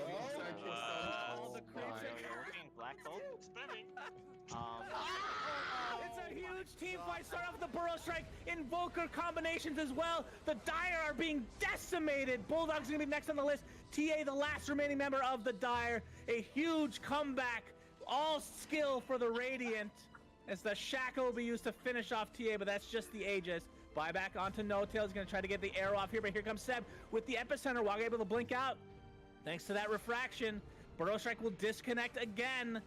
That's the opposite of connect, in case you were wondering. Waga, the Lotus is applied. They do see him, though, so another kill for Radiant. What a comeback. That was a huge black hole, Jenkins. Great comeback. Amazing play from Firetoad there. Really bringing it back here in this game. Seb actually goes in, and he gets a burst strike onto No-Tail. They're gonna get him. Almost They're going to deep. That is more than a team wipe. That is 6 dead with 0 lost. That's his for dieback. Radiant. Into the tier 2 tower. And the net worth lead starting to swing in their, well, not in their favor, but They're not losing by quite as much anymore. As the Rosal War's going to go down, so this is a potential tier 3 tower. As No Tail Toad, begging for a question. It does look like we're going to need a personal sundering here on the Radiant squad to even this out. What is the name of the dragon which Dragonite transforms into? This is really easy as well. Come on, Jenkins. You got this, buddy. Just pick and choose. I will go ahead and say Devian. This will be the Davian Dragon Knight that he turns into. So Davian turns into a dragon named Davian. That's quite the coincidence, I have to say. I'm going to go with B. To me, it doesn't matter what you change into. Your name is just your name. It just represents you as a person. And so as a dragon, he's still a person to me. Oh, Jenkins that's really nice. Oh! Sacred arrows from all over the place. Getting perma-stunned. This might be the death of everyone. Looks like, oh, actually, Shad will survive thanks to all those stats from Scotty. So it's a 2-for-1. Very nice. My B, Good boys. try, Jenkins. Good try. Not going for BKB and getting the Sags. That's the way to go. Shadow Bulldog initiates onto Dendi. We're going to follow it up with potentially the initiation from Boom, but he gets hexed on the sideline. Invoker does die at the beginning. Epicenter onto 3 heroes. Boom. He's going to hold Embrace himself, though, as it's a 1-for-1. How many Eldworms are still sleeping by the end of the show? I believe that's... Is that spelled correctly? Eldurms is... Eldurms? Is okay. That's the trick. That's the trick question. If you don't answer, it's 0. You don't answer. No answer. Yeah, I would accept 0, and I'm gonna say 6. I have no idea though. I have absolutely no clue. All right, looks like somebody's gonna get it wrong, if not everyone. I'm gonna finish off one more here in the meantime. So it ends up being a 1-for-3. Radiant bringing this back very nicely. Radiant is correct. So they get the shrink ray. So they're smaller now. Their HP is not reduced, so it's not like the actual shrink ray from Tinker. So now keep in mind, this is a buff because it's harder to click them. Like tracking them is gonna be very annoying for Fear. Seb still has the really expensive item though. He's got the aura thing. So pay to lose in this situation. It's very easy. Oh, that's true. Yeah. Well, they can see them, but it's just still hard to click them. You know. So their actual model size is smaller. Yes, correct. And His hitbox Bulldog for arrow gonna have no trouble with that single target stun onto Cinder and into the arrow. All right, so much for the buff. No buff can save Cinder at this point. How can you target me? He's wondering himself. Goodness gracious. The thing is, I think people feel so much visceral hatred for Cinderin that it's like an aura. It's larger than any, like, you know, the aura just brings you to him. All people in PvP know what I'm talking about. Yeah, absolutely. Snake King gets brought to half HP with 1 click from Waga, but we'll be able to get out just fine. Dude, Snake King's cute. Look at him. He's very cuddly. He's adorable. Until you look at his portrait, then not so much. Yeah, that's all right. stuff. The net worth advantage is basically even. Caden makes his home in. Is that just Dragon's Keep or is that a bait? We're here. Hauptstadt? No? I gotta look for it now. Wasn't it? Yeah, it was Hauptstadt. Yeah. I remember that word. I was like, okay, I think it's A. Oh, I could be wrong, but is it just baiting with Dragon's Keep? Hopefully they're Pepeg. It's B. Yeah, it's possible. All right, Cinderin, I believe, has the correct answer. We'll see. I don't actually know the answers to these questions, if you haven't noticed. I definitely like ahead of time, that is. I have noticed. Just it's even though you binge watched the show and wouldn't stop spoiling me. Yeah, sorry, Jenkins. You still don't know. Radiant is correct. Okay. Wait, who? Radiant answered B. Yeah. Okay. Yeah. So the rupture comes out, and the dragon form for each respective member of the Radiant. So this should get an easy kill onto Boom at the very least. Cinder Salamania is disgusting. Cinder's Okay. To be fair though, that was ruptured and wolf buffed. Not so good. Not so great. Yeah, this is a difficult one for sure. No, he's a very fast chicken. His Waga. He's gonna get shackled though. They don't have a whole lot of damage to speak of, but there comes the epicenter into the Sunstrike, and that is more than enough to basically even this game up in terms of net worth. Appreciate that. Looks like Shad's gonna get the Aegis for himself and the cheese for a future time. Good thing they didn't give that to Cinder. And it's Boom. Looks like he's gonna get Sunstruck. It's not enough for the kill quite yet, but it looks like he'll just get Burrow Struck right after and into the Tornado. More than enough again. It's still 10 seconds for TA to come back. No Tail has the Lotus Orb, so keeping true to the anime, but now the Radiant are just dumpstering the Dire. Looks like we might need some comeback mechanics for the Dire once they're up, as they're gonna get a tier 2 tower and they're gonna look for more in all likelihood. Yeah, at this point, I think the momentum is heavily in the favor of the Radiant squad. Of course, we see Shad still has his little mini-me buff. Yep, this is true. The buybacks will come. The Dire have asked for help. They get to ask for that one time. So we'll see what ends up coming to fruition here. They get a random Bruling, and the duels will come out as well. And they're in the midst of the enemy base, so this could be advantageous for the Dire, but we'll see. Into the cookies, it's mayhem! Jenkins, mayhem! But the Dire are being decimated again. 3 dead in the blink of an eye, as this is going to be a lot of dual damage for somebody on Shad. That is just the Aegis, however, as Cinderin dies as per norm. Looks like TA, Waga, trying to focus on people on the outskirts of the fight here. They're able to use their Brewmaster Brewlings in the meantime. The Burrow Strike, I can't even tell what's going on. There's just too many cookies to consume, and the Dire will completely be team wiped as Wyvern finally back from the dead, but I don't believe he can hold this, as only Cinderin has perished for the Radiant. I don't think he can defend this at all. Breaking down this team fight, if you could be quiet for a second here and do my professional yes, analysis. Please take it. What's still going? Continue play by. No, you interrupted me for a reason, Jenkins. Okay. The cookies, they actually help out the Dire a little bit there. Is it going to buy back into the game now? All right, now would you like to give analysis? Yeah, I think the reason the Dire squad is actually coming back here is Boom buys back and is going to probably be able to take down Shad here. Does not have the mini-me buff, is because they focused Cinderin at the start of the fight. Yeah, of course. That would be my professional analytical breakdown of that. When literally everybody is dying, having a bounty hunter on your team is quite nice because you very literally get more gold for everybody dying. Yeah, and so Fear has had a lot of experience in all-star matches, so he's actually very meta right now. Oh my.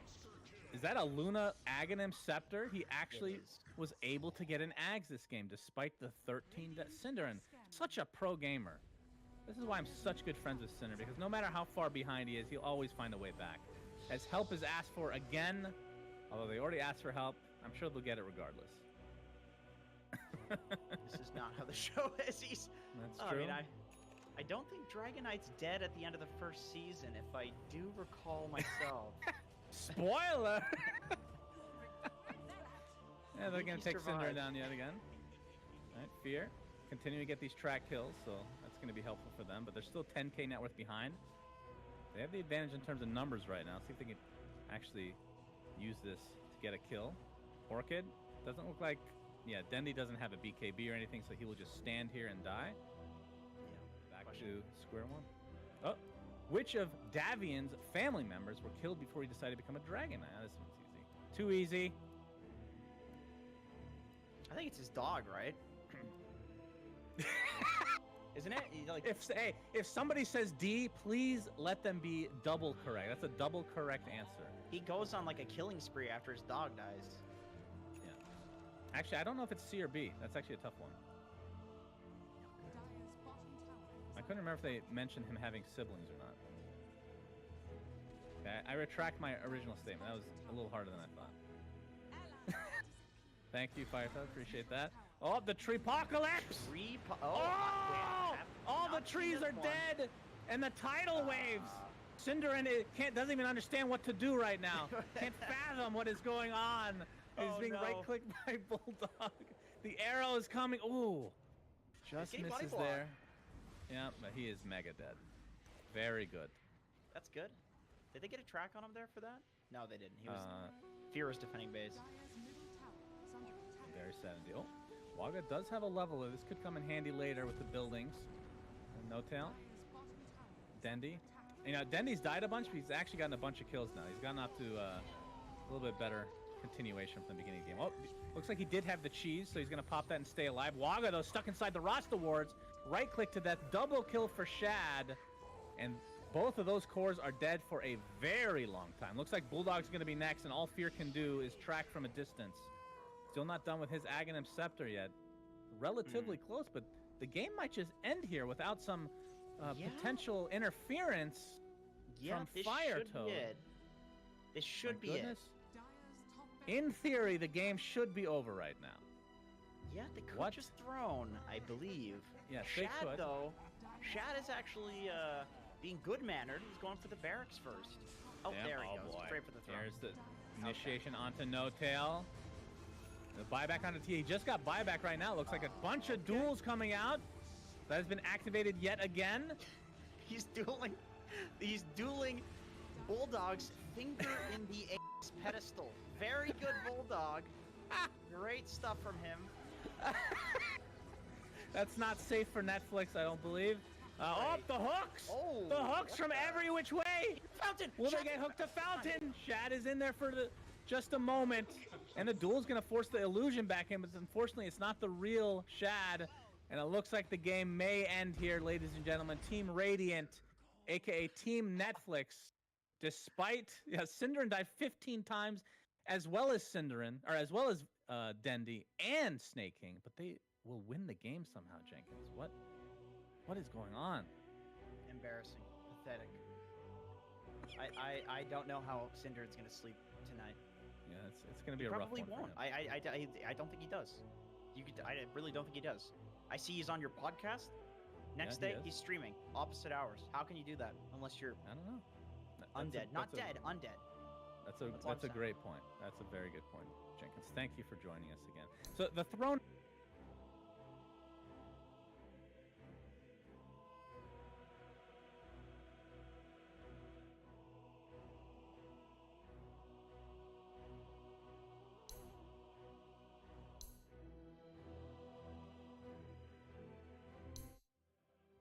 A very enjoyable all-star match. Thank you to Fire Toad, Slacks, everybody for putting this together.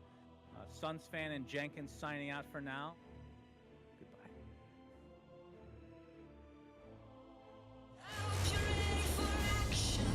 Coming up next, Evil Geniuses versus Invictus Gaming.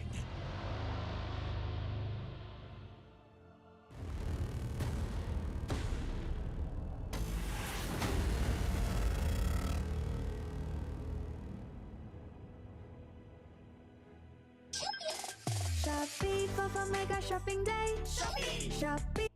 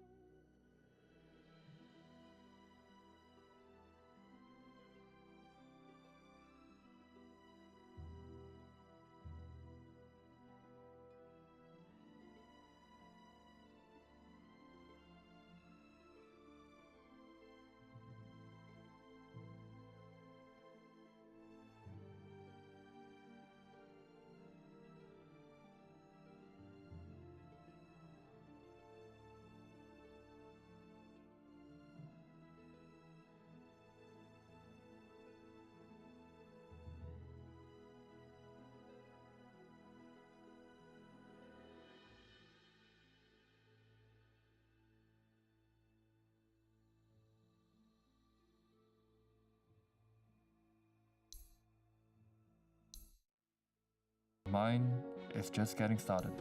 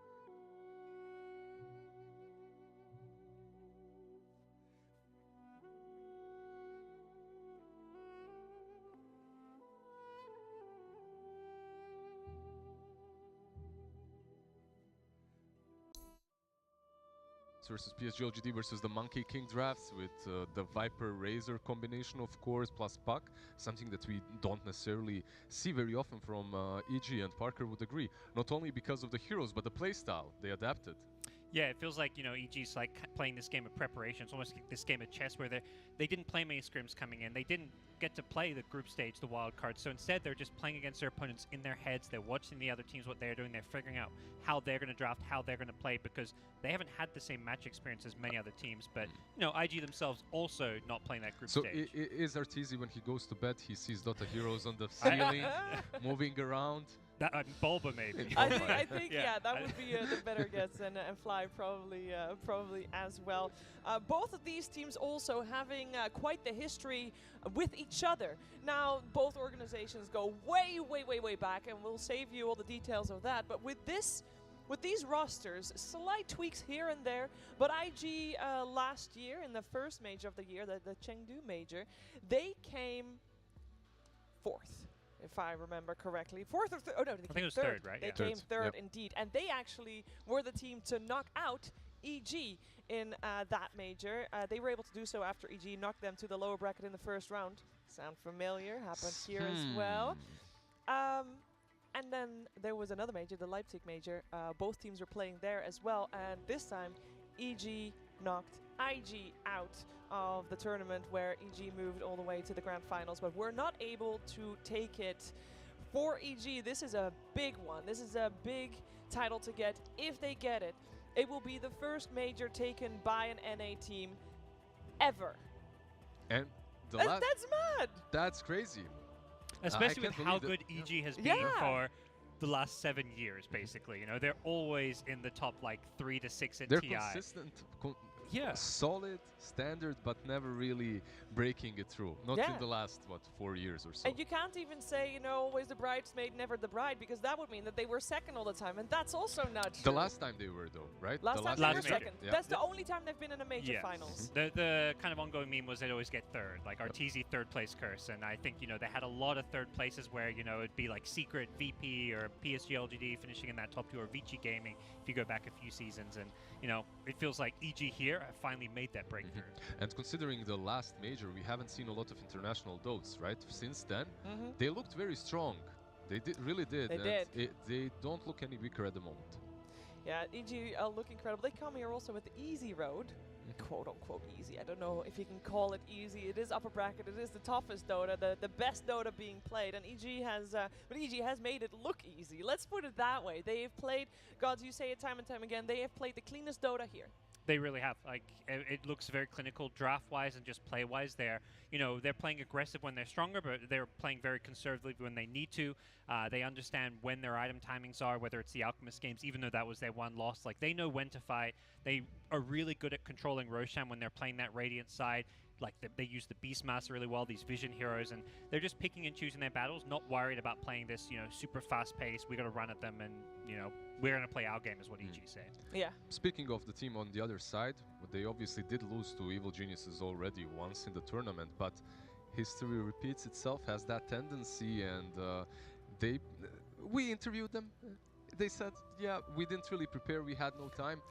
I sincerely find that very hard to believe. As they probably expected themselves to be in the grand finals. So we'll see if they have maybe a different set of bans for the opening or a different approach to the game, because IG, they're extremely versatile team. Yeah, they are, and I can't wait to see their opening as well of the drafts. Of course, that's what we're talking about. To be able to have a draft, though, we need to have those players on stage. So it is time to give a warm welcome to our grand finalists.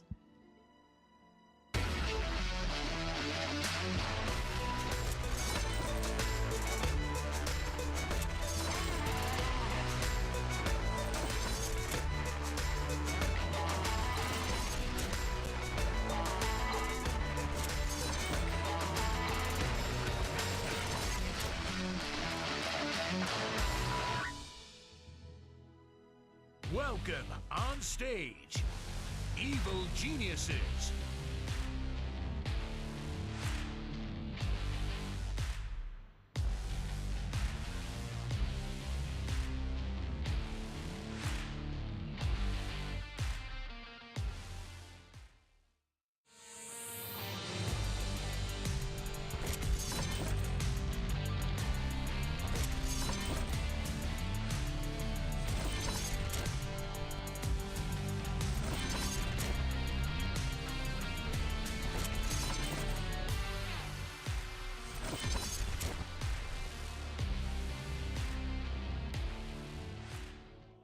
Welcome on stage, Invictus Gaming.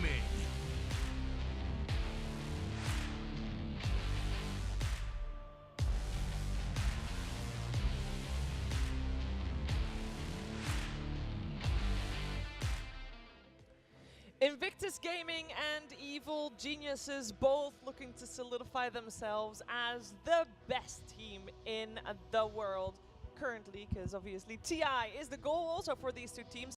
And I think it is very important for this series particular that we focus away from TI, because both teams kind of already secured TI mostly for themselves with the points that they're getting from being in the finals and of course securing the top seed from their region. It is about the title. There is so much pressure on it. We know EG, they've never won a title on the major stage before. The region hasn't. On the other side, IG, they come from a region where, yes, we've seen Chinese teams take major titles before, but it's been a little while. The last time was at the end of the 2019 DPC season, 2018-2019, and that was the Vici Gaming that everybody had super high hopes with, and then they ended 6 at TI, which, yes, good, not good enough for them. But I think the region is looking for a new king. We heard Emo say they're hoping to take down EG. Not for themselves, not to get the title to IG, no, to get the title to the region. For the region. Yeah. Very big. It's been, 3 years in a row where a European team has won TI. And Yeah. I think for China especially, they're used to being the region that's either on top or at least on the same level as the European region. So a lot of fans there have higher expectations to win those titles.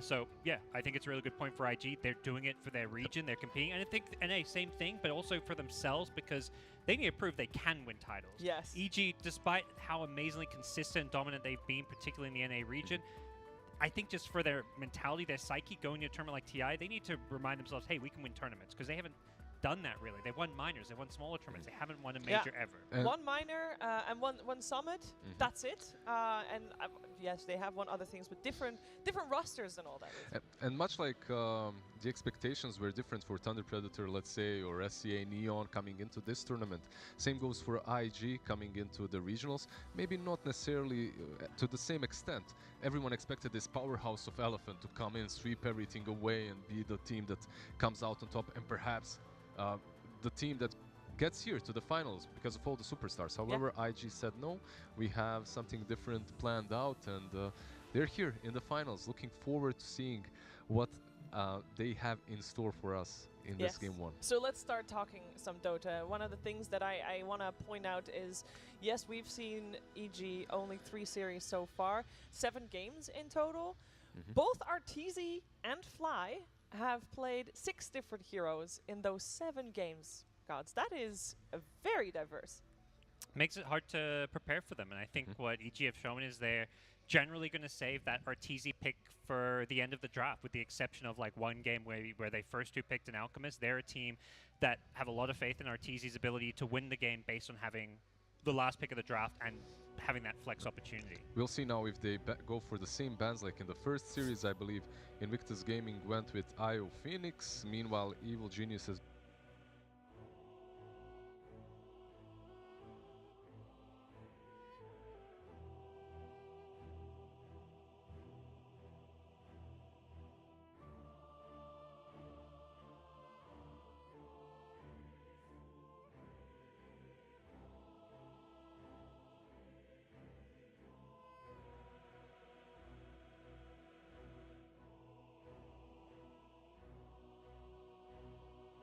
Radiant team ban.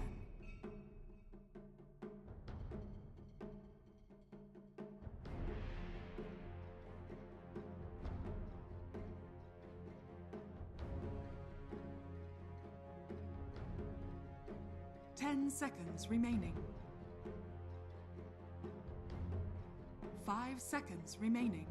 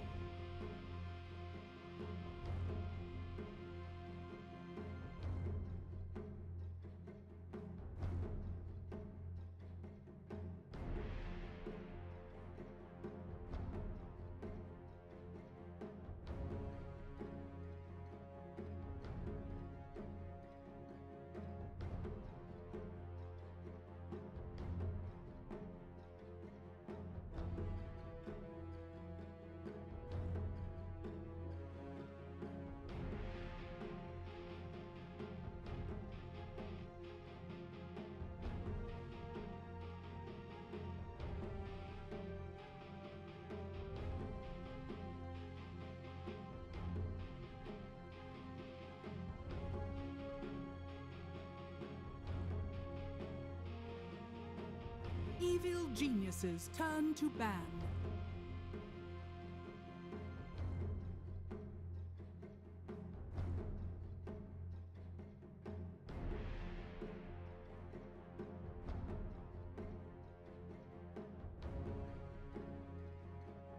Ten seconds remaining.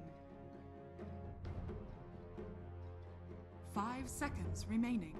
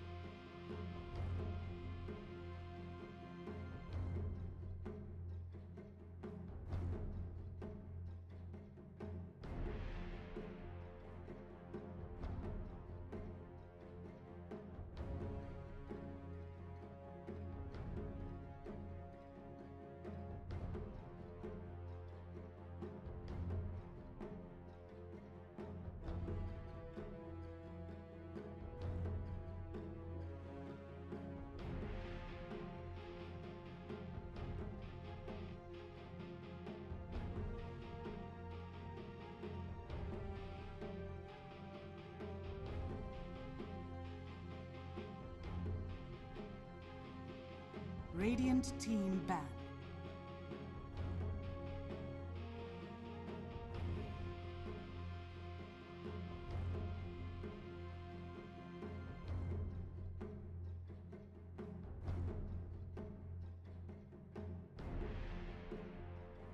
Ten seconds remaining. 5 seconds remaining. Evil geniuses turn to ban.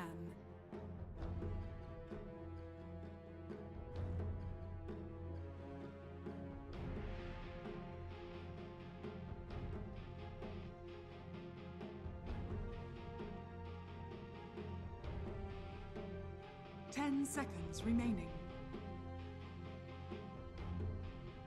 5 seconds remaining. Radiant team pick.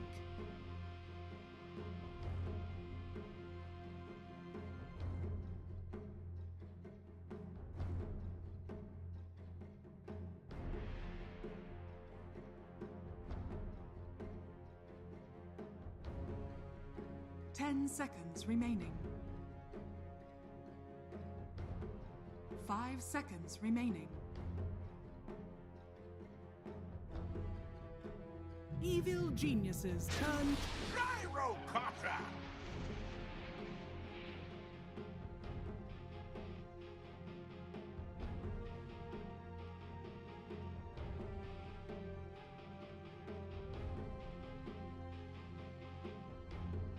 10 seconds remaining.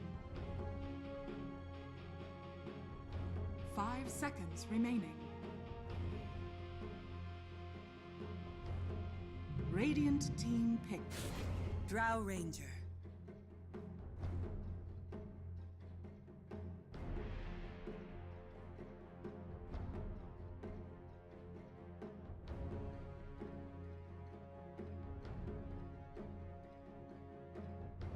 10 seconds remaining. 5 seconds remaining. Evil geniuses turn to Legion Commander.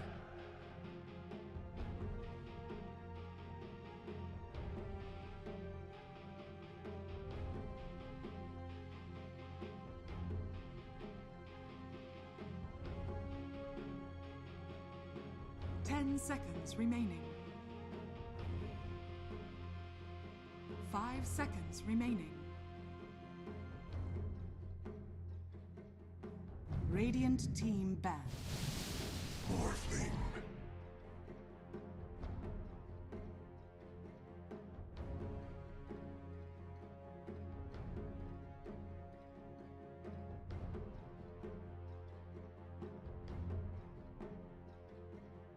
Seconds remaining.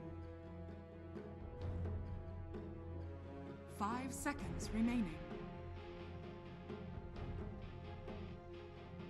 Evil geniuses turn to ban.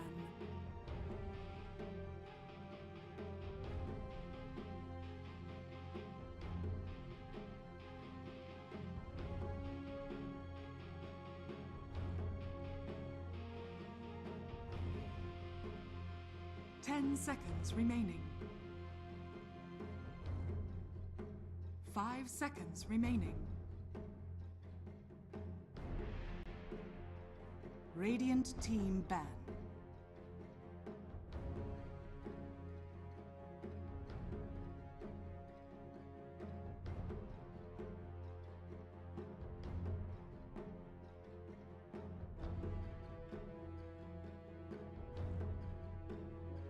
Seconds remaining. 5 seconds remaining. Evil geniuses turn to ban.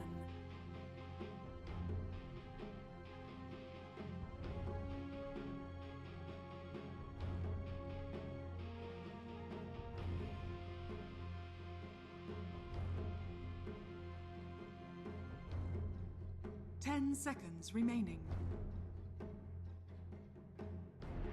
5 seconds remaining. Radiant team ban.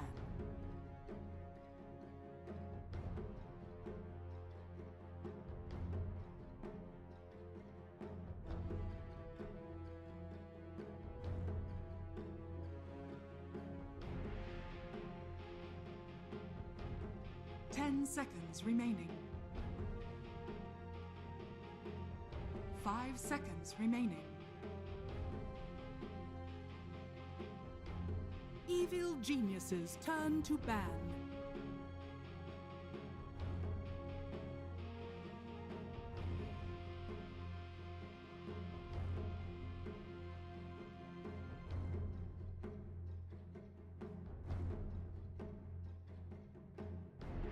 Seconds remaining.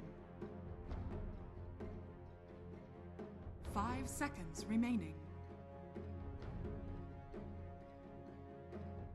Evil geniuses turn to pick.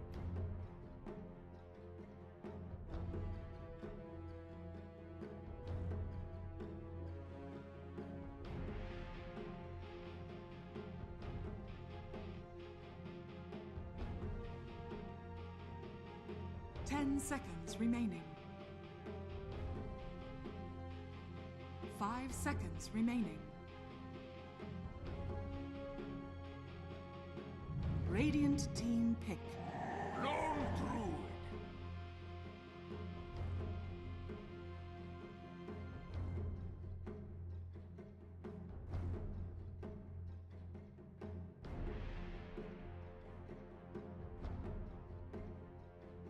10 seconds remaining. 5 seconds remaining. Evil geniuses turn to Sniper.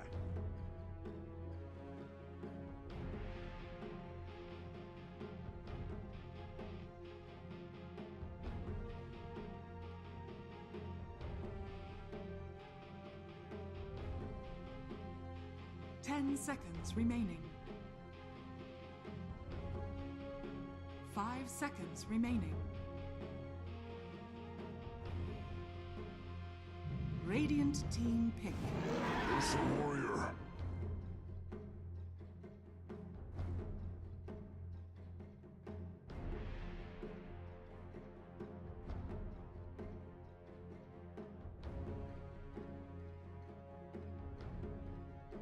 Ten seconds remaining. 5 seconds remaining. Radiant team ban.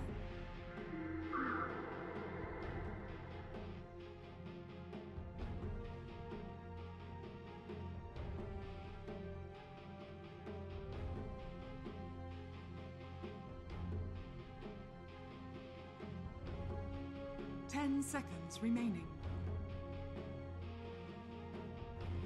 5 seconds remaining. Evil geniuses turn to ban.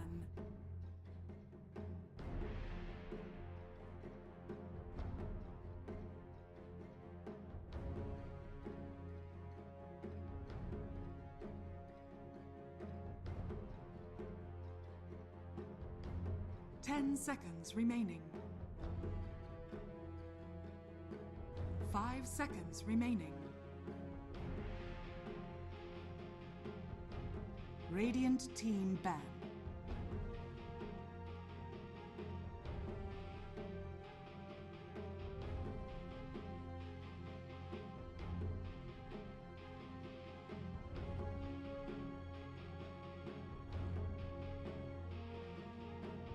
Ten seconds remaining. 5 seconds remaining. Evil geniuses turn to ban.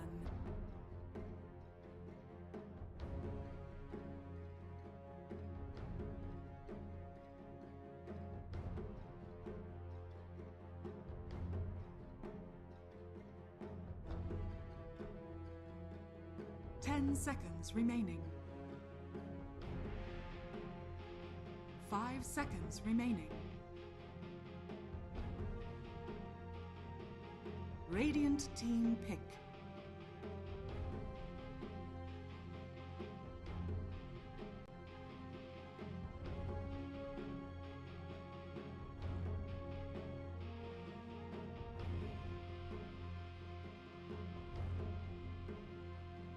Ten seconds remaining. 5 seconds remaining. Evil geniuses turn to pick. Queen of pain.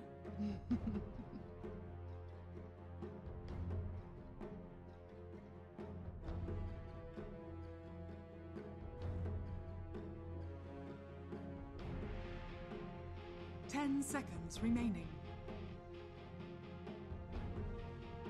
5 seconds remaining.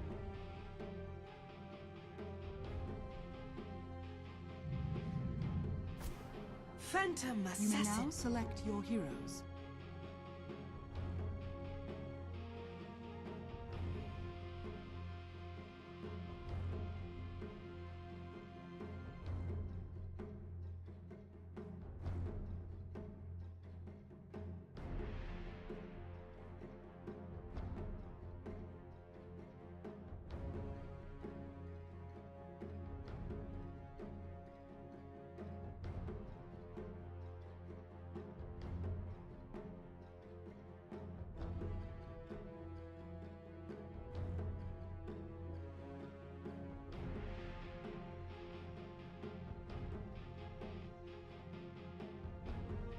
Ten seconds remaining. 5 seconds remaining.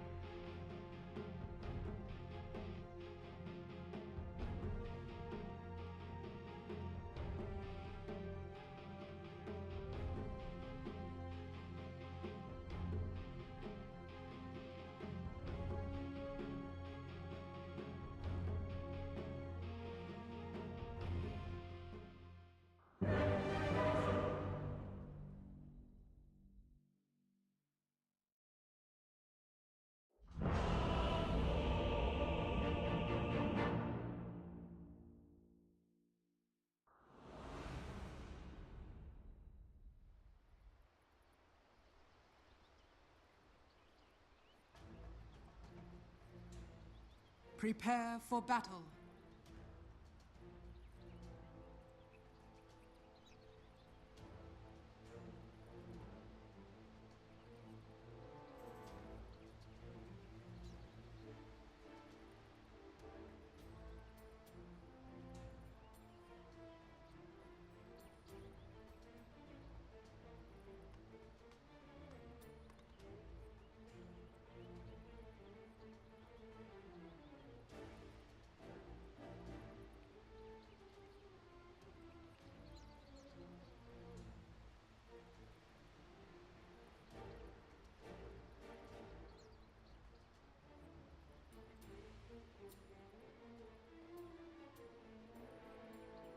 "30 seconds to battle.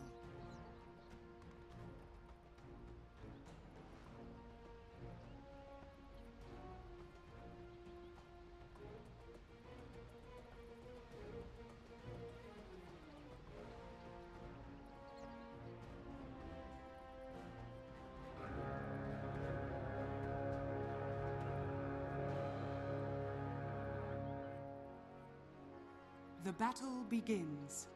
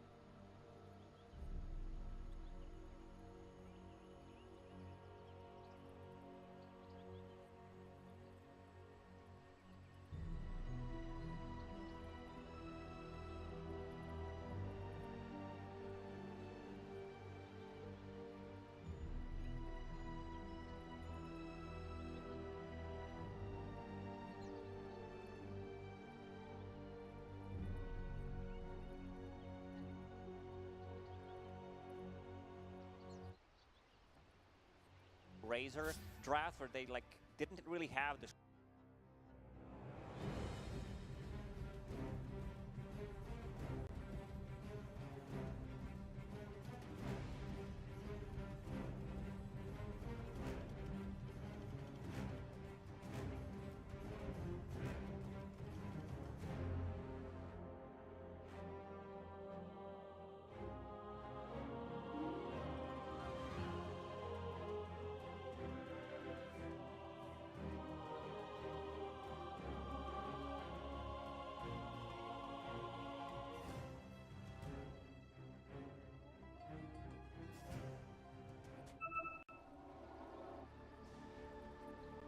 It could be punished. Like, EG, they have a fast lineup, they have a maneuverable lineup with the Storm Spirit, Beastmaster. I want to see if Arteezy once again gets like an earlier bot so that he can be moving around the map, something that he did on Razor, just to put some more pressure, like you're going to bring that one extra hero. Yeah, and you like the way that EG ended up going for the Arteezy Lesh when you can pull. This was pretty much a lot of the carries were banned out, like those Radiance type of carries. Also, like you had a really good point, you know, maybe it would be a good lifesteal game because they had really nothing, but then they picked Morphling and they're like, maybe they did not want to go for it, so they decided to go for Leshrac, something that deals well with the illusions. Right now, Leshrac, just a jungle. Just jungle Lesh. Jungle. He's checking out the lanes, making sure that they get the matchups that they want. Arteezy will continue to head down bottom. Something that they've done before, multiple times already throughout this major. Just leave Ice on the safe lane, especially when they were playing Alchemist with the Acid Spray. And the Tusk, this time around, they don't have that strong of a tri-lane, but it's still super strong. I remember historically, you know, Disruptor, he was not considered, like every single time, when, like the tri-lanes were a thing, everyone was playing it. You see a Disruptor, you want to aggressive tri-lane, because what he brings is pretty much just a Thunderstrike.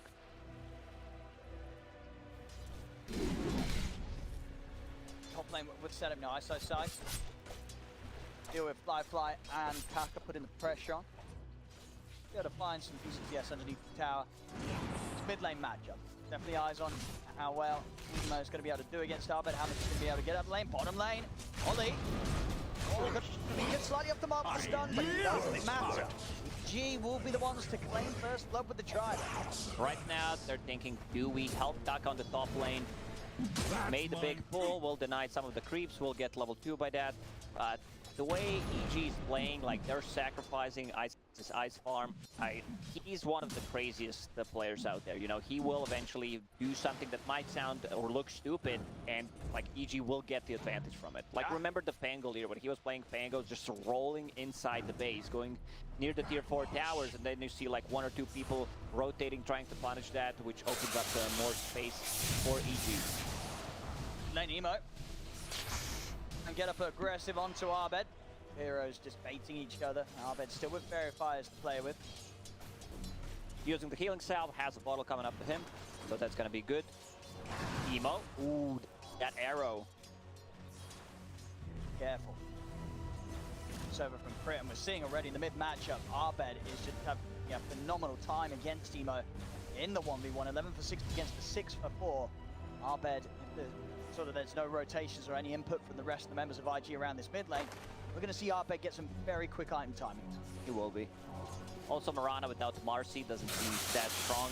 She does not have anyone to guide the arrows. Arbed just playing very aggressive on a mid lane with 1-1-1 build. You know, it's a Morphling, very hard to kill, but Arbed so far doing a really, really good job. 15 nice crush. CS, 8 denies. He has more denies than Morphling has CS. Pretty impressive. Top lane, they do get the kill onto Ice. See if Crit can get the return kill onto Kaka. Stick charges. Crit running him down. Kaka can get away from this. He can. He's into the trees. Crit won't be able to follow.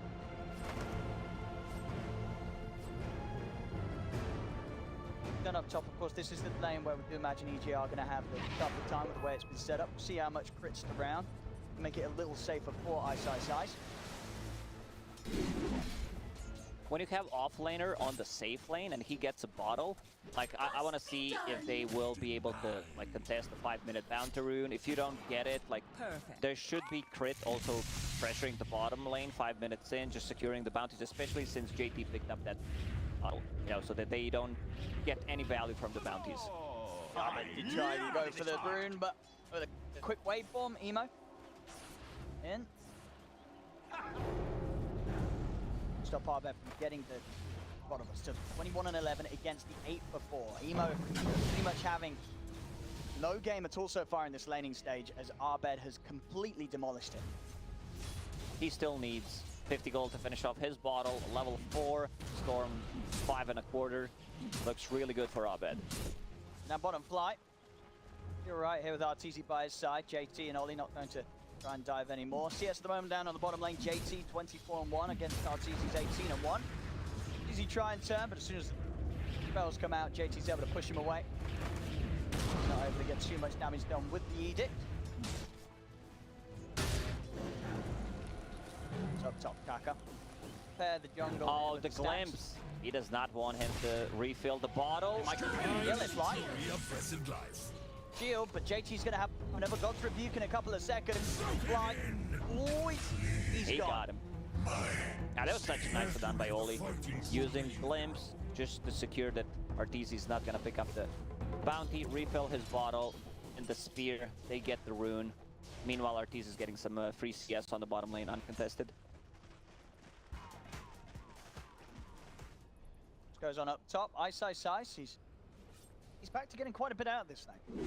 Seeing, of course, still the edge for Fly at the moment. He's the top farmer on the board. Fly. No pressure onto the Naga Siren with its lane set up, like in all the space in the world.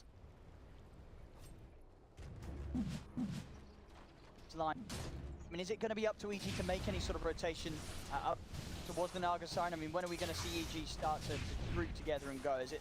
How early is that going to happen? And once Beastmaster hits level 6 and get book 1, they could potentially threaten a kill on Naga with just one hero rotating. Kaka will still be invis. Like mid laners, they like when there's a lot of action happening on the side lanes as well, where like people die and then they get their bottle refilled, especially if they're not controlling the runes, like if they're not using it. A few times we've seen like both supports coming in, taking the runes instead of being it bottled. Emo playing a bit aggressive on the mid lane. Yeah, they're really pushing the limits here, two of them. Ben and Emo really testing each other's capabilities. Themselves alive. We are going to see Arbor go for the reset. TP's back to base.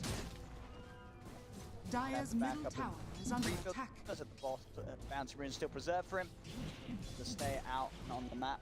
So Side's trying to creep away from hitting the 6. Side JT, so just about to that level 6. And at that point, RT very careful down here. Move from Arbed, sort of knows that JT's about to. He knows that JT's going to look for an aggressive play, so he's going to be here ready and prepared to back RTZ up. He's having a really nice trade work happening. RTZ. JT lead in, and Arbed zip in onto JT. He's going to put the stick charges. Slims does separate Arbed for now, but Arbed's ready to come back in. Closes the gap, gets the kill done, and now RTZ's going to dive in onto Ollie as well. They might even get the courier. Yeah, that's such a big move. Like, they didn't get too much out of XP while all this was happening. Like, there was no one on the mid lane. Crit kind of connected, lost one full creep wave. He was pulling the top lane, but the nice move from Abed. You know, he TP's back to base, refills his bottle, comes back to the bottom, secures 2 kills, a courier, and some damage on the tower. Doesn't get much better than that from Abed's early rotations. Make his way back over to the mid. Crit able to pick up some XP whilst this was happening. See the 8-minute rune come into play. Emo and Ollie looking to protect it. Ollie's actually going to take the arrow. Here is Crit's able to find the connection. Arbed, you want to commit for this? Vortex will be able to get the kill. Emo's trying to find Arbed. In return, Arbed, he's out to the side. Now with the regen being pumped, he's going to be able to get back in. If he wants to, his Artesian fly. They're running down Emo. Emo's away, and Arbed, who just regen to get the farm. Doesn't want to zip in too aggressively whilst they don't have vision over there. Sometimes stars just align. You know, he picks up that regen, he finds the jelly straight away, still has that regen up and running. So wants to make a move on JT. JT shows. Be a little spooky for him, JT.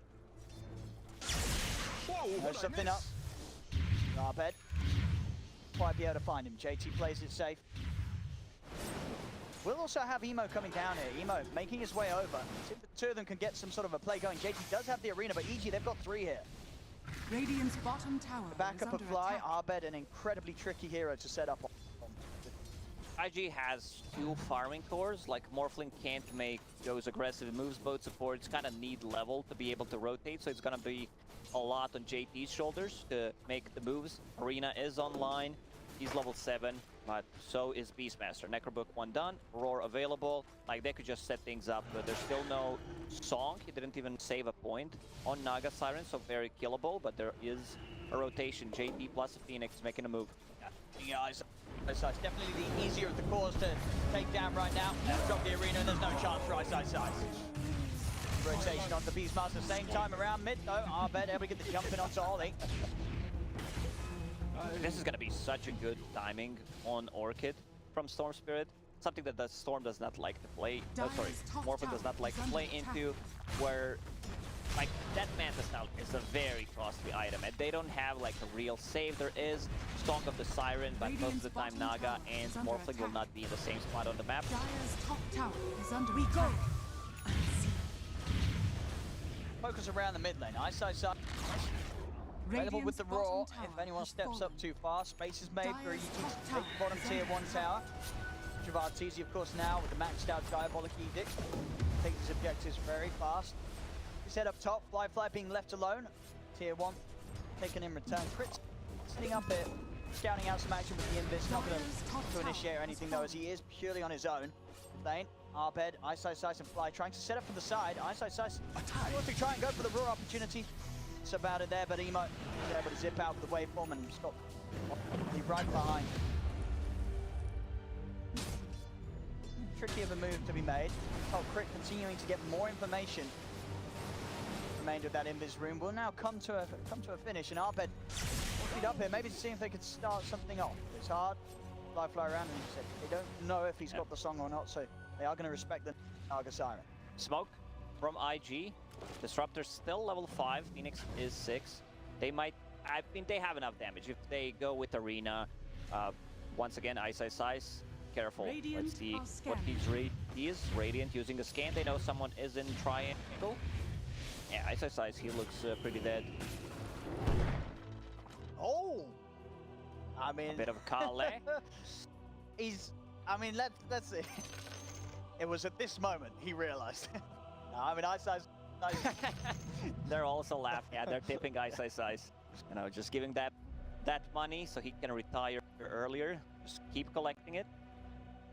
What I like about EG is like warding. Like these two wards that they have on the bottom part of the map are pretty much the exact same wards that they had when they played Alchemist offlane when he had the 9-minute Battle Fury. Yes. And those two wards did not get the ward.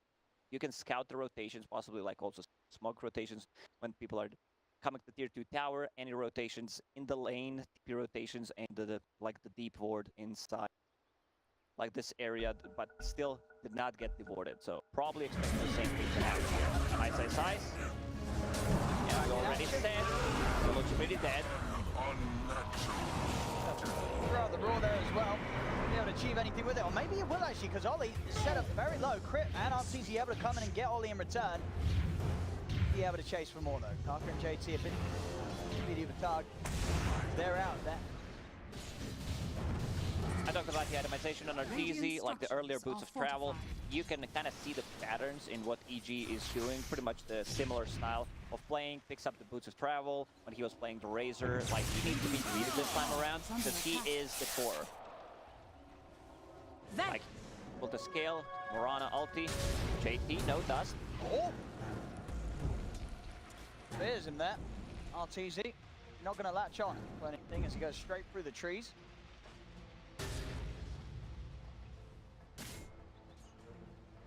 Mid, Arbed, very close. See Emo responding to that build. He's going to be getting the duels first. Okay, because tower is under attack. it's a cheaper way of dispelling things. We have no save whatsoever, so he needs to be able to remove those silences. I've seen it a couple of times. It can work. Interesting direction, but definitely a necessary one. In the jungle, Crit trying to get in on this. He's going to leap straight in the middle of them and leap into a death. Obviously, no real chance of getting away with the 3 points on Glimpse. Ollie would always be able to bring him back, so Crit just has to get in and do as much damage as he could before he goes down.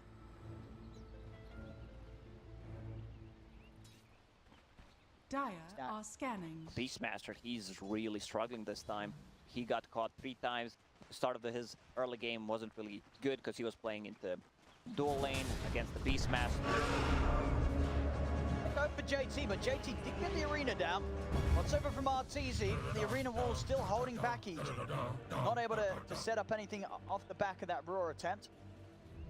Also likewise for JT, his ult also on cooldown.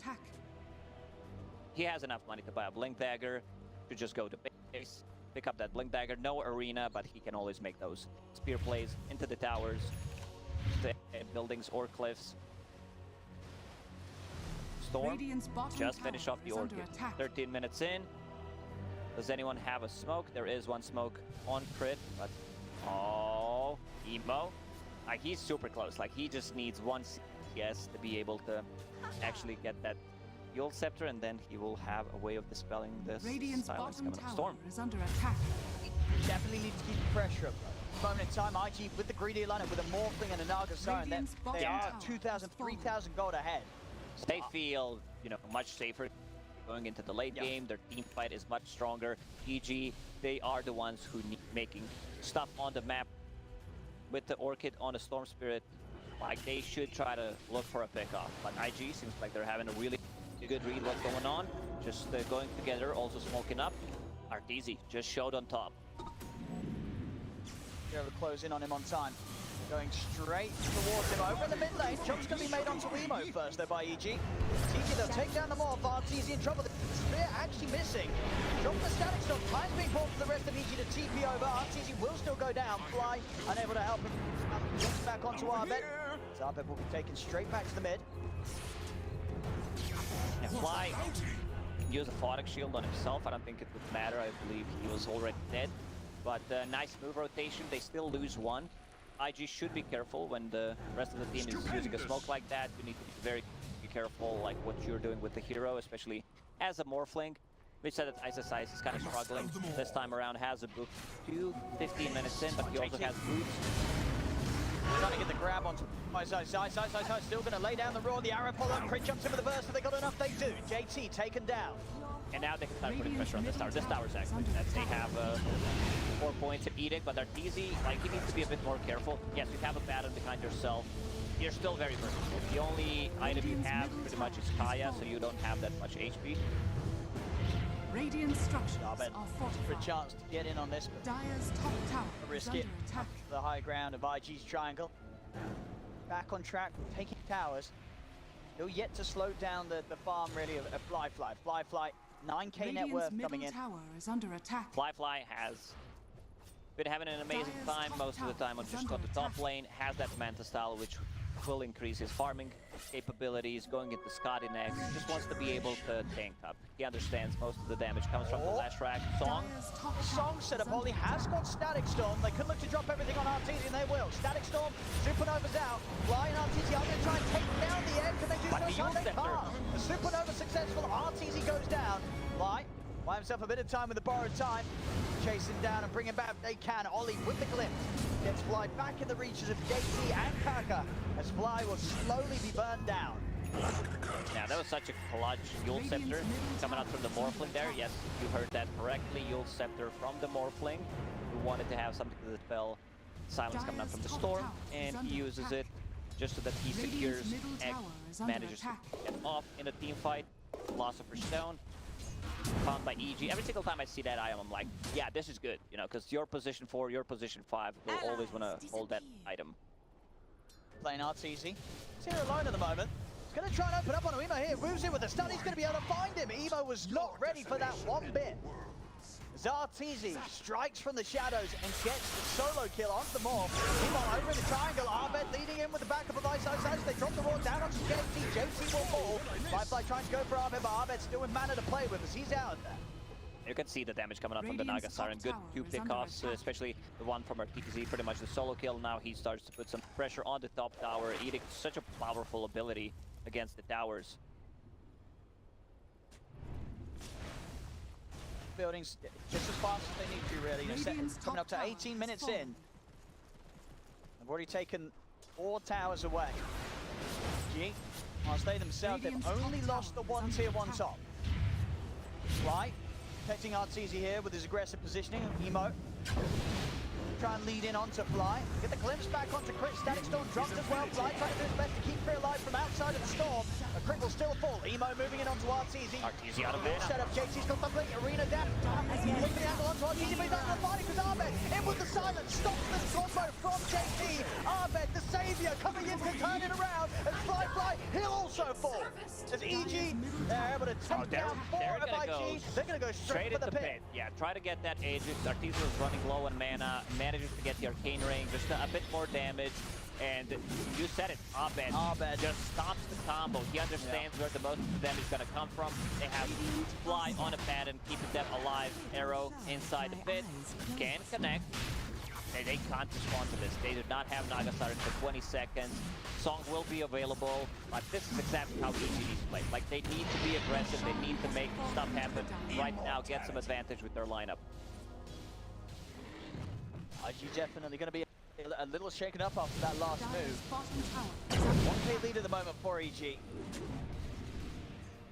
In a very close position here between these two teams. EG are getting these objectives, but it's not like IG's cores are falling behind in farm. Both Emo, especially Fly, getting a lot out of the game right now.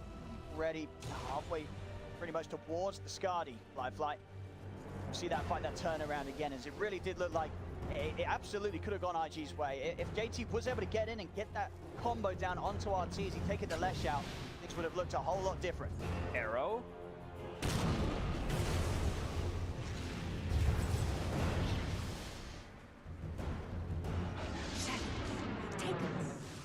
Do have the ults up IG. IG could look to set something up. It's a lot harder now that there is that Aegis on Arteezy. Emo! Boys, he's got to be careful, Emo. JT. RTZ's also got to be careful. JT's able to get in, spear. RTZ overwatch the trees. That's the engine done, but now Arbed, he's in the back line. Supernova out. See Emo disabling for now. Would be yours. Arbed still sitting off to the side, but Supernova's going to be successful to stun. Catches the three of them. RTZ pulling on. Arbed jumps back in overwatch. Only brings down the disruptor. Song set up from Fly being used here to actually allow IG to back away. Oh man, this was such a big move. Like, he caught Morphling, but there was no real follow-up. They just needed one extra stun as an arrow or Storm Spirit jumping in. Then Storm jumps on the Phoenix, who manages to get the Supernova off. And once again, those Yule Scepters just keeping them in the air so the egg can go off. Like a bit of a throw there. Arteezy, like, he lost the Bloodstone charges as well. On top of that, he thought team was not there. Stupid. No, not at all. Just a little too far forward away from the rest of the squad, and not the usage out of the Aegis that EG kind of need to get when they're running a lineup like this. Sort of deaths and slowdowns in the process that they're going for with their draft. It's gonna hurt. That was kind of like a shocked Pikachu face. Or what's going on? Where's the rest of the team? And this will slow them down. Like, still, Morphling doesn't deal that much damage. He didn't get the Manta style, you know, so you don't get the stats. Yule Scepter is a cheaper way of dispelling things. Now going into E-Blade, so that's gonna help out quite a lot with dealing the damage. But still needs some more time. You know, he's not a real carry in this game. It's not a Siren. Go for Emo, follow up with the Raw and the arrow, everything being laid down onto Emo with the stuns, they've got it. Not enough strength being built up, as Emo will fall. Ollie will as well. EG make moves here with the four of them. RTZ will also come over to start bringing in this top lane. Start pressuring the tier 2s again. EG just continue to make these moves, enable Arbed. Arbed very close to the BKB, just a recipe away. Double damage! Still having a flawless game. 6-0-5 on the Storm Spirit. Abed, this time around, like, he does not want to go for any greedy items. He needs that BKB. He wants to be able to jump the back lines, does not care about. So they have literally no abilities that go through Magic Community other than Supernova. But Abed's job is just going to be, like, I'll try to go get a jump on Phoenix. It's not going to be that easy because Phoenix has Yules right now, so they need some follow-up. Progress-wise for IG Fly, Skadi is going to be done for the next fight. So this Naga Siren it's going to be huge. EG, they're going to have to be really prepared to deal with and keep that distance from Fly. If they get any sort of lockdown onto the cores, Fly will tear them apart. Fly also going for color coordinated build, like everything is kind of greenish, bluish. I really like that. Like even the neutral item is also greenish. The fashion Fly. He looks good. Yeah, after seeing Arteezy, you know, bringing out the fashion, it's like, maybe I can't do it in real life, but I'll do it in game. Matters Radiant's more. bottom tower is under attack. Talking about fashion on Naga Siren, here's one for you with the cross. What did Naga Siren wear to the maths test? Radiant's bottom tower is under Analogy, attack. brah. Dire structures are fortified. All right. Radiant structures are So, fortified. Morphling, you know, still put some pressure. He's not that easy to kill, but if they try to surprise him one more time, there is always going to be this Sunray right now. Also, Phoenix is getting a ton of farm. Yule Scepter going for that health. Radiant's bottom tower is under attack. This tier 2 mid, Fly. He's got the song set up. Oh, they're a little too close to each other. Ice and Crit are looking pretty tasty here. Ollie, he lays down the Storm Cop. They caught it in the best of split, but the arena's down. Evo comes in, blows up Crit, takes down Ice. Oh yeah, that was such a beautiful song on Mirana. First thing that comes to my mind is, you know, praise the moon of May. They actually got Mirana there, and beautiful song. Nice setup. JT getting closer to the BKB. Like, once he gets that, there's still, like, Edict, there's the Beastmaster Roar. I still feel they will need to, like, they have a lot of problems right now in EG, because they feel like they're under pressure. They need to be doing stuff. You're playing into two agi carry heroes. You have, like, your Leshrac, your Storm, their Intelligence. So IG's lineup is much better in the late game. Aggressive moves going. Light, kind of chilling there around the bounty rune spot. We'll be able to get the pickup on it. They don't really want to commit on it. They know there's backup coming in. His Arbed zips straight over, looking towards the Mars. Mars will be healed up by the Sun Ray. To the side, RCZ looking towards Flyfly. Arbed's in. He's a little low on mana, Arbed. They can continue to chase down Flyfly. They can't. We'll be fine. JT comes in with a spear to push Fly back. Fly just a bit too speedy. Fly has one fly, you know, so it makes a lot of sense. Fly equals... Yeah, it's Fly like, equals having, you know, 2 horsepower and the other guy has 1 horsepower. It's has double the amount, so it's gonna be more speedy, which makes a lot of sense. Arrow does not connect. Yeah, it. Back onto RTZ. RTZ. Somebody needs it now. He's going to put the Bloodstone heal. BKB popped by Arbed. Arbed trying to push back JT. He's low mana. The Supernova comes out. EG, they've got to back off. Emo. That is the left shit. Have some extra damage over the side. They've got the raw. The arrow. That's a 5-second arrow. A beautiful hit there from Crit. Coming in for the side. Flyfly. He's got to turn. He's got to run. He gets the song off in time. Flyfly. He will live. Oh, but he has to run. So unfortunate. Like, they just got BKB delivered on the left track. If he had that, like, 2 seconds earlier, he would probably be able to chase down Naga Siren. All they needed was like maybe 2 hits from the Pulse Nova. But what an arrow from Crit. Like Crit just that like was pretty much max arrow. Yeah. And, well, all he needs to change his underwear after that one. that was a little too close. One for sure. So next Roshan may respawn in 20 seconds. We'll see. It's gonna be a longer respawn. If it's like early respawn, EG should just try to go inside. They know that the song is on cooldown. They also want to have that level 18 on Naga Siren. It's a big difference, 40-second difference between level 2 and level 3 ulti.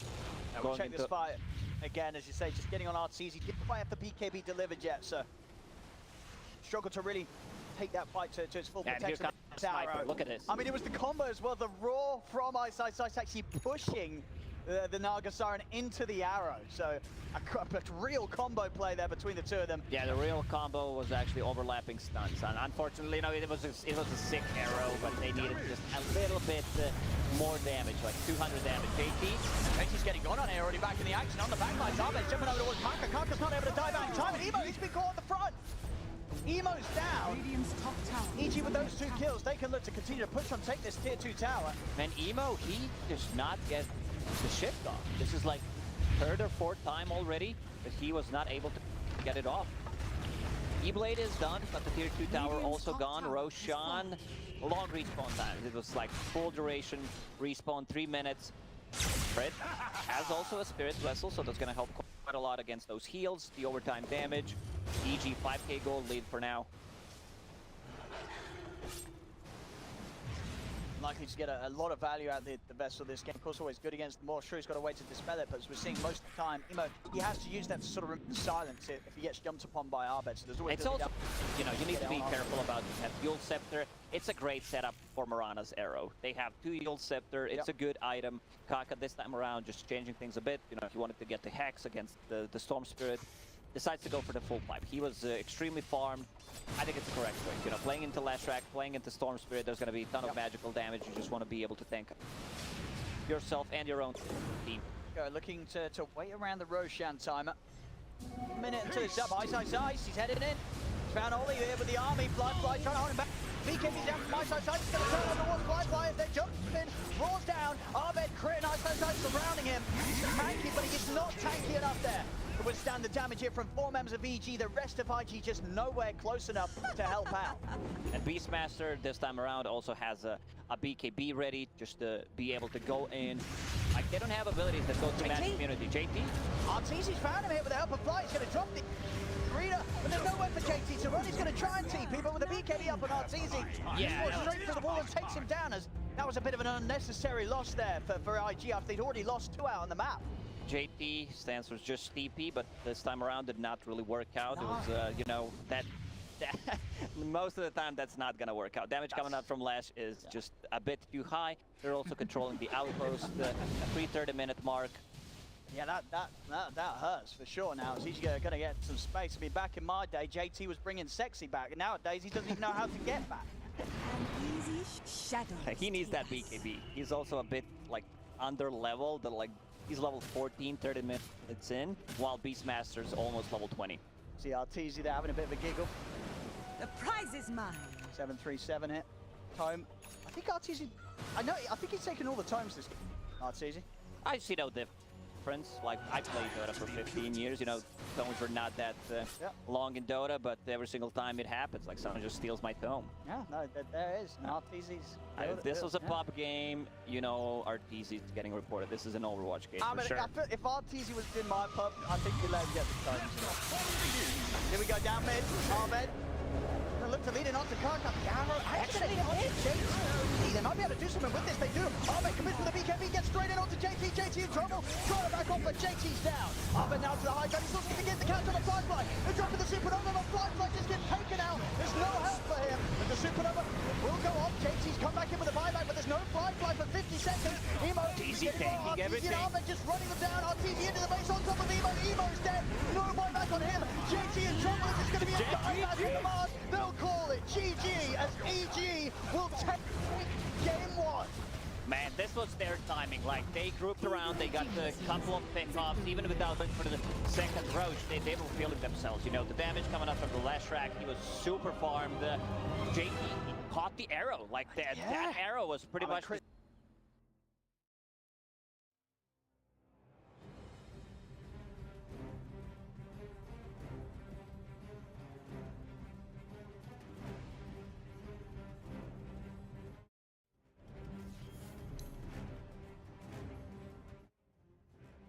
over after he catches that arrow. Yeah, a bit of sort of, for IG at least, a bit of an anticlimax again for them. You know, they're having this whole time farming very well against EG. You know, Fly having some excellent gains in terms of the items.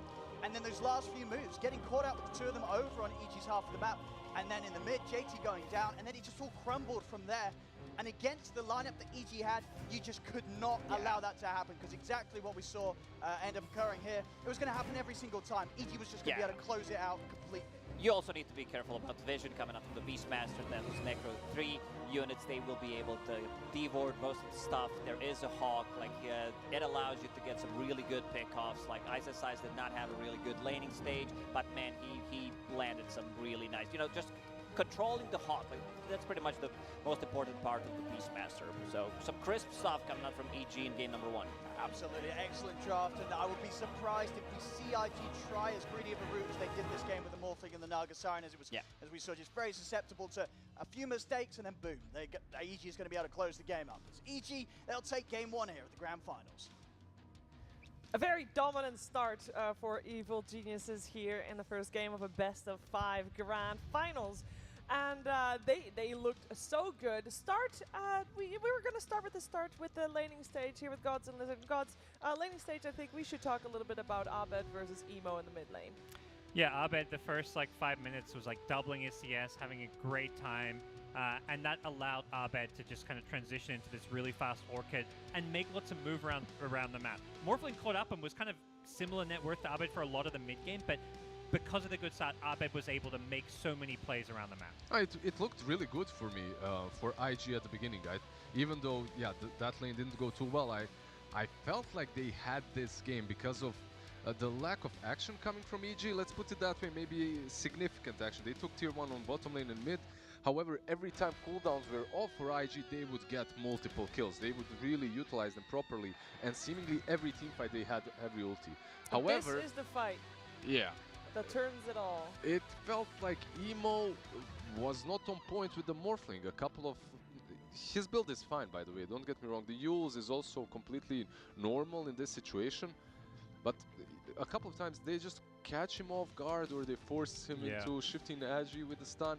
Crit landed so many arrows, I think he turned their PCs off with them at some point. It's not the stun any longer, it's a logout from the game. Just very solid from EG, punishing completely the greed. You could see the strength and why they picked the Naga, because it was so good against the Beastmaster in the lane, and it was like they were trying to keep these lanes pushed out. But I think for me, one of the key things was EG. You look at the last 20 minutes of the game, there was a lot of big team fights. You saw moments of, you know, brilliance from IG where they're winning those fights. Every single team fight was on IG side of the map. Yep. A big part of that is Beastmaster, Lacoste highlight, the vision it gives you, but it pushes out these lanes.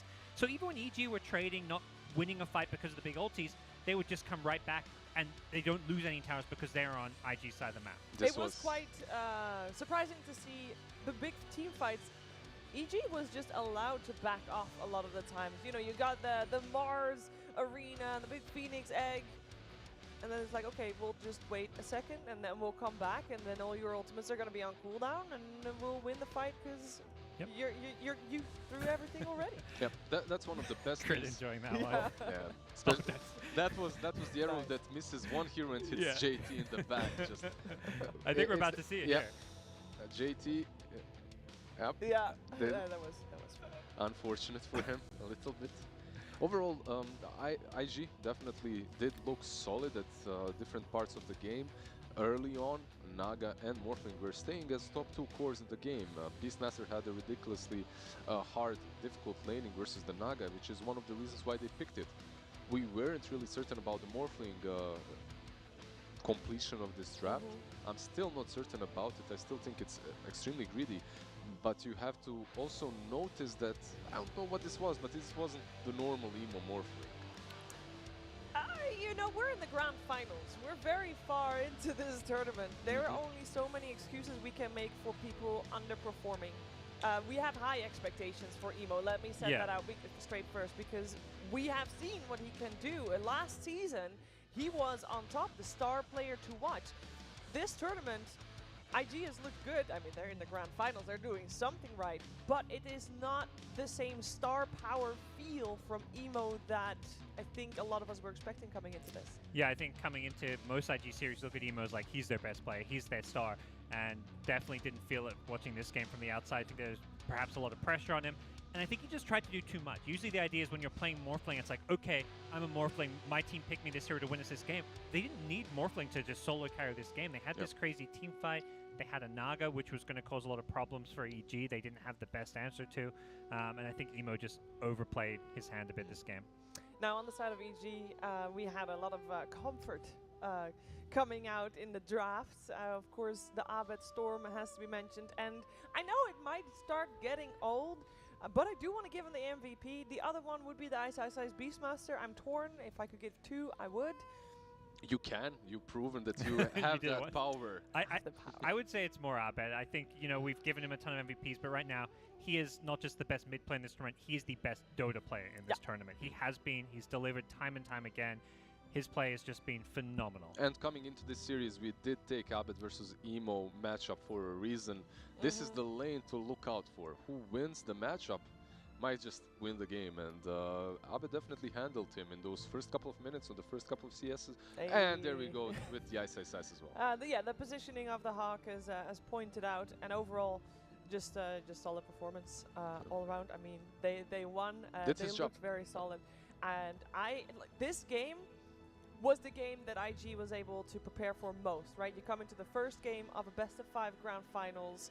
First game is what you are able to write out on paper, basically, the majority of the draft. And I'm a little worried that this is what they came up with, Lizard.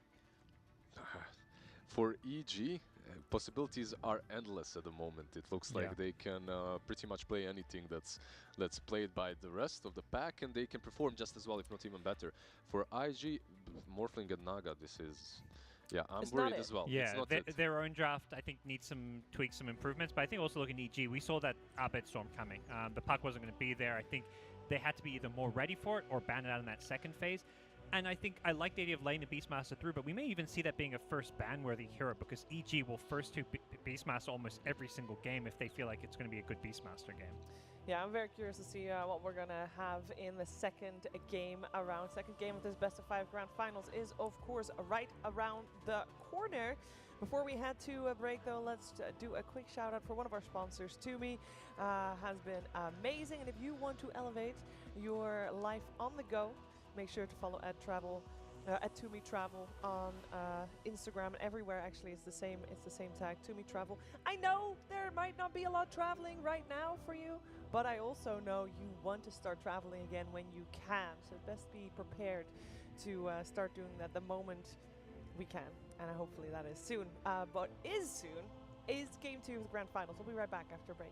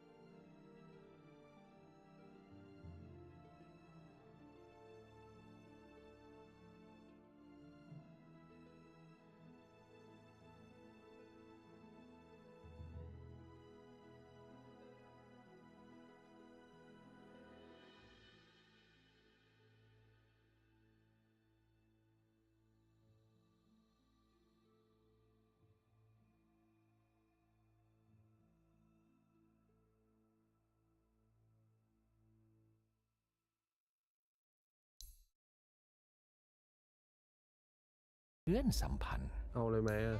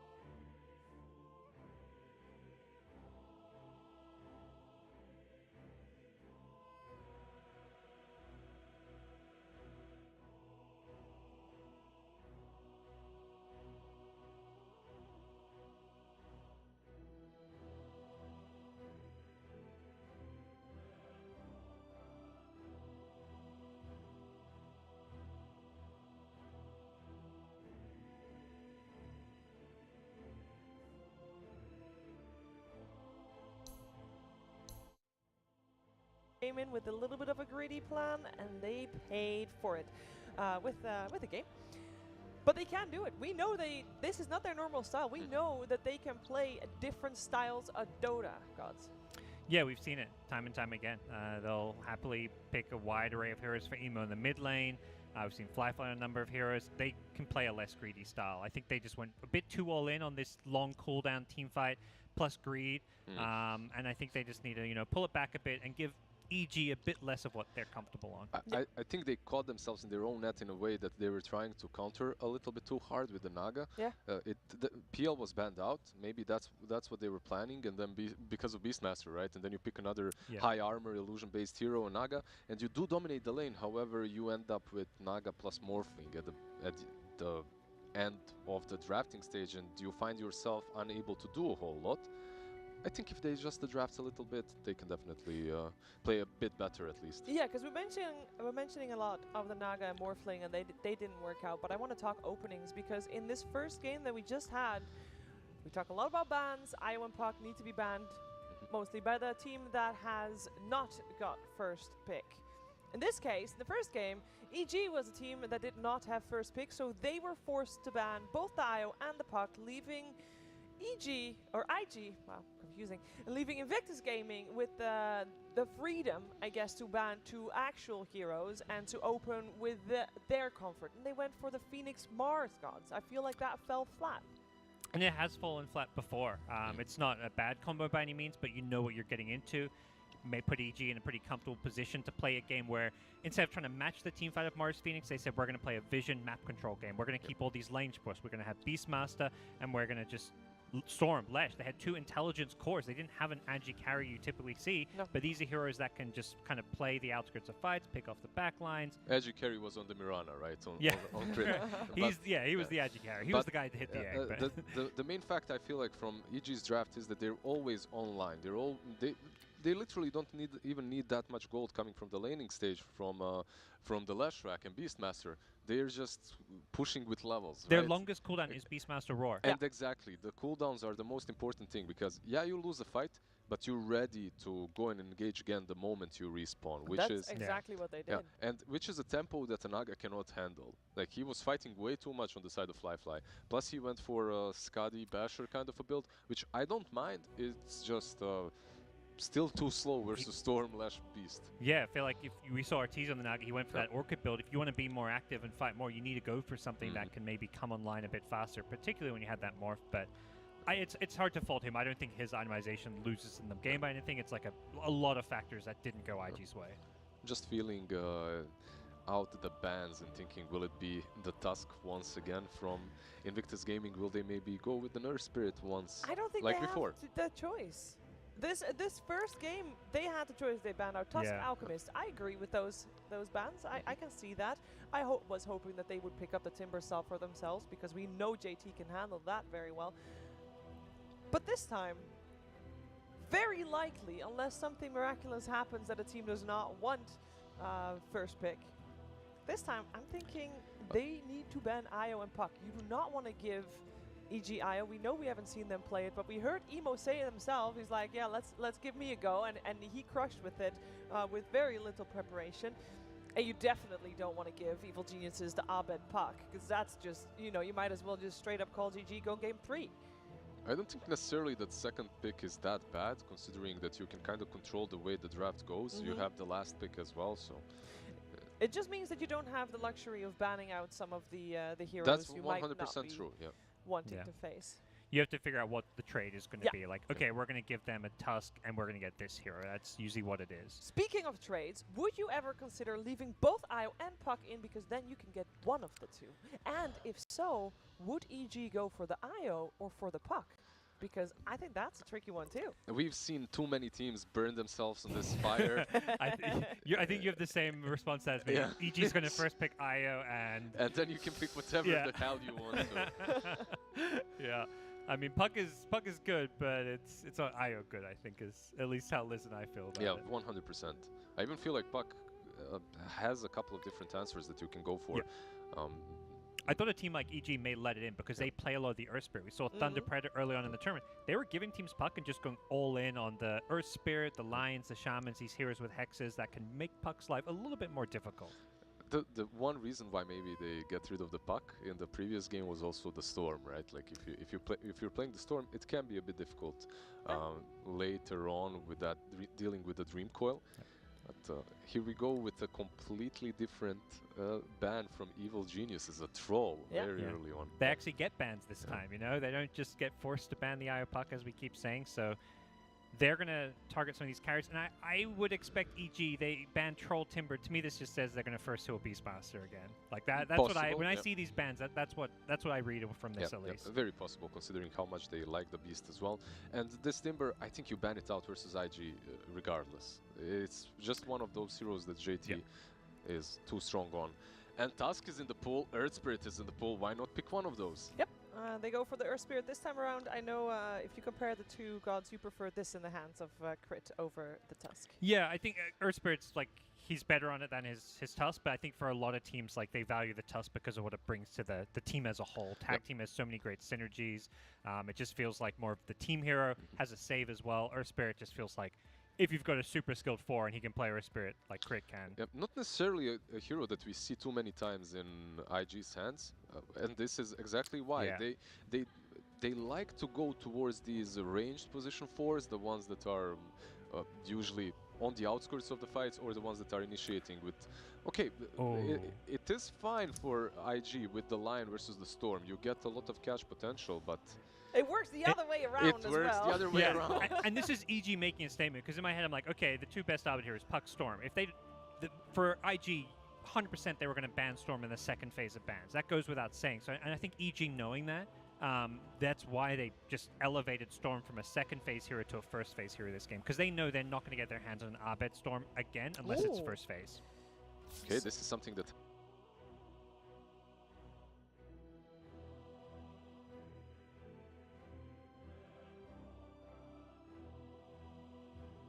Dire team ban. The build on JT's Alchemist that game, it would have been better, because you don't necessarily need to give it to Weaver. Just give it to Void Spirit and then go into Solar Crest, Blink, whatnot. And Alchemist really suffered that whole game, so... we know EG plays it as the Artesia hero, the carry hero, and so far we've seen that be more successful than the off-lane Factory Alchemist. Definitely a possibility here for IG as well.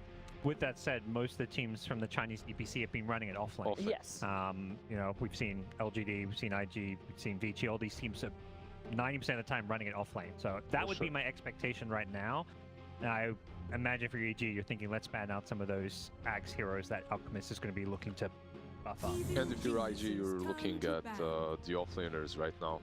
To ban out the Mars, the Beastmaster that you mentioned earlier perhaps also comes to mind. Timbersaw already banned out, so Alchemist feels just so much safer in the game. It's going to be very interesting to find out what Ice Ice Ice is going to play this game. I would imagine there's going to be a lot of offlane bans coming out. There is a bird still left in the pool. There is. The shiny one? That's one of the ones that I'm expecting. Oh, you mean the shiny The one. Phoenix? The shiny one, yeah. Is that the shiny one? I thought you meant the hawk from the Beastmaster. the I think hawk. there's another bird. Wyvern? Fly plays Wyvern? Sure. He was really good on that one game of Wyvern, but I think both of these teams value Phoenix quite a bit. Yes. I don't see the reason why not to pick it up on that position 5 for one of these, or ban it out. Maybe some higher value bans coming from EG. Yeah, thinking about it quite a bit. It's a very open draft from IG, that's the problem. They played Lion on 5 and 4, Alchemist on... obviously they played it on offlane, but I'm sure they could flex it anywhere. So far this tournament, this major, only Kaka has played Lion for IG. Yep.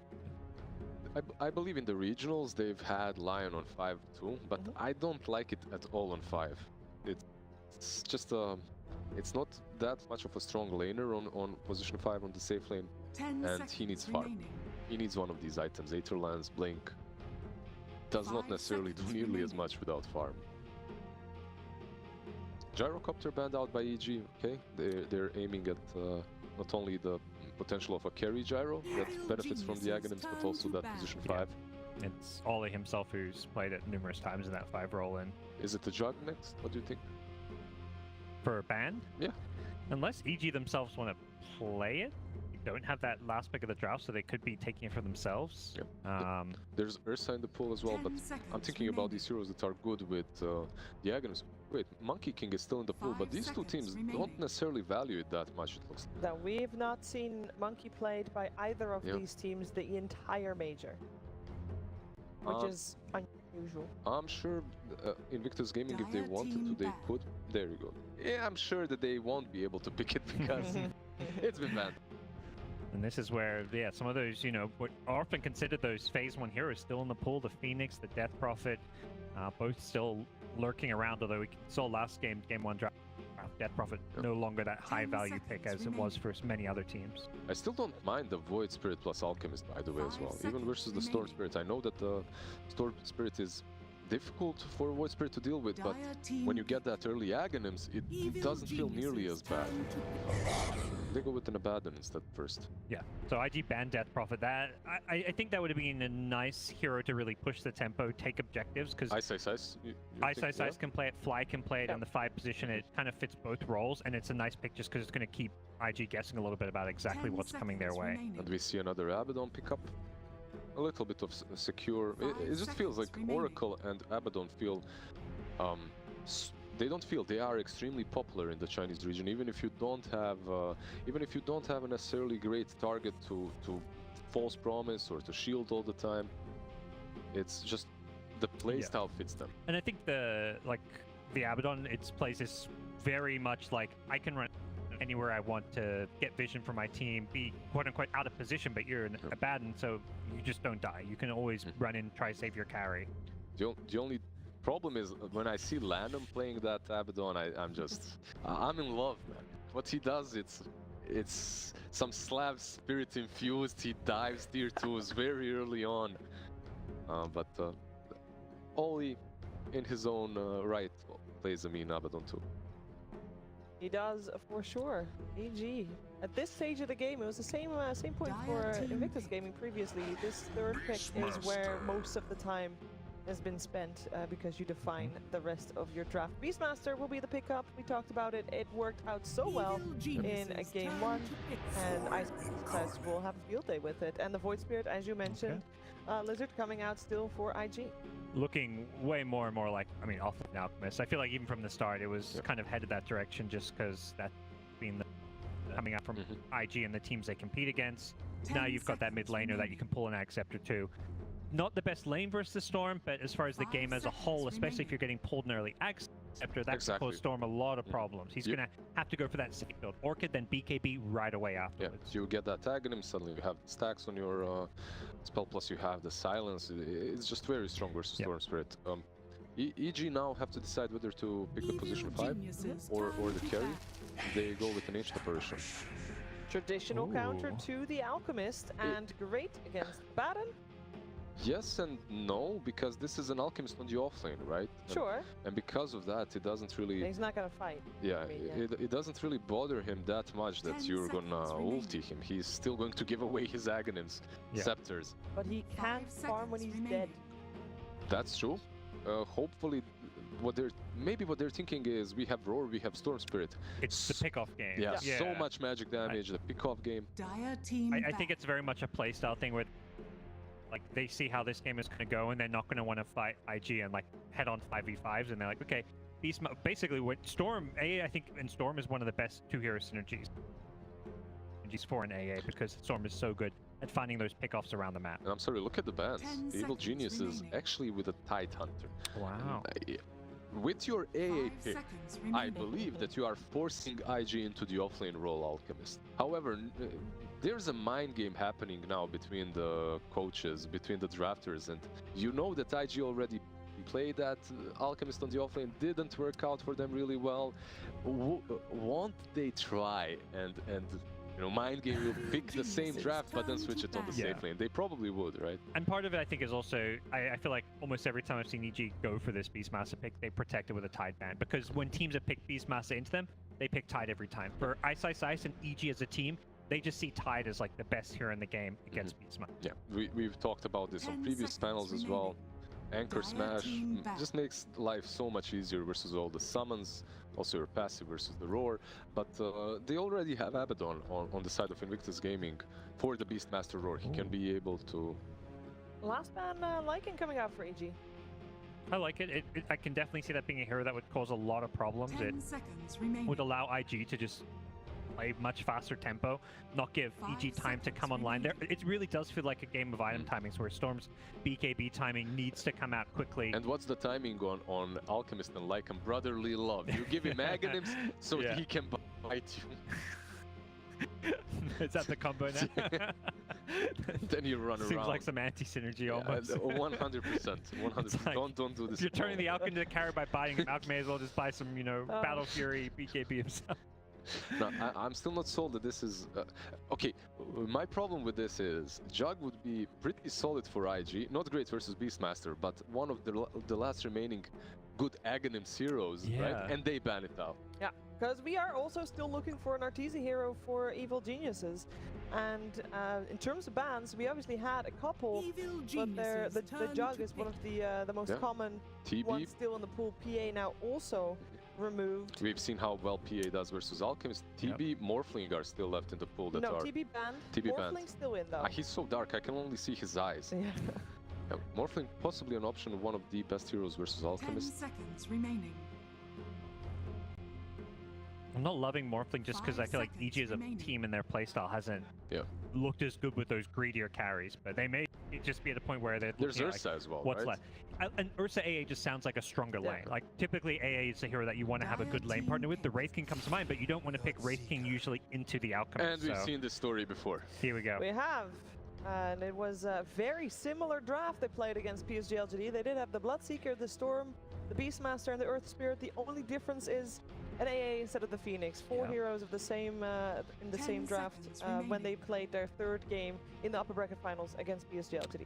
Feels maybe even better with the AA. You have that possibility of sniping. Get everyone low, get Bloodseeker some movement speed. Oh yeah. And again, it's EG not getting too greedy. When they have this Storm mid for Abed, they're not picking that hard carry because they just want to play this tempo game on the other side of the map, and they just know there's less farm to go around. You don't need to win the game from the carry role when you have a Storm Spirit mid. IG have to dig deep now to figure out how to deal with this very, very early aggression, let's put it that way, oriented Evil Geniuses draft, but they've seen them play something similar, so... Do they have to switch it up and go for the Alchemist and the carry role? Because I feel like he's not going to have time to get his Ags, or a Ags complete. Maybe he's going to get one Ags for Void Spirit, but then they have to fight, so I don't know if that's... And there's no obvious safe laner that benefits from the Ags, I'd feel. 2 seconds. Yeah. They are... Wow. I believe that might be our first Faceless Void. Out of left field. That's a grand finals right there. That's a grand finals pick. His Ags is alright, you know? It's better than like the Weaver Ags.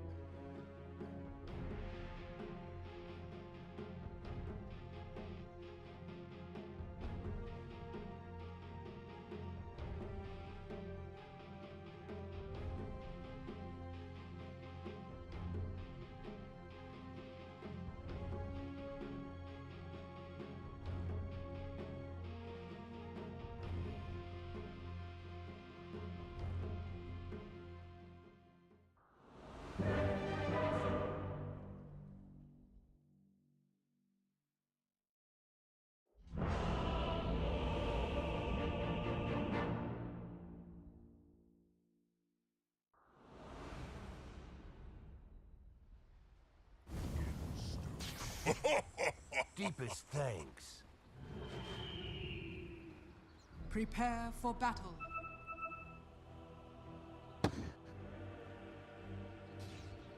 I mean, well, this hero, yeah, so I'm a level 25 Void at a terrible MMR, but I can confirm that this hero is legitimately one of the worst carries in the game. This hero is absolutely terrible. I don't know what they're doing. I'm ready to be blown away, but I have no idea how they're going to make a Faceless Void work in 2021.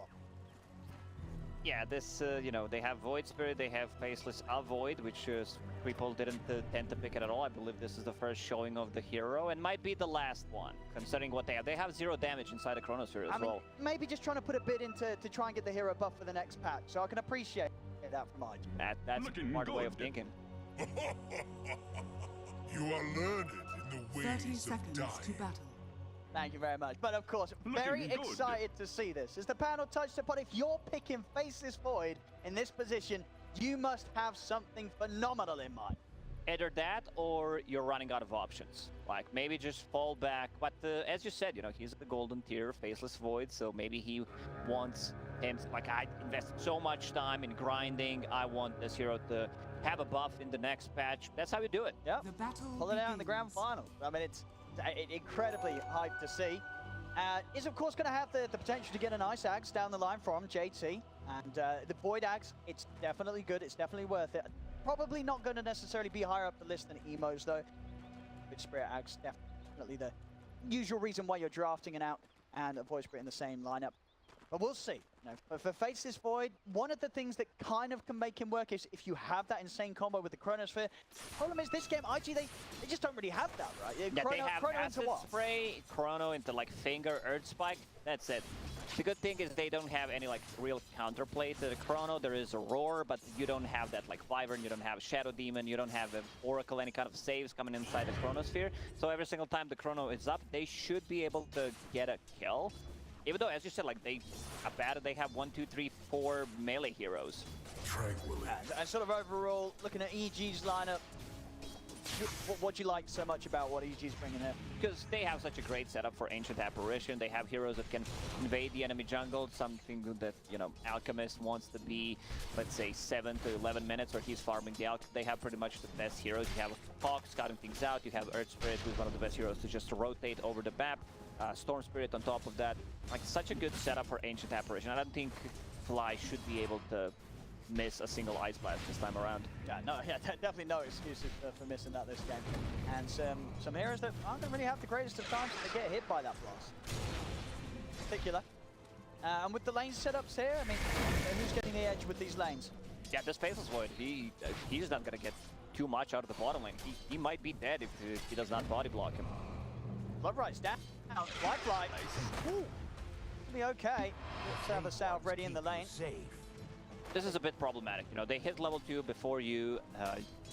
They are using the healing salve, always sitting at half HP, so Bloodseeker will be very speedy. He can easily trade with the Faceless Void. Faceless Void gets close, need to be wary of that silence coming out, a good zoning tool, and yeah, this on top of that. So whenever you have Bloodseeker in your team, you want to be. You also want to play aggressive on all your other lanes. Not sure why they decided to just lane Faceless Void on the bottom instead of the top. Maybe just wanting to avoid the Beastmaster lane. So that's not a huge amount of fun for Void to lane into. Void has 4 CS, right? I mean, it's not like he's doing any better down bottom. This is a pretty miserable start here for Fly. Really struggling to do anything against the Bloodseeker AA combo of Artesian Fly. He's just being completely zoned out. Look at the aggression from Arteezy. He's like, I don't give a damn about CS. Top lane, Crit coming in with a nice kick there, getting Ice Sight back to safety. And with the ball, Crit, he's able to turn and get first blood. Some smooth moves already here from Crit on his Earth Spirit. This game already looking really, really good for EG. Mid lane, pretty even. Abed, you know, it's Abed Storm Spirit. Like, you need to be very careful about it. Emo has a bottle. Let's see if they decide to TP to the mid lane. Yeah, there it is. Kaka just gonna TP, refill the bottle. Bottom lane, Fly. Joining Blood Right. Consistently getting zoned. They've already been through at least 2 salves here on the bottom lane to keep Fly on the map. He's getting nothing. Nothing at all from down here. A 7 CS against the 14 and 6 of Arteezy. It's going to be a slow start for the Void. A hero that, as we've been talking about before, you need a lot. If you're going to make the face of this Void work, you need a lot of items. This hero does not do much with one or two. Yeah, compared to other carries, one of the reasons like he's not picked is like, even in this heavy like farm meta where every carry pretty much wants to get a Battle Fury, Faceless Void still can't really just fight Battle Fury like a BKB. Still needs like an extra item to be able to deal the damage. 4-minute rune. Down at the bottom, Arbed. He's not going to be able to grab this. Emo able to head down in time with the backup of volley. Control. They need to swap things around. Like Faceless Void, he is, I'm not going to say win condition, because first Axel probably going to go to Void Spirit. It just sounds much better, you know, having that stats, Void Spirit can go in, having AoE silence is just going to be great against some of the heroes, especially the Storm Spirit. But they need to either bring up one hero to the bottom or just swap a lane. Because right now he has 8 CS, 9, while Arteezy has 19, 20. Well, you just feel that there's no way that you can make this work if you're sacking the Void in the laning state. Yeah, it's just going to be so hard. He might get that, you know, Aghanim second act should belong to Faceless Void to have that AoE bash with the Time Walk. Bounty runes. Ollie also stacking. See up top. Crit still able to pick it up despite IG's attempts to stop it with the stuns. Now with the silence into the slow onto the two and a crit and ice. They're just going to battle down the two of them. Then bring down Kaka. They're going to be able to get JT as well as EG. Take down both. Top lane getting kills like this going perfectly for EG. Bottom lane just completely slowing down Void start to the match. And in the mid lane, I mean, that's the only lane really where IG they're able to get something here. Zemo's keeping up with Arbed. Exactly, they're doing at least something in this lane. Both side lanes not doing that well. Spirit, like this is something that you don't expect. Third Spirit for 1-1-1 build, so you have this silence. It's a 2-second silence rate. He might even try to go on a mid lane. There's also 2 earn charges, so he can the mid lane. Let's see where they decide to make a move, because both of them are in the base right now. I'm over here. Bottom lane, Fly. Just got to be very careful if that is going to be the lane that to make moves on towards. I think for now, Arbed just returning towards the mid lane. Minute rune is up. It's got to be down bottom. Arbed hit 6 himself, so he's able to go grab that. Kaka will stop him from being able to turn and get aggressive onto Emo. Never have enough damage. He wants to go for Kaka. He knows that Kaka's spells are on cooldown. If he can punish him, there's very little that Emo can do to keep Arbed off, as Arbed reads the situation perfectly. Knows that he can't get punished for getting in aggressively. Able to turn towards Emo. Emo may be able to take him down. He does have 8 stick charges.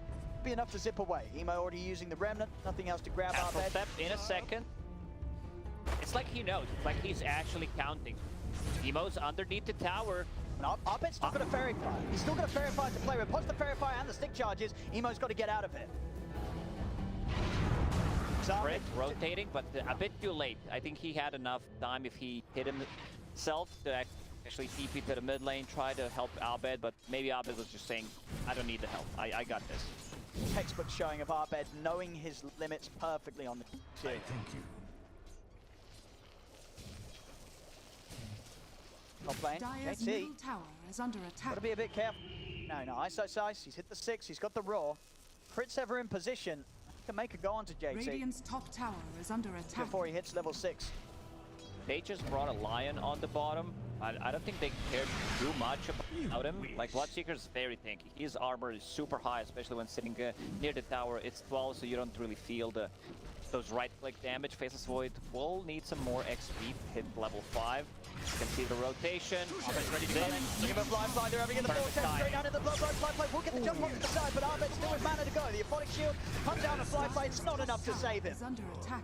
Void gets taken down. Arbed once again. Game 2 coming in with the perfect moves to the side lane. Arbed very active. He understands that I can TP to the side lane. I'm not going to lose too much out of the mid lane. I'm also the one who's you know, getting those kills. He killed the Kaka, and they don't have enough tower damage. Like, if that was a DP on a mid lane instead of Void Spirit, that's like very punishable. You're probably going to lose the tower. Top lane roar. JT off the chemical range, but the damage from these summons bringing him very, very low. Emo will TP over. JT still just dying here to the Necro book as JT's going to end up walking back in range of Ice Ice Ice. A few more hits. JT, can they save him? Jump over with the Renner. Ice Ice Ice is able to get over, but Kaka's turned up as well. They will manage to keep JT safe. Crit tries to roll in, gets the combo off onto the two of them. Kaka still getting beaten down by the board. Crit will be able to find the kill in return. Boris, he gets the last hit. So Ice Ice Ice, nothing to value lost there. They also force a rotation. Abed just playing between tier 1 and tier 2 tower right now. He knows like the biggest threat is pretty much Lion. So if Lion is off the map, he can feel pretty safe.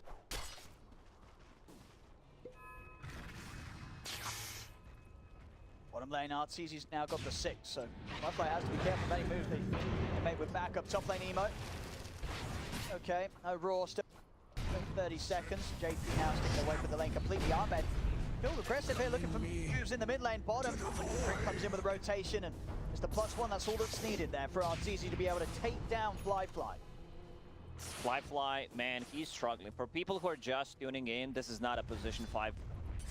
You know, Faceless Void, he's just struggling. Like, they completely dominated that lane. Arteezy, like, he's staying almost double the network at the moment. Going into Maelstrom. Look at him over here. He's taking some stacks and he's taking some kills. Zemo will jump over Abed, immediately chipping out, but the Brendan is there. Abed will get punished. That's the thing. You know, he tried to go for a very greedy play. He gets a kill, tries to take the stack, but pretty much Storm Spirit is the best one. So I expect them to try to invade this stack. They see it's pretty big. This is where Alchemist is going to farm his Aghanim Scepter. Crit. Get over here around the eminent rune spot. Kaka's able to turn. The setup, they've got the lockdown. Crit won't be able to interrupt the bounty rune being taken. And IG will punish him. Radiant's middle tower is under attack. Ice Ice having a much better game than in the previous one. Like, he's super farm, staying near the top of the network. Has a book, just speed, getting closer to book 2. Like, he's just gonna be the one dominating the top part of the map. But I also want to see him, like, possibly rotate and invade that triangle. Try to steal some stacks from the Alchemist. I want to do some in mid. Flyfly does have the 6. Open up with the Chrono onto our bench. Do they have the damage with the finger? They bring him like they've got it. Now Arteezy looking at the counterplay though. Blood Right's down. They take down Flyfly in return. Arteezy trying to charge over towards Kaka. Emo jumps in as well over from the side. Ice Ice Ice bringing the boards in. Kaka getting a slow crit, catching them there with the rock. Silence and slow as they bring down Kaka. Raw sets up onto Ollie. And they may have lost Abed, but EG hit back and take way more from IG. EG, they just bring the numbers. JD's not the one who wants to join the fight. He wants to be able to farm that Aghanim Scepter, but the EG, they're making all the right moves. Abed getting the tips. No, he took the finger, he took one for the team. That's their damage. Like, this is their damage inside the Chronosphere. It was very close. He's stepped up to the lane. Prince is going to be able to jump. Part of he's gone. As soon as he's back in the game, he's out of it. He's level 6. As a carry, 11 minutes in.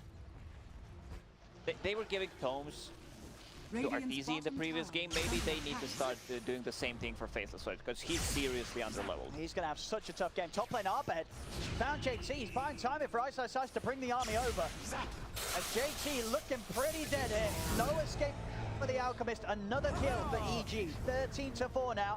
Crit was getting gone on, but he's able to make it away. Kaka not able to get the grab in time. So a lot of time wasted. They managed to kill Alchemist twice. He's not involved in any of the kills. Sometimes we see Alchemist being aggressive early on because there's a ton of damage. You know, Acid Spray combined with something. Most of the time it's like Tusk. A lot of right clicks, unstable concoction. Like, you get a kill, you get 2 kills, then you clear the stacks. You have that Aghanim Scepter on time. He still needs to farm 1,600 gold to actually be able to farm the first Ags.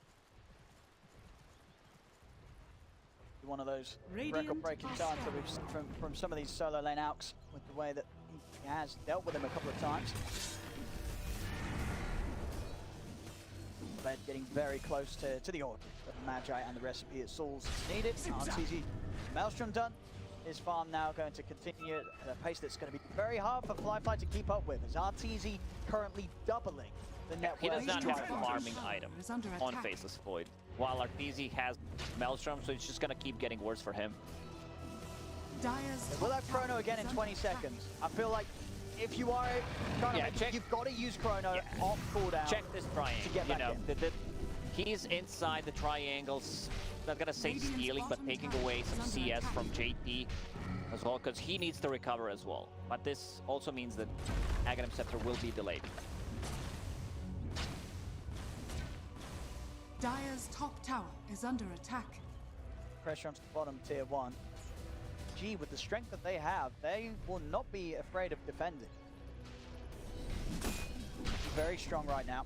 They also have very limited tower damage. These heroes inside of IG, they can't really siege. Blast is coming in. The setups there, straight over they go towards Emo. Silence down as Ollie. He's not quite 6 yet. As Ollie will fall. Emo off to the side, trying to escape, but they got any more damage to get him. He's going to fall underneath. The threshold as Ice gets the last bit of damage, takes him out. EG just letting nothing get past them here in game 2. They're just in full control of this game. Like when they take a fight near like Roche Pit, they could easily transition that into Roche Kill with the Beastmaster, or as maxed out the boar Necro units. It's just more than enough to take it down. So next time they probably take a fight, it's just gonna be a Roche. They're also devording with the Necro units. Like Necro is just such a busted and a strong item overall, one of the strongest one in this patch for sure. Abed has Orchid coming to him, plus a haste rune in the bottle. Once that Orchid's done, this game is... It's already, of course, been incredibly hard for Flyfly.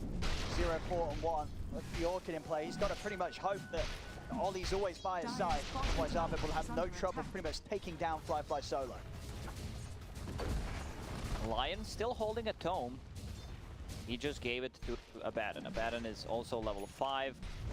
15 minutes in, they smoke. They have the Aghanim Scepter complete. He gives it the Void Spirit, of course. The AoE silence, 2 charges. They need to make stuff happen right now. Like, they need to get some kind of, like, multiple kills. Fred, and he'll gladly take that one. Well, he stopped the finger. It was like, trying to, you know, cast it, but was afraid that he might get out, actually, with the Rolling Boulder. Leave anything to chance. Fly. About 700 off the Maelstrom. Meanwhile, TZ, KB is going to be pretty much done on top of his Maelstrom at the same time that Fly finishes his Maelstrom. RTZ close to a full item ahead. Fly.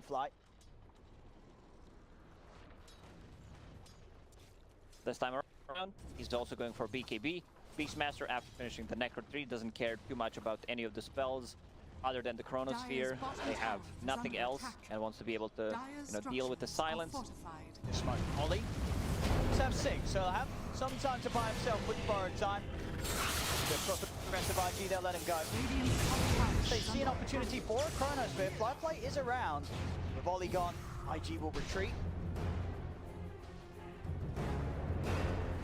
JT going for second Aghanim Scepter. He was thinking, do I need a Blink Dagger? Do I get the Axe here? And with the combo crit, good he's gonna have a Flyfly again, the setups there. Flyfly falls in an instant. As EG, they'll clean up Kaka. Emo's trying to bring down Arbed with him, a concoction flies over. Arbed does get stunned up. They'll get the trade onto the Storm Spirit crit. Was having to be a bit careful, but Ice he's coming in with a backup, and he's got a Roar at the ready. Force JT, the Necro books out as they bring down the Alchemist. They'll take down 3. It's just so much. Abaddon already used his Aphotic Shield. Ice sees that it came out, goes in, uses the Roar on Alchemist, shut him down. Once again, this is the 3rd death for JT. Man, Harmless Void, he's not really having a good time. Like, he's level 8, does not have a single item pretty much. 17 minutes in. This is a good kill. You know, they relied so much on Void Spirit to actually be able to do stuff. They gave Tome of Knowledge to Void Spirit, because first it was Lion holding it, then he gave it to Abba. Abba was like, I'm fine, you know, I just got level 6. At least for IG, able to take down Arbed in that fight, but other than that, game just not getting any easier for Flyfly. Radiant are scanning. Maelstrom is done. Still so much catching up to do. It's all their value and net worth, of course, with the Ags going over as well. Really resting on Emo. Emo has to have a perfect game really to hold them in on this one, IG. It's just gonna get worse for them. Like, Faceless Void is not going to feel comfortable going in. He needs a BKB. Even when he gets a BKB, I just want to see if that's going to be his next item, because he needs to be able to protect them against the silences. They still have AA Blast. They still have Roar. They're using a scan inside the pit. They know something is up. Chronosphere is up. We've seen one Chrono, right? Just the one. The one so far in the mid lane. Not being able to find a chance to use it again. They are coming over, and Roshan not quite taken out. And EG, they're prepared for this. They're backing off, smoking up themselves.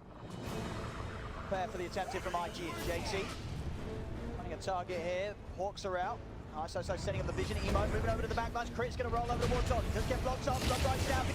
Getting popped by Arteezy.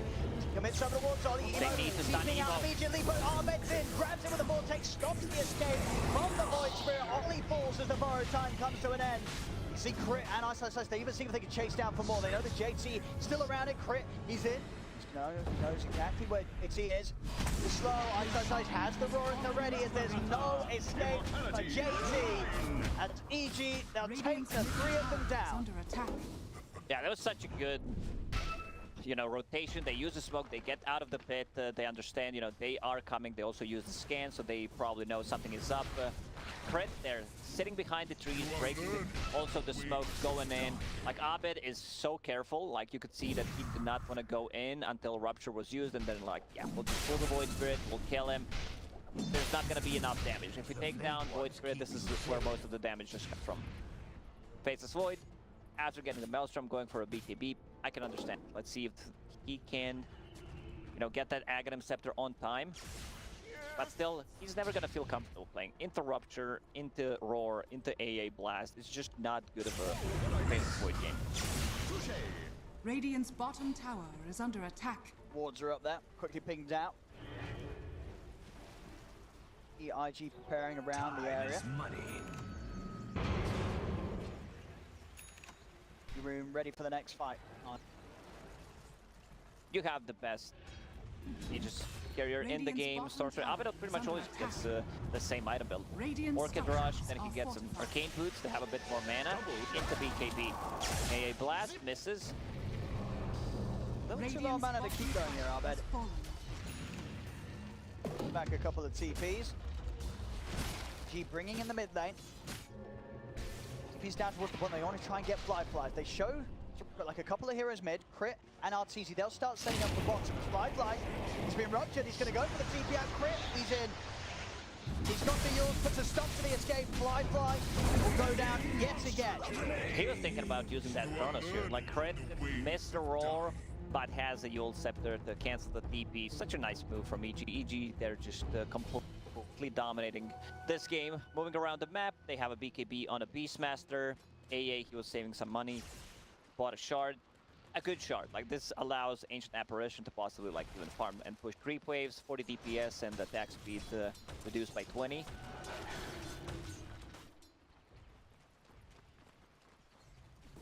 Dire's middle tower is under attack. Down 7 to 23, down 7k.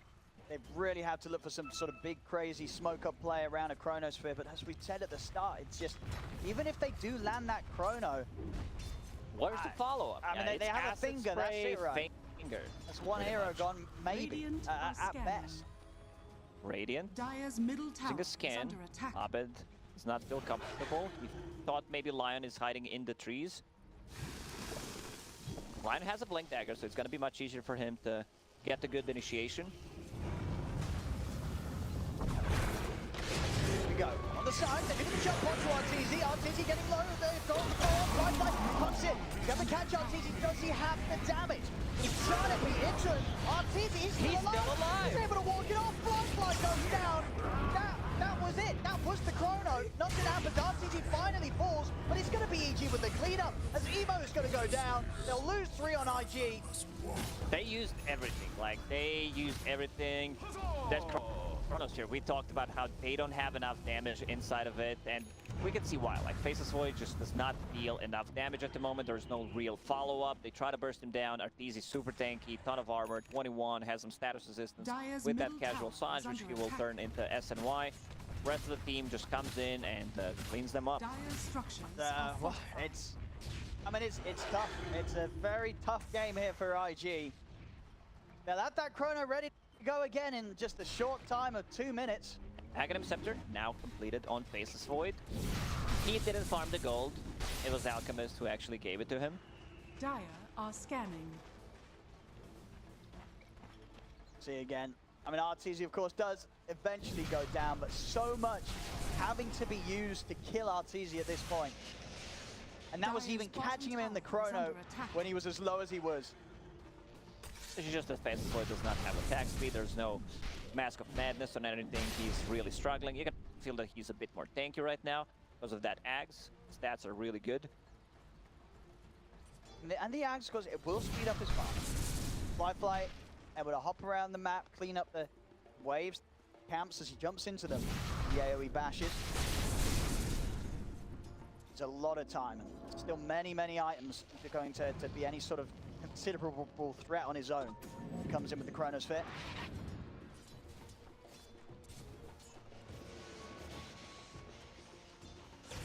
Abed.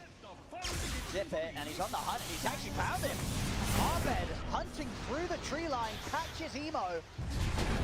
And there's just no hiding. There is no hiding from Abed. Straight into silence. They're not overlapping any of their abilities. Pretty much, like, man, Crit has been amazing this game. He's been involved in 21 out of 27 kills, all over the place. You know, like, either player is super bad when he has more than 3 earned charges, or the game is going so well that he does not even need to use it. He has 9 earned charges. You know, that's how dominant they are. It's turn 15. I mean, this is what happens when EG's able to get their hands on that crit spirit in the first few picks. Pretty sure we've just seen him have it. Perfect games every time. That time he's got his spirit this tournament. There's a TP on the ground in the river near mid. No one wants to touch that. After seeing what happened to Puppy, after picking up the bottle, they're like, nah, we're good. Rip. Starting things off here onto Ollie. JT and Flyfly will look to get out of it. They're on the run, JT, Kaka and Flyfly. They don't want to take any sort of fight here. Kaka, his TP still on cooldown, so he won't make it away. Crit, chasing Abaddon. Ollie, going for the TP out. They've got ways to cancel it though as Crit. Rolling Boulder back up and available. 2 more kills for EG. Just 29 to 8. The killing just never stopping this game. Alchemist now needs to farm an item for himself. Abed just coming straight in onto Flyfly. Gonna zip him, will get caught out by the concoction. Back up there from Arteezy. Flyfly is dead. Stacy as well. Ice Blast coming in. It's not even needed. Arteezy taking them both down. After seeing that out a bit, like early in the previous game, I would not be surprised if they like take one more fight, especially if EG takes the Roche before that, where they understand like we can't do anything in this game because it looks pretty over. You know, 15k gold lead is just EG who's all over the map, making the right moves, maneuverable heroes. Space where IG can farm is just non-existent. Like they can farm pretty much whatever comes to their towers right now. They're gonna go in. They're gonna get those barracks. 6 seconds until Faceless Void respawns. And we'll have Chronosphere when he's back up. Dire's middle barracks. Rack's gone. Nothing IG could do to push back EG. 17k lead. Arteezy well on the way to his Abyssal. Flyfly still struggling to get the BKB finish. Be able to have it for the next fight. Probably. Still needs to farm quite a lot of gold. Next Roche may respawn in 2 seconds. Let's see if it's gonna be a longer respawn timer. EG should have the Roche, like, but you know, IG does not want to give them that. It's gonna be a minute and 20 seconds. If they give them Roche, Cheese and Aegis on both cores, they just not gonna have enough damage because they need to play around the cooldown. The Chronosphere 160 seconds is just a bit too high and very punishable.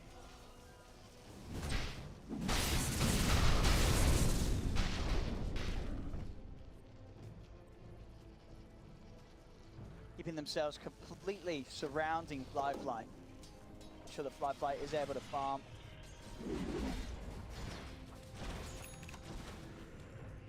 There it is. BKB's done. The Flyfly will have now a bit of a better chance of jumping in, getting the chrono off. Whether that's going to make much of a difference, though. Okay, Alchemist. He bought Shard, Berserker Potion, so they have a Dispel mechanic, which is okay. You can't Dispel Roar. It's a soft Dispel. But they can Dispel Silences, which is really nice. Also Lincoln Sphere on Void Spirit. Ahmed, he's gonna go straight in. He comes with the BKBs, Overlord's Kaka, the Ice Blast will land onto Fly's. Kaka goes down, flies back immediately, they chase it over Fly, but he's blocked the BKB, the Chrono onto nothing! He got the boars! The Roar's there, Fly's dead! They might call it! I think they will. Oh man, Chronosphere on 2 boards in the end, like... Man, Abed, he understands. I jump Lion. They don't have enough damage. Like, I go on top of him, even if I get caught by the Chronosphere, they will not have enough damage to kill me. Earthsprith is the one who's controlling him bad, and there's some really, really good showing from EG. This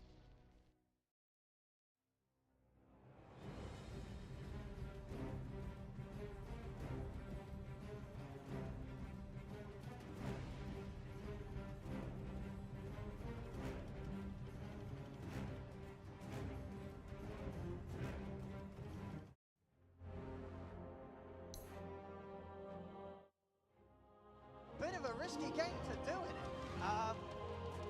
I don't think we're going to be seeing Void again in this grand final series. For sure not. Like, I think they kind of ran out of options. You know, they were like, what do we do? Ran out of time.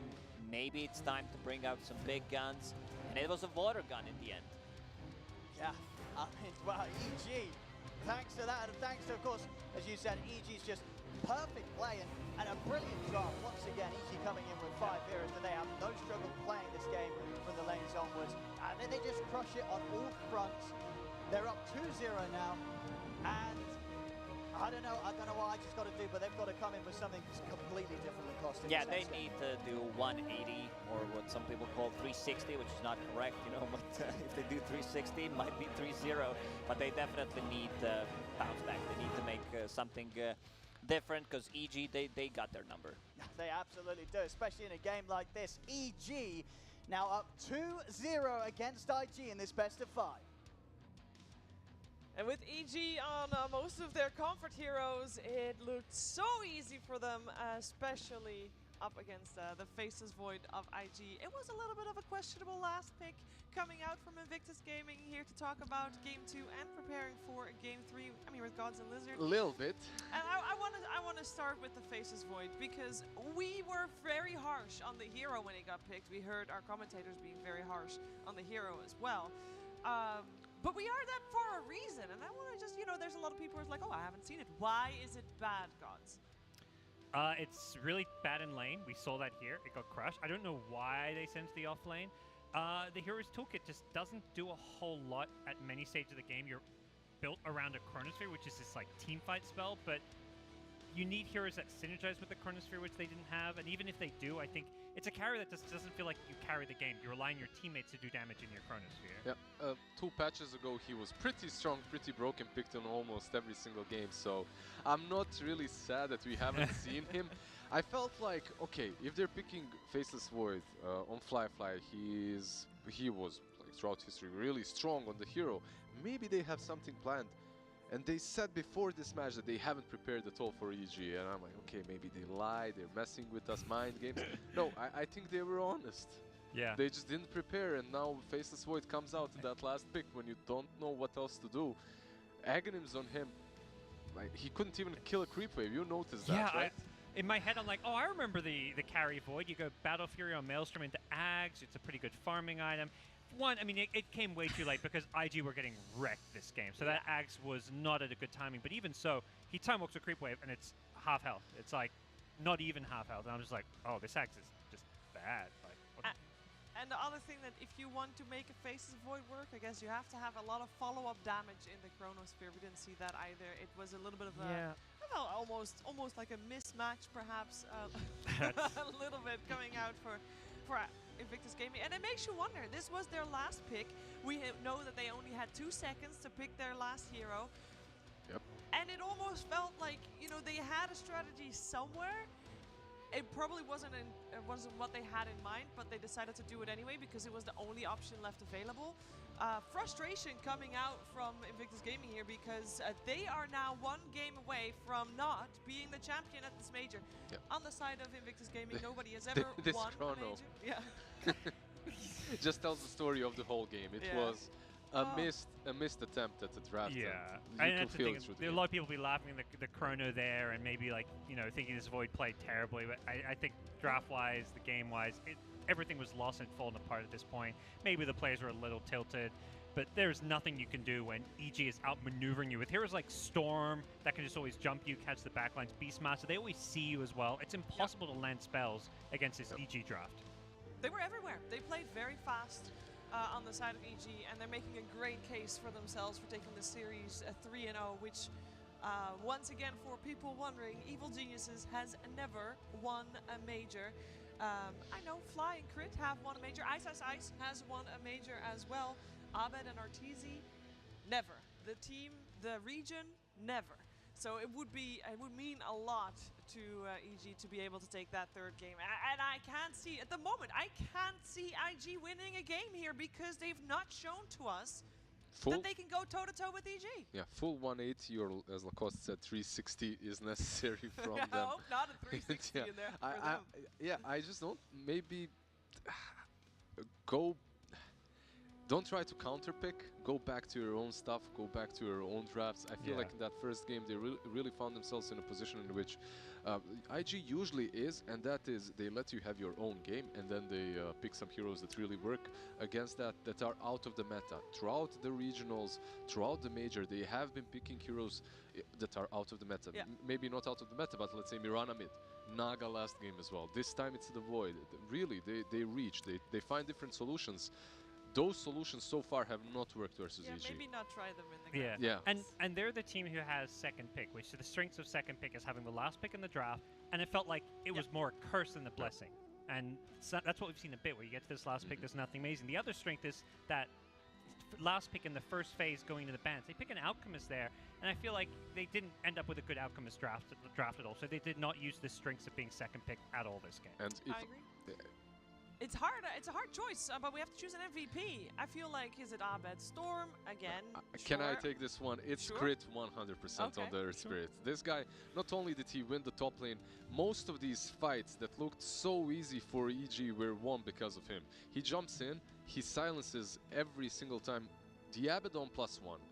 Abaddon plus Lion is probably the best, maybe Abaddon plus Void Spirit too, but he would be the first one that silences Oli, and then Oli cannot save anyone. Yeah. They win the games off of that, plus the top lane went so incredibly well for EG. He just single-handedly makes Earth Spirit look broken. Like, it's unfortunate because they're in the grand finals and he's doing this, but other teams can't do what he does on Earth Spirit, at least not many of those other teams, and he's just dominated that game. Yeah, he has played fantastic. I'm curious. I mean, their Spirit is not on the first ban list for any of these teams. There's so many other heroes that everybody has to ban. So what is going to be let through in Game 3? We're going to have to wait and find out. Before we head to a break, though, I got some homework for you. We have, if you buy any of the Logitech G Pro gaming gear, that's the QR code. Scan that, and with any purchase, you get a Dota 2 pin. Nice effort, Lizard. Appreciate that. But with every purchase, you get a Dota 2 pin. So every purchase of the Logitech G Pro Series gaming gear. So make sure to check that out while we take a break. We'll be right back with Game 3 of this Grand Finals.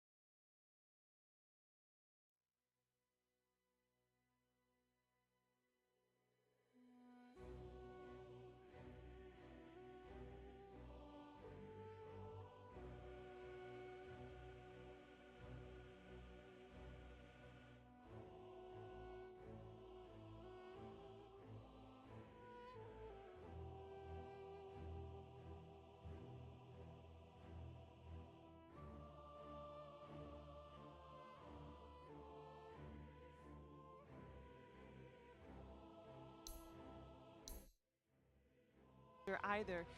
The team itself, Evil Geniuses, never won a major. The region, North America, never won a major.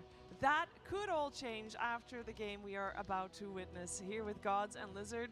And I am loving what Evil Geniuses is doing in this final so far. Who couldn't? Because they are on fire. But I want to focus a little bit on IG. I want to know how we can, I don't know, maybe muddy the clean Dota that EG is playing. How can they make EG be out of their comfort, Gods? Yeah, I feel like we come into these drafts and we're always talking about, like, okay, are they going to ban certain XYZ hero? Are they going to change the ban list? I think we need to start talking less about the bans and more about what what are they picking for themselves. Yeah. Because at the end of the day, there's too many, EG play too many things at this top level. They have this, you know, defined hero pool that they play amazingly well, and you can't ban everything. IG, figure out what you're going to play. Forget, I mean, obviously you're going to ban some stuff that EG plays, but worry about yourselves. Yeah, I'm completely with him on this, because this is, the problem is IG's style is to let you have your stuff, let you have what you think is strong, and then they're going to work around that. Yeah. The problem is you don't even know what EG is going to pick. Evil Geniuses, so far, they've hit us with so many different drafts, and only recently have they started repeating with the Storm Spirit and Bloodseeker, right? We've seen a couple of those, in which they switch the winning condition, let's say, from Bloodseeker into the Storm. But IG, if your solution so far has worked, but it doesn't work anymore, I think you need to go find something else. So who do down. you think they need to focus on? Because we've been saying that Emo is not really playing to his full potential. So that means that we want the win condition to be on fly, and so we want their draft to be built around that. So far they've been building it around JT, right? They picked his hero very early on, and this is something that they needed to do in previous series, because they struggle when JT's heroes are banned out, and they have to pick something a little bit wonky on that offlane. However, that's not working in the series. They need to perhaps put a little bit higher priority on protecting Fly's hero pool. And I think that's where, you know, I think you just have to kind of say, like, JT, you're just going to have to maybe have less support. Maybe some of your heroes get banned up, because last game they were so concerned about him having a good game. They put him safe lane. They sent the Void to the off lane where he got completely crushed. Like, you pick a Faceless Void, that is a hero you're picking to carry the game, and you want to do everything you can to secure his farm. You don't care how your offlane goes. You shouldn't even care how your mid goes. Your Void has to have a good game. And IG didn't seem like they cared at all. They were playing the Void like it was a support. Yeah. Do you think that IG has got trouble with dealing with the pressure coming out here? It looks that way. It's so difficult to say it versus for all of these players, because as much as we have superstars on Evil Geniuses, all of these players on IG are also pretty much the same level. And to see Emo fall to the same trick 3-4 times in that first game with Morphling is not something that I expect from him. Obviously, you're playing versus a team that's strong, and they're making you look a little bit foolish. Yeah. But that's not it. No, how many times can we make these excuses? Yeah, it feels like these small mistakes are snowballing into bigger ones, and we just haven't seen the dominant IG of, you know, earlier in this tournament, even just past tournaments, show up today here in the grand finals. Yeah, because of course, I mean, IG is here in the finals. They have earned their spot here at the top 2 in the Singapore Major, but they are not yet making a case for being the top here. And we talked about best players in the game before. I think it is safe to say that of all the 10 players that we see on the board, Abed takes the cake. He is the strongest player, not just in this series, in the tournament you mentioned earlier as well, Gods. Do you have to try and figure out a way to shut his game down? Because then you're not just dealing with Abed, you're also dealing with crit. And if you're dealing with crit, it means that you have to try to pressure maybe Ice more, forcing crit to be on his lane so he can't help Abed. So far, they've been picking Puck and Storm Spirit for Abed, and that's pretty much where he looked immortal. On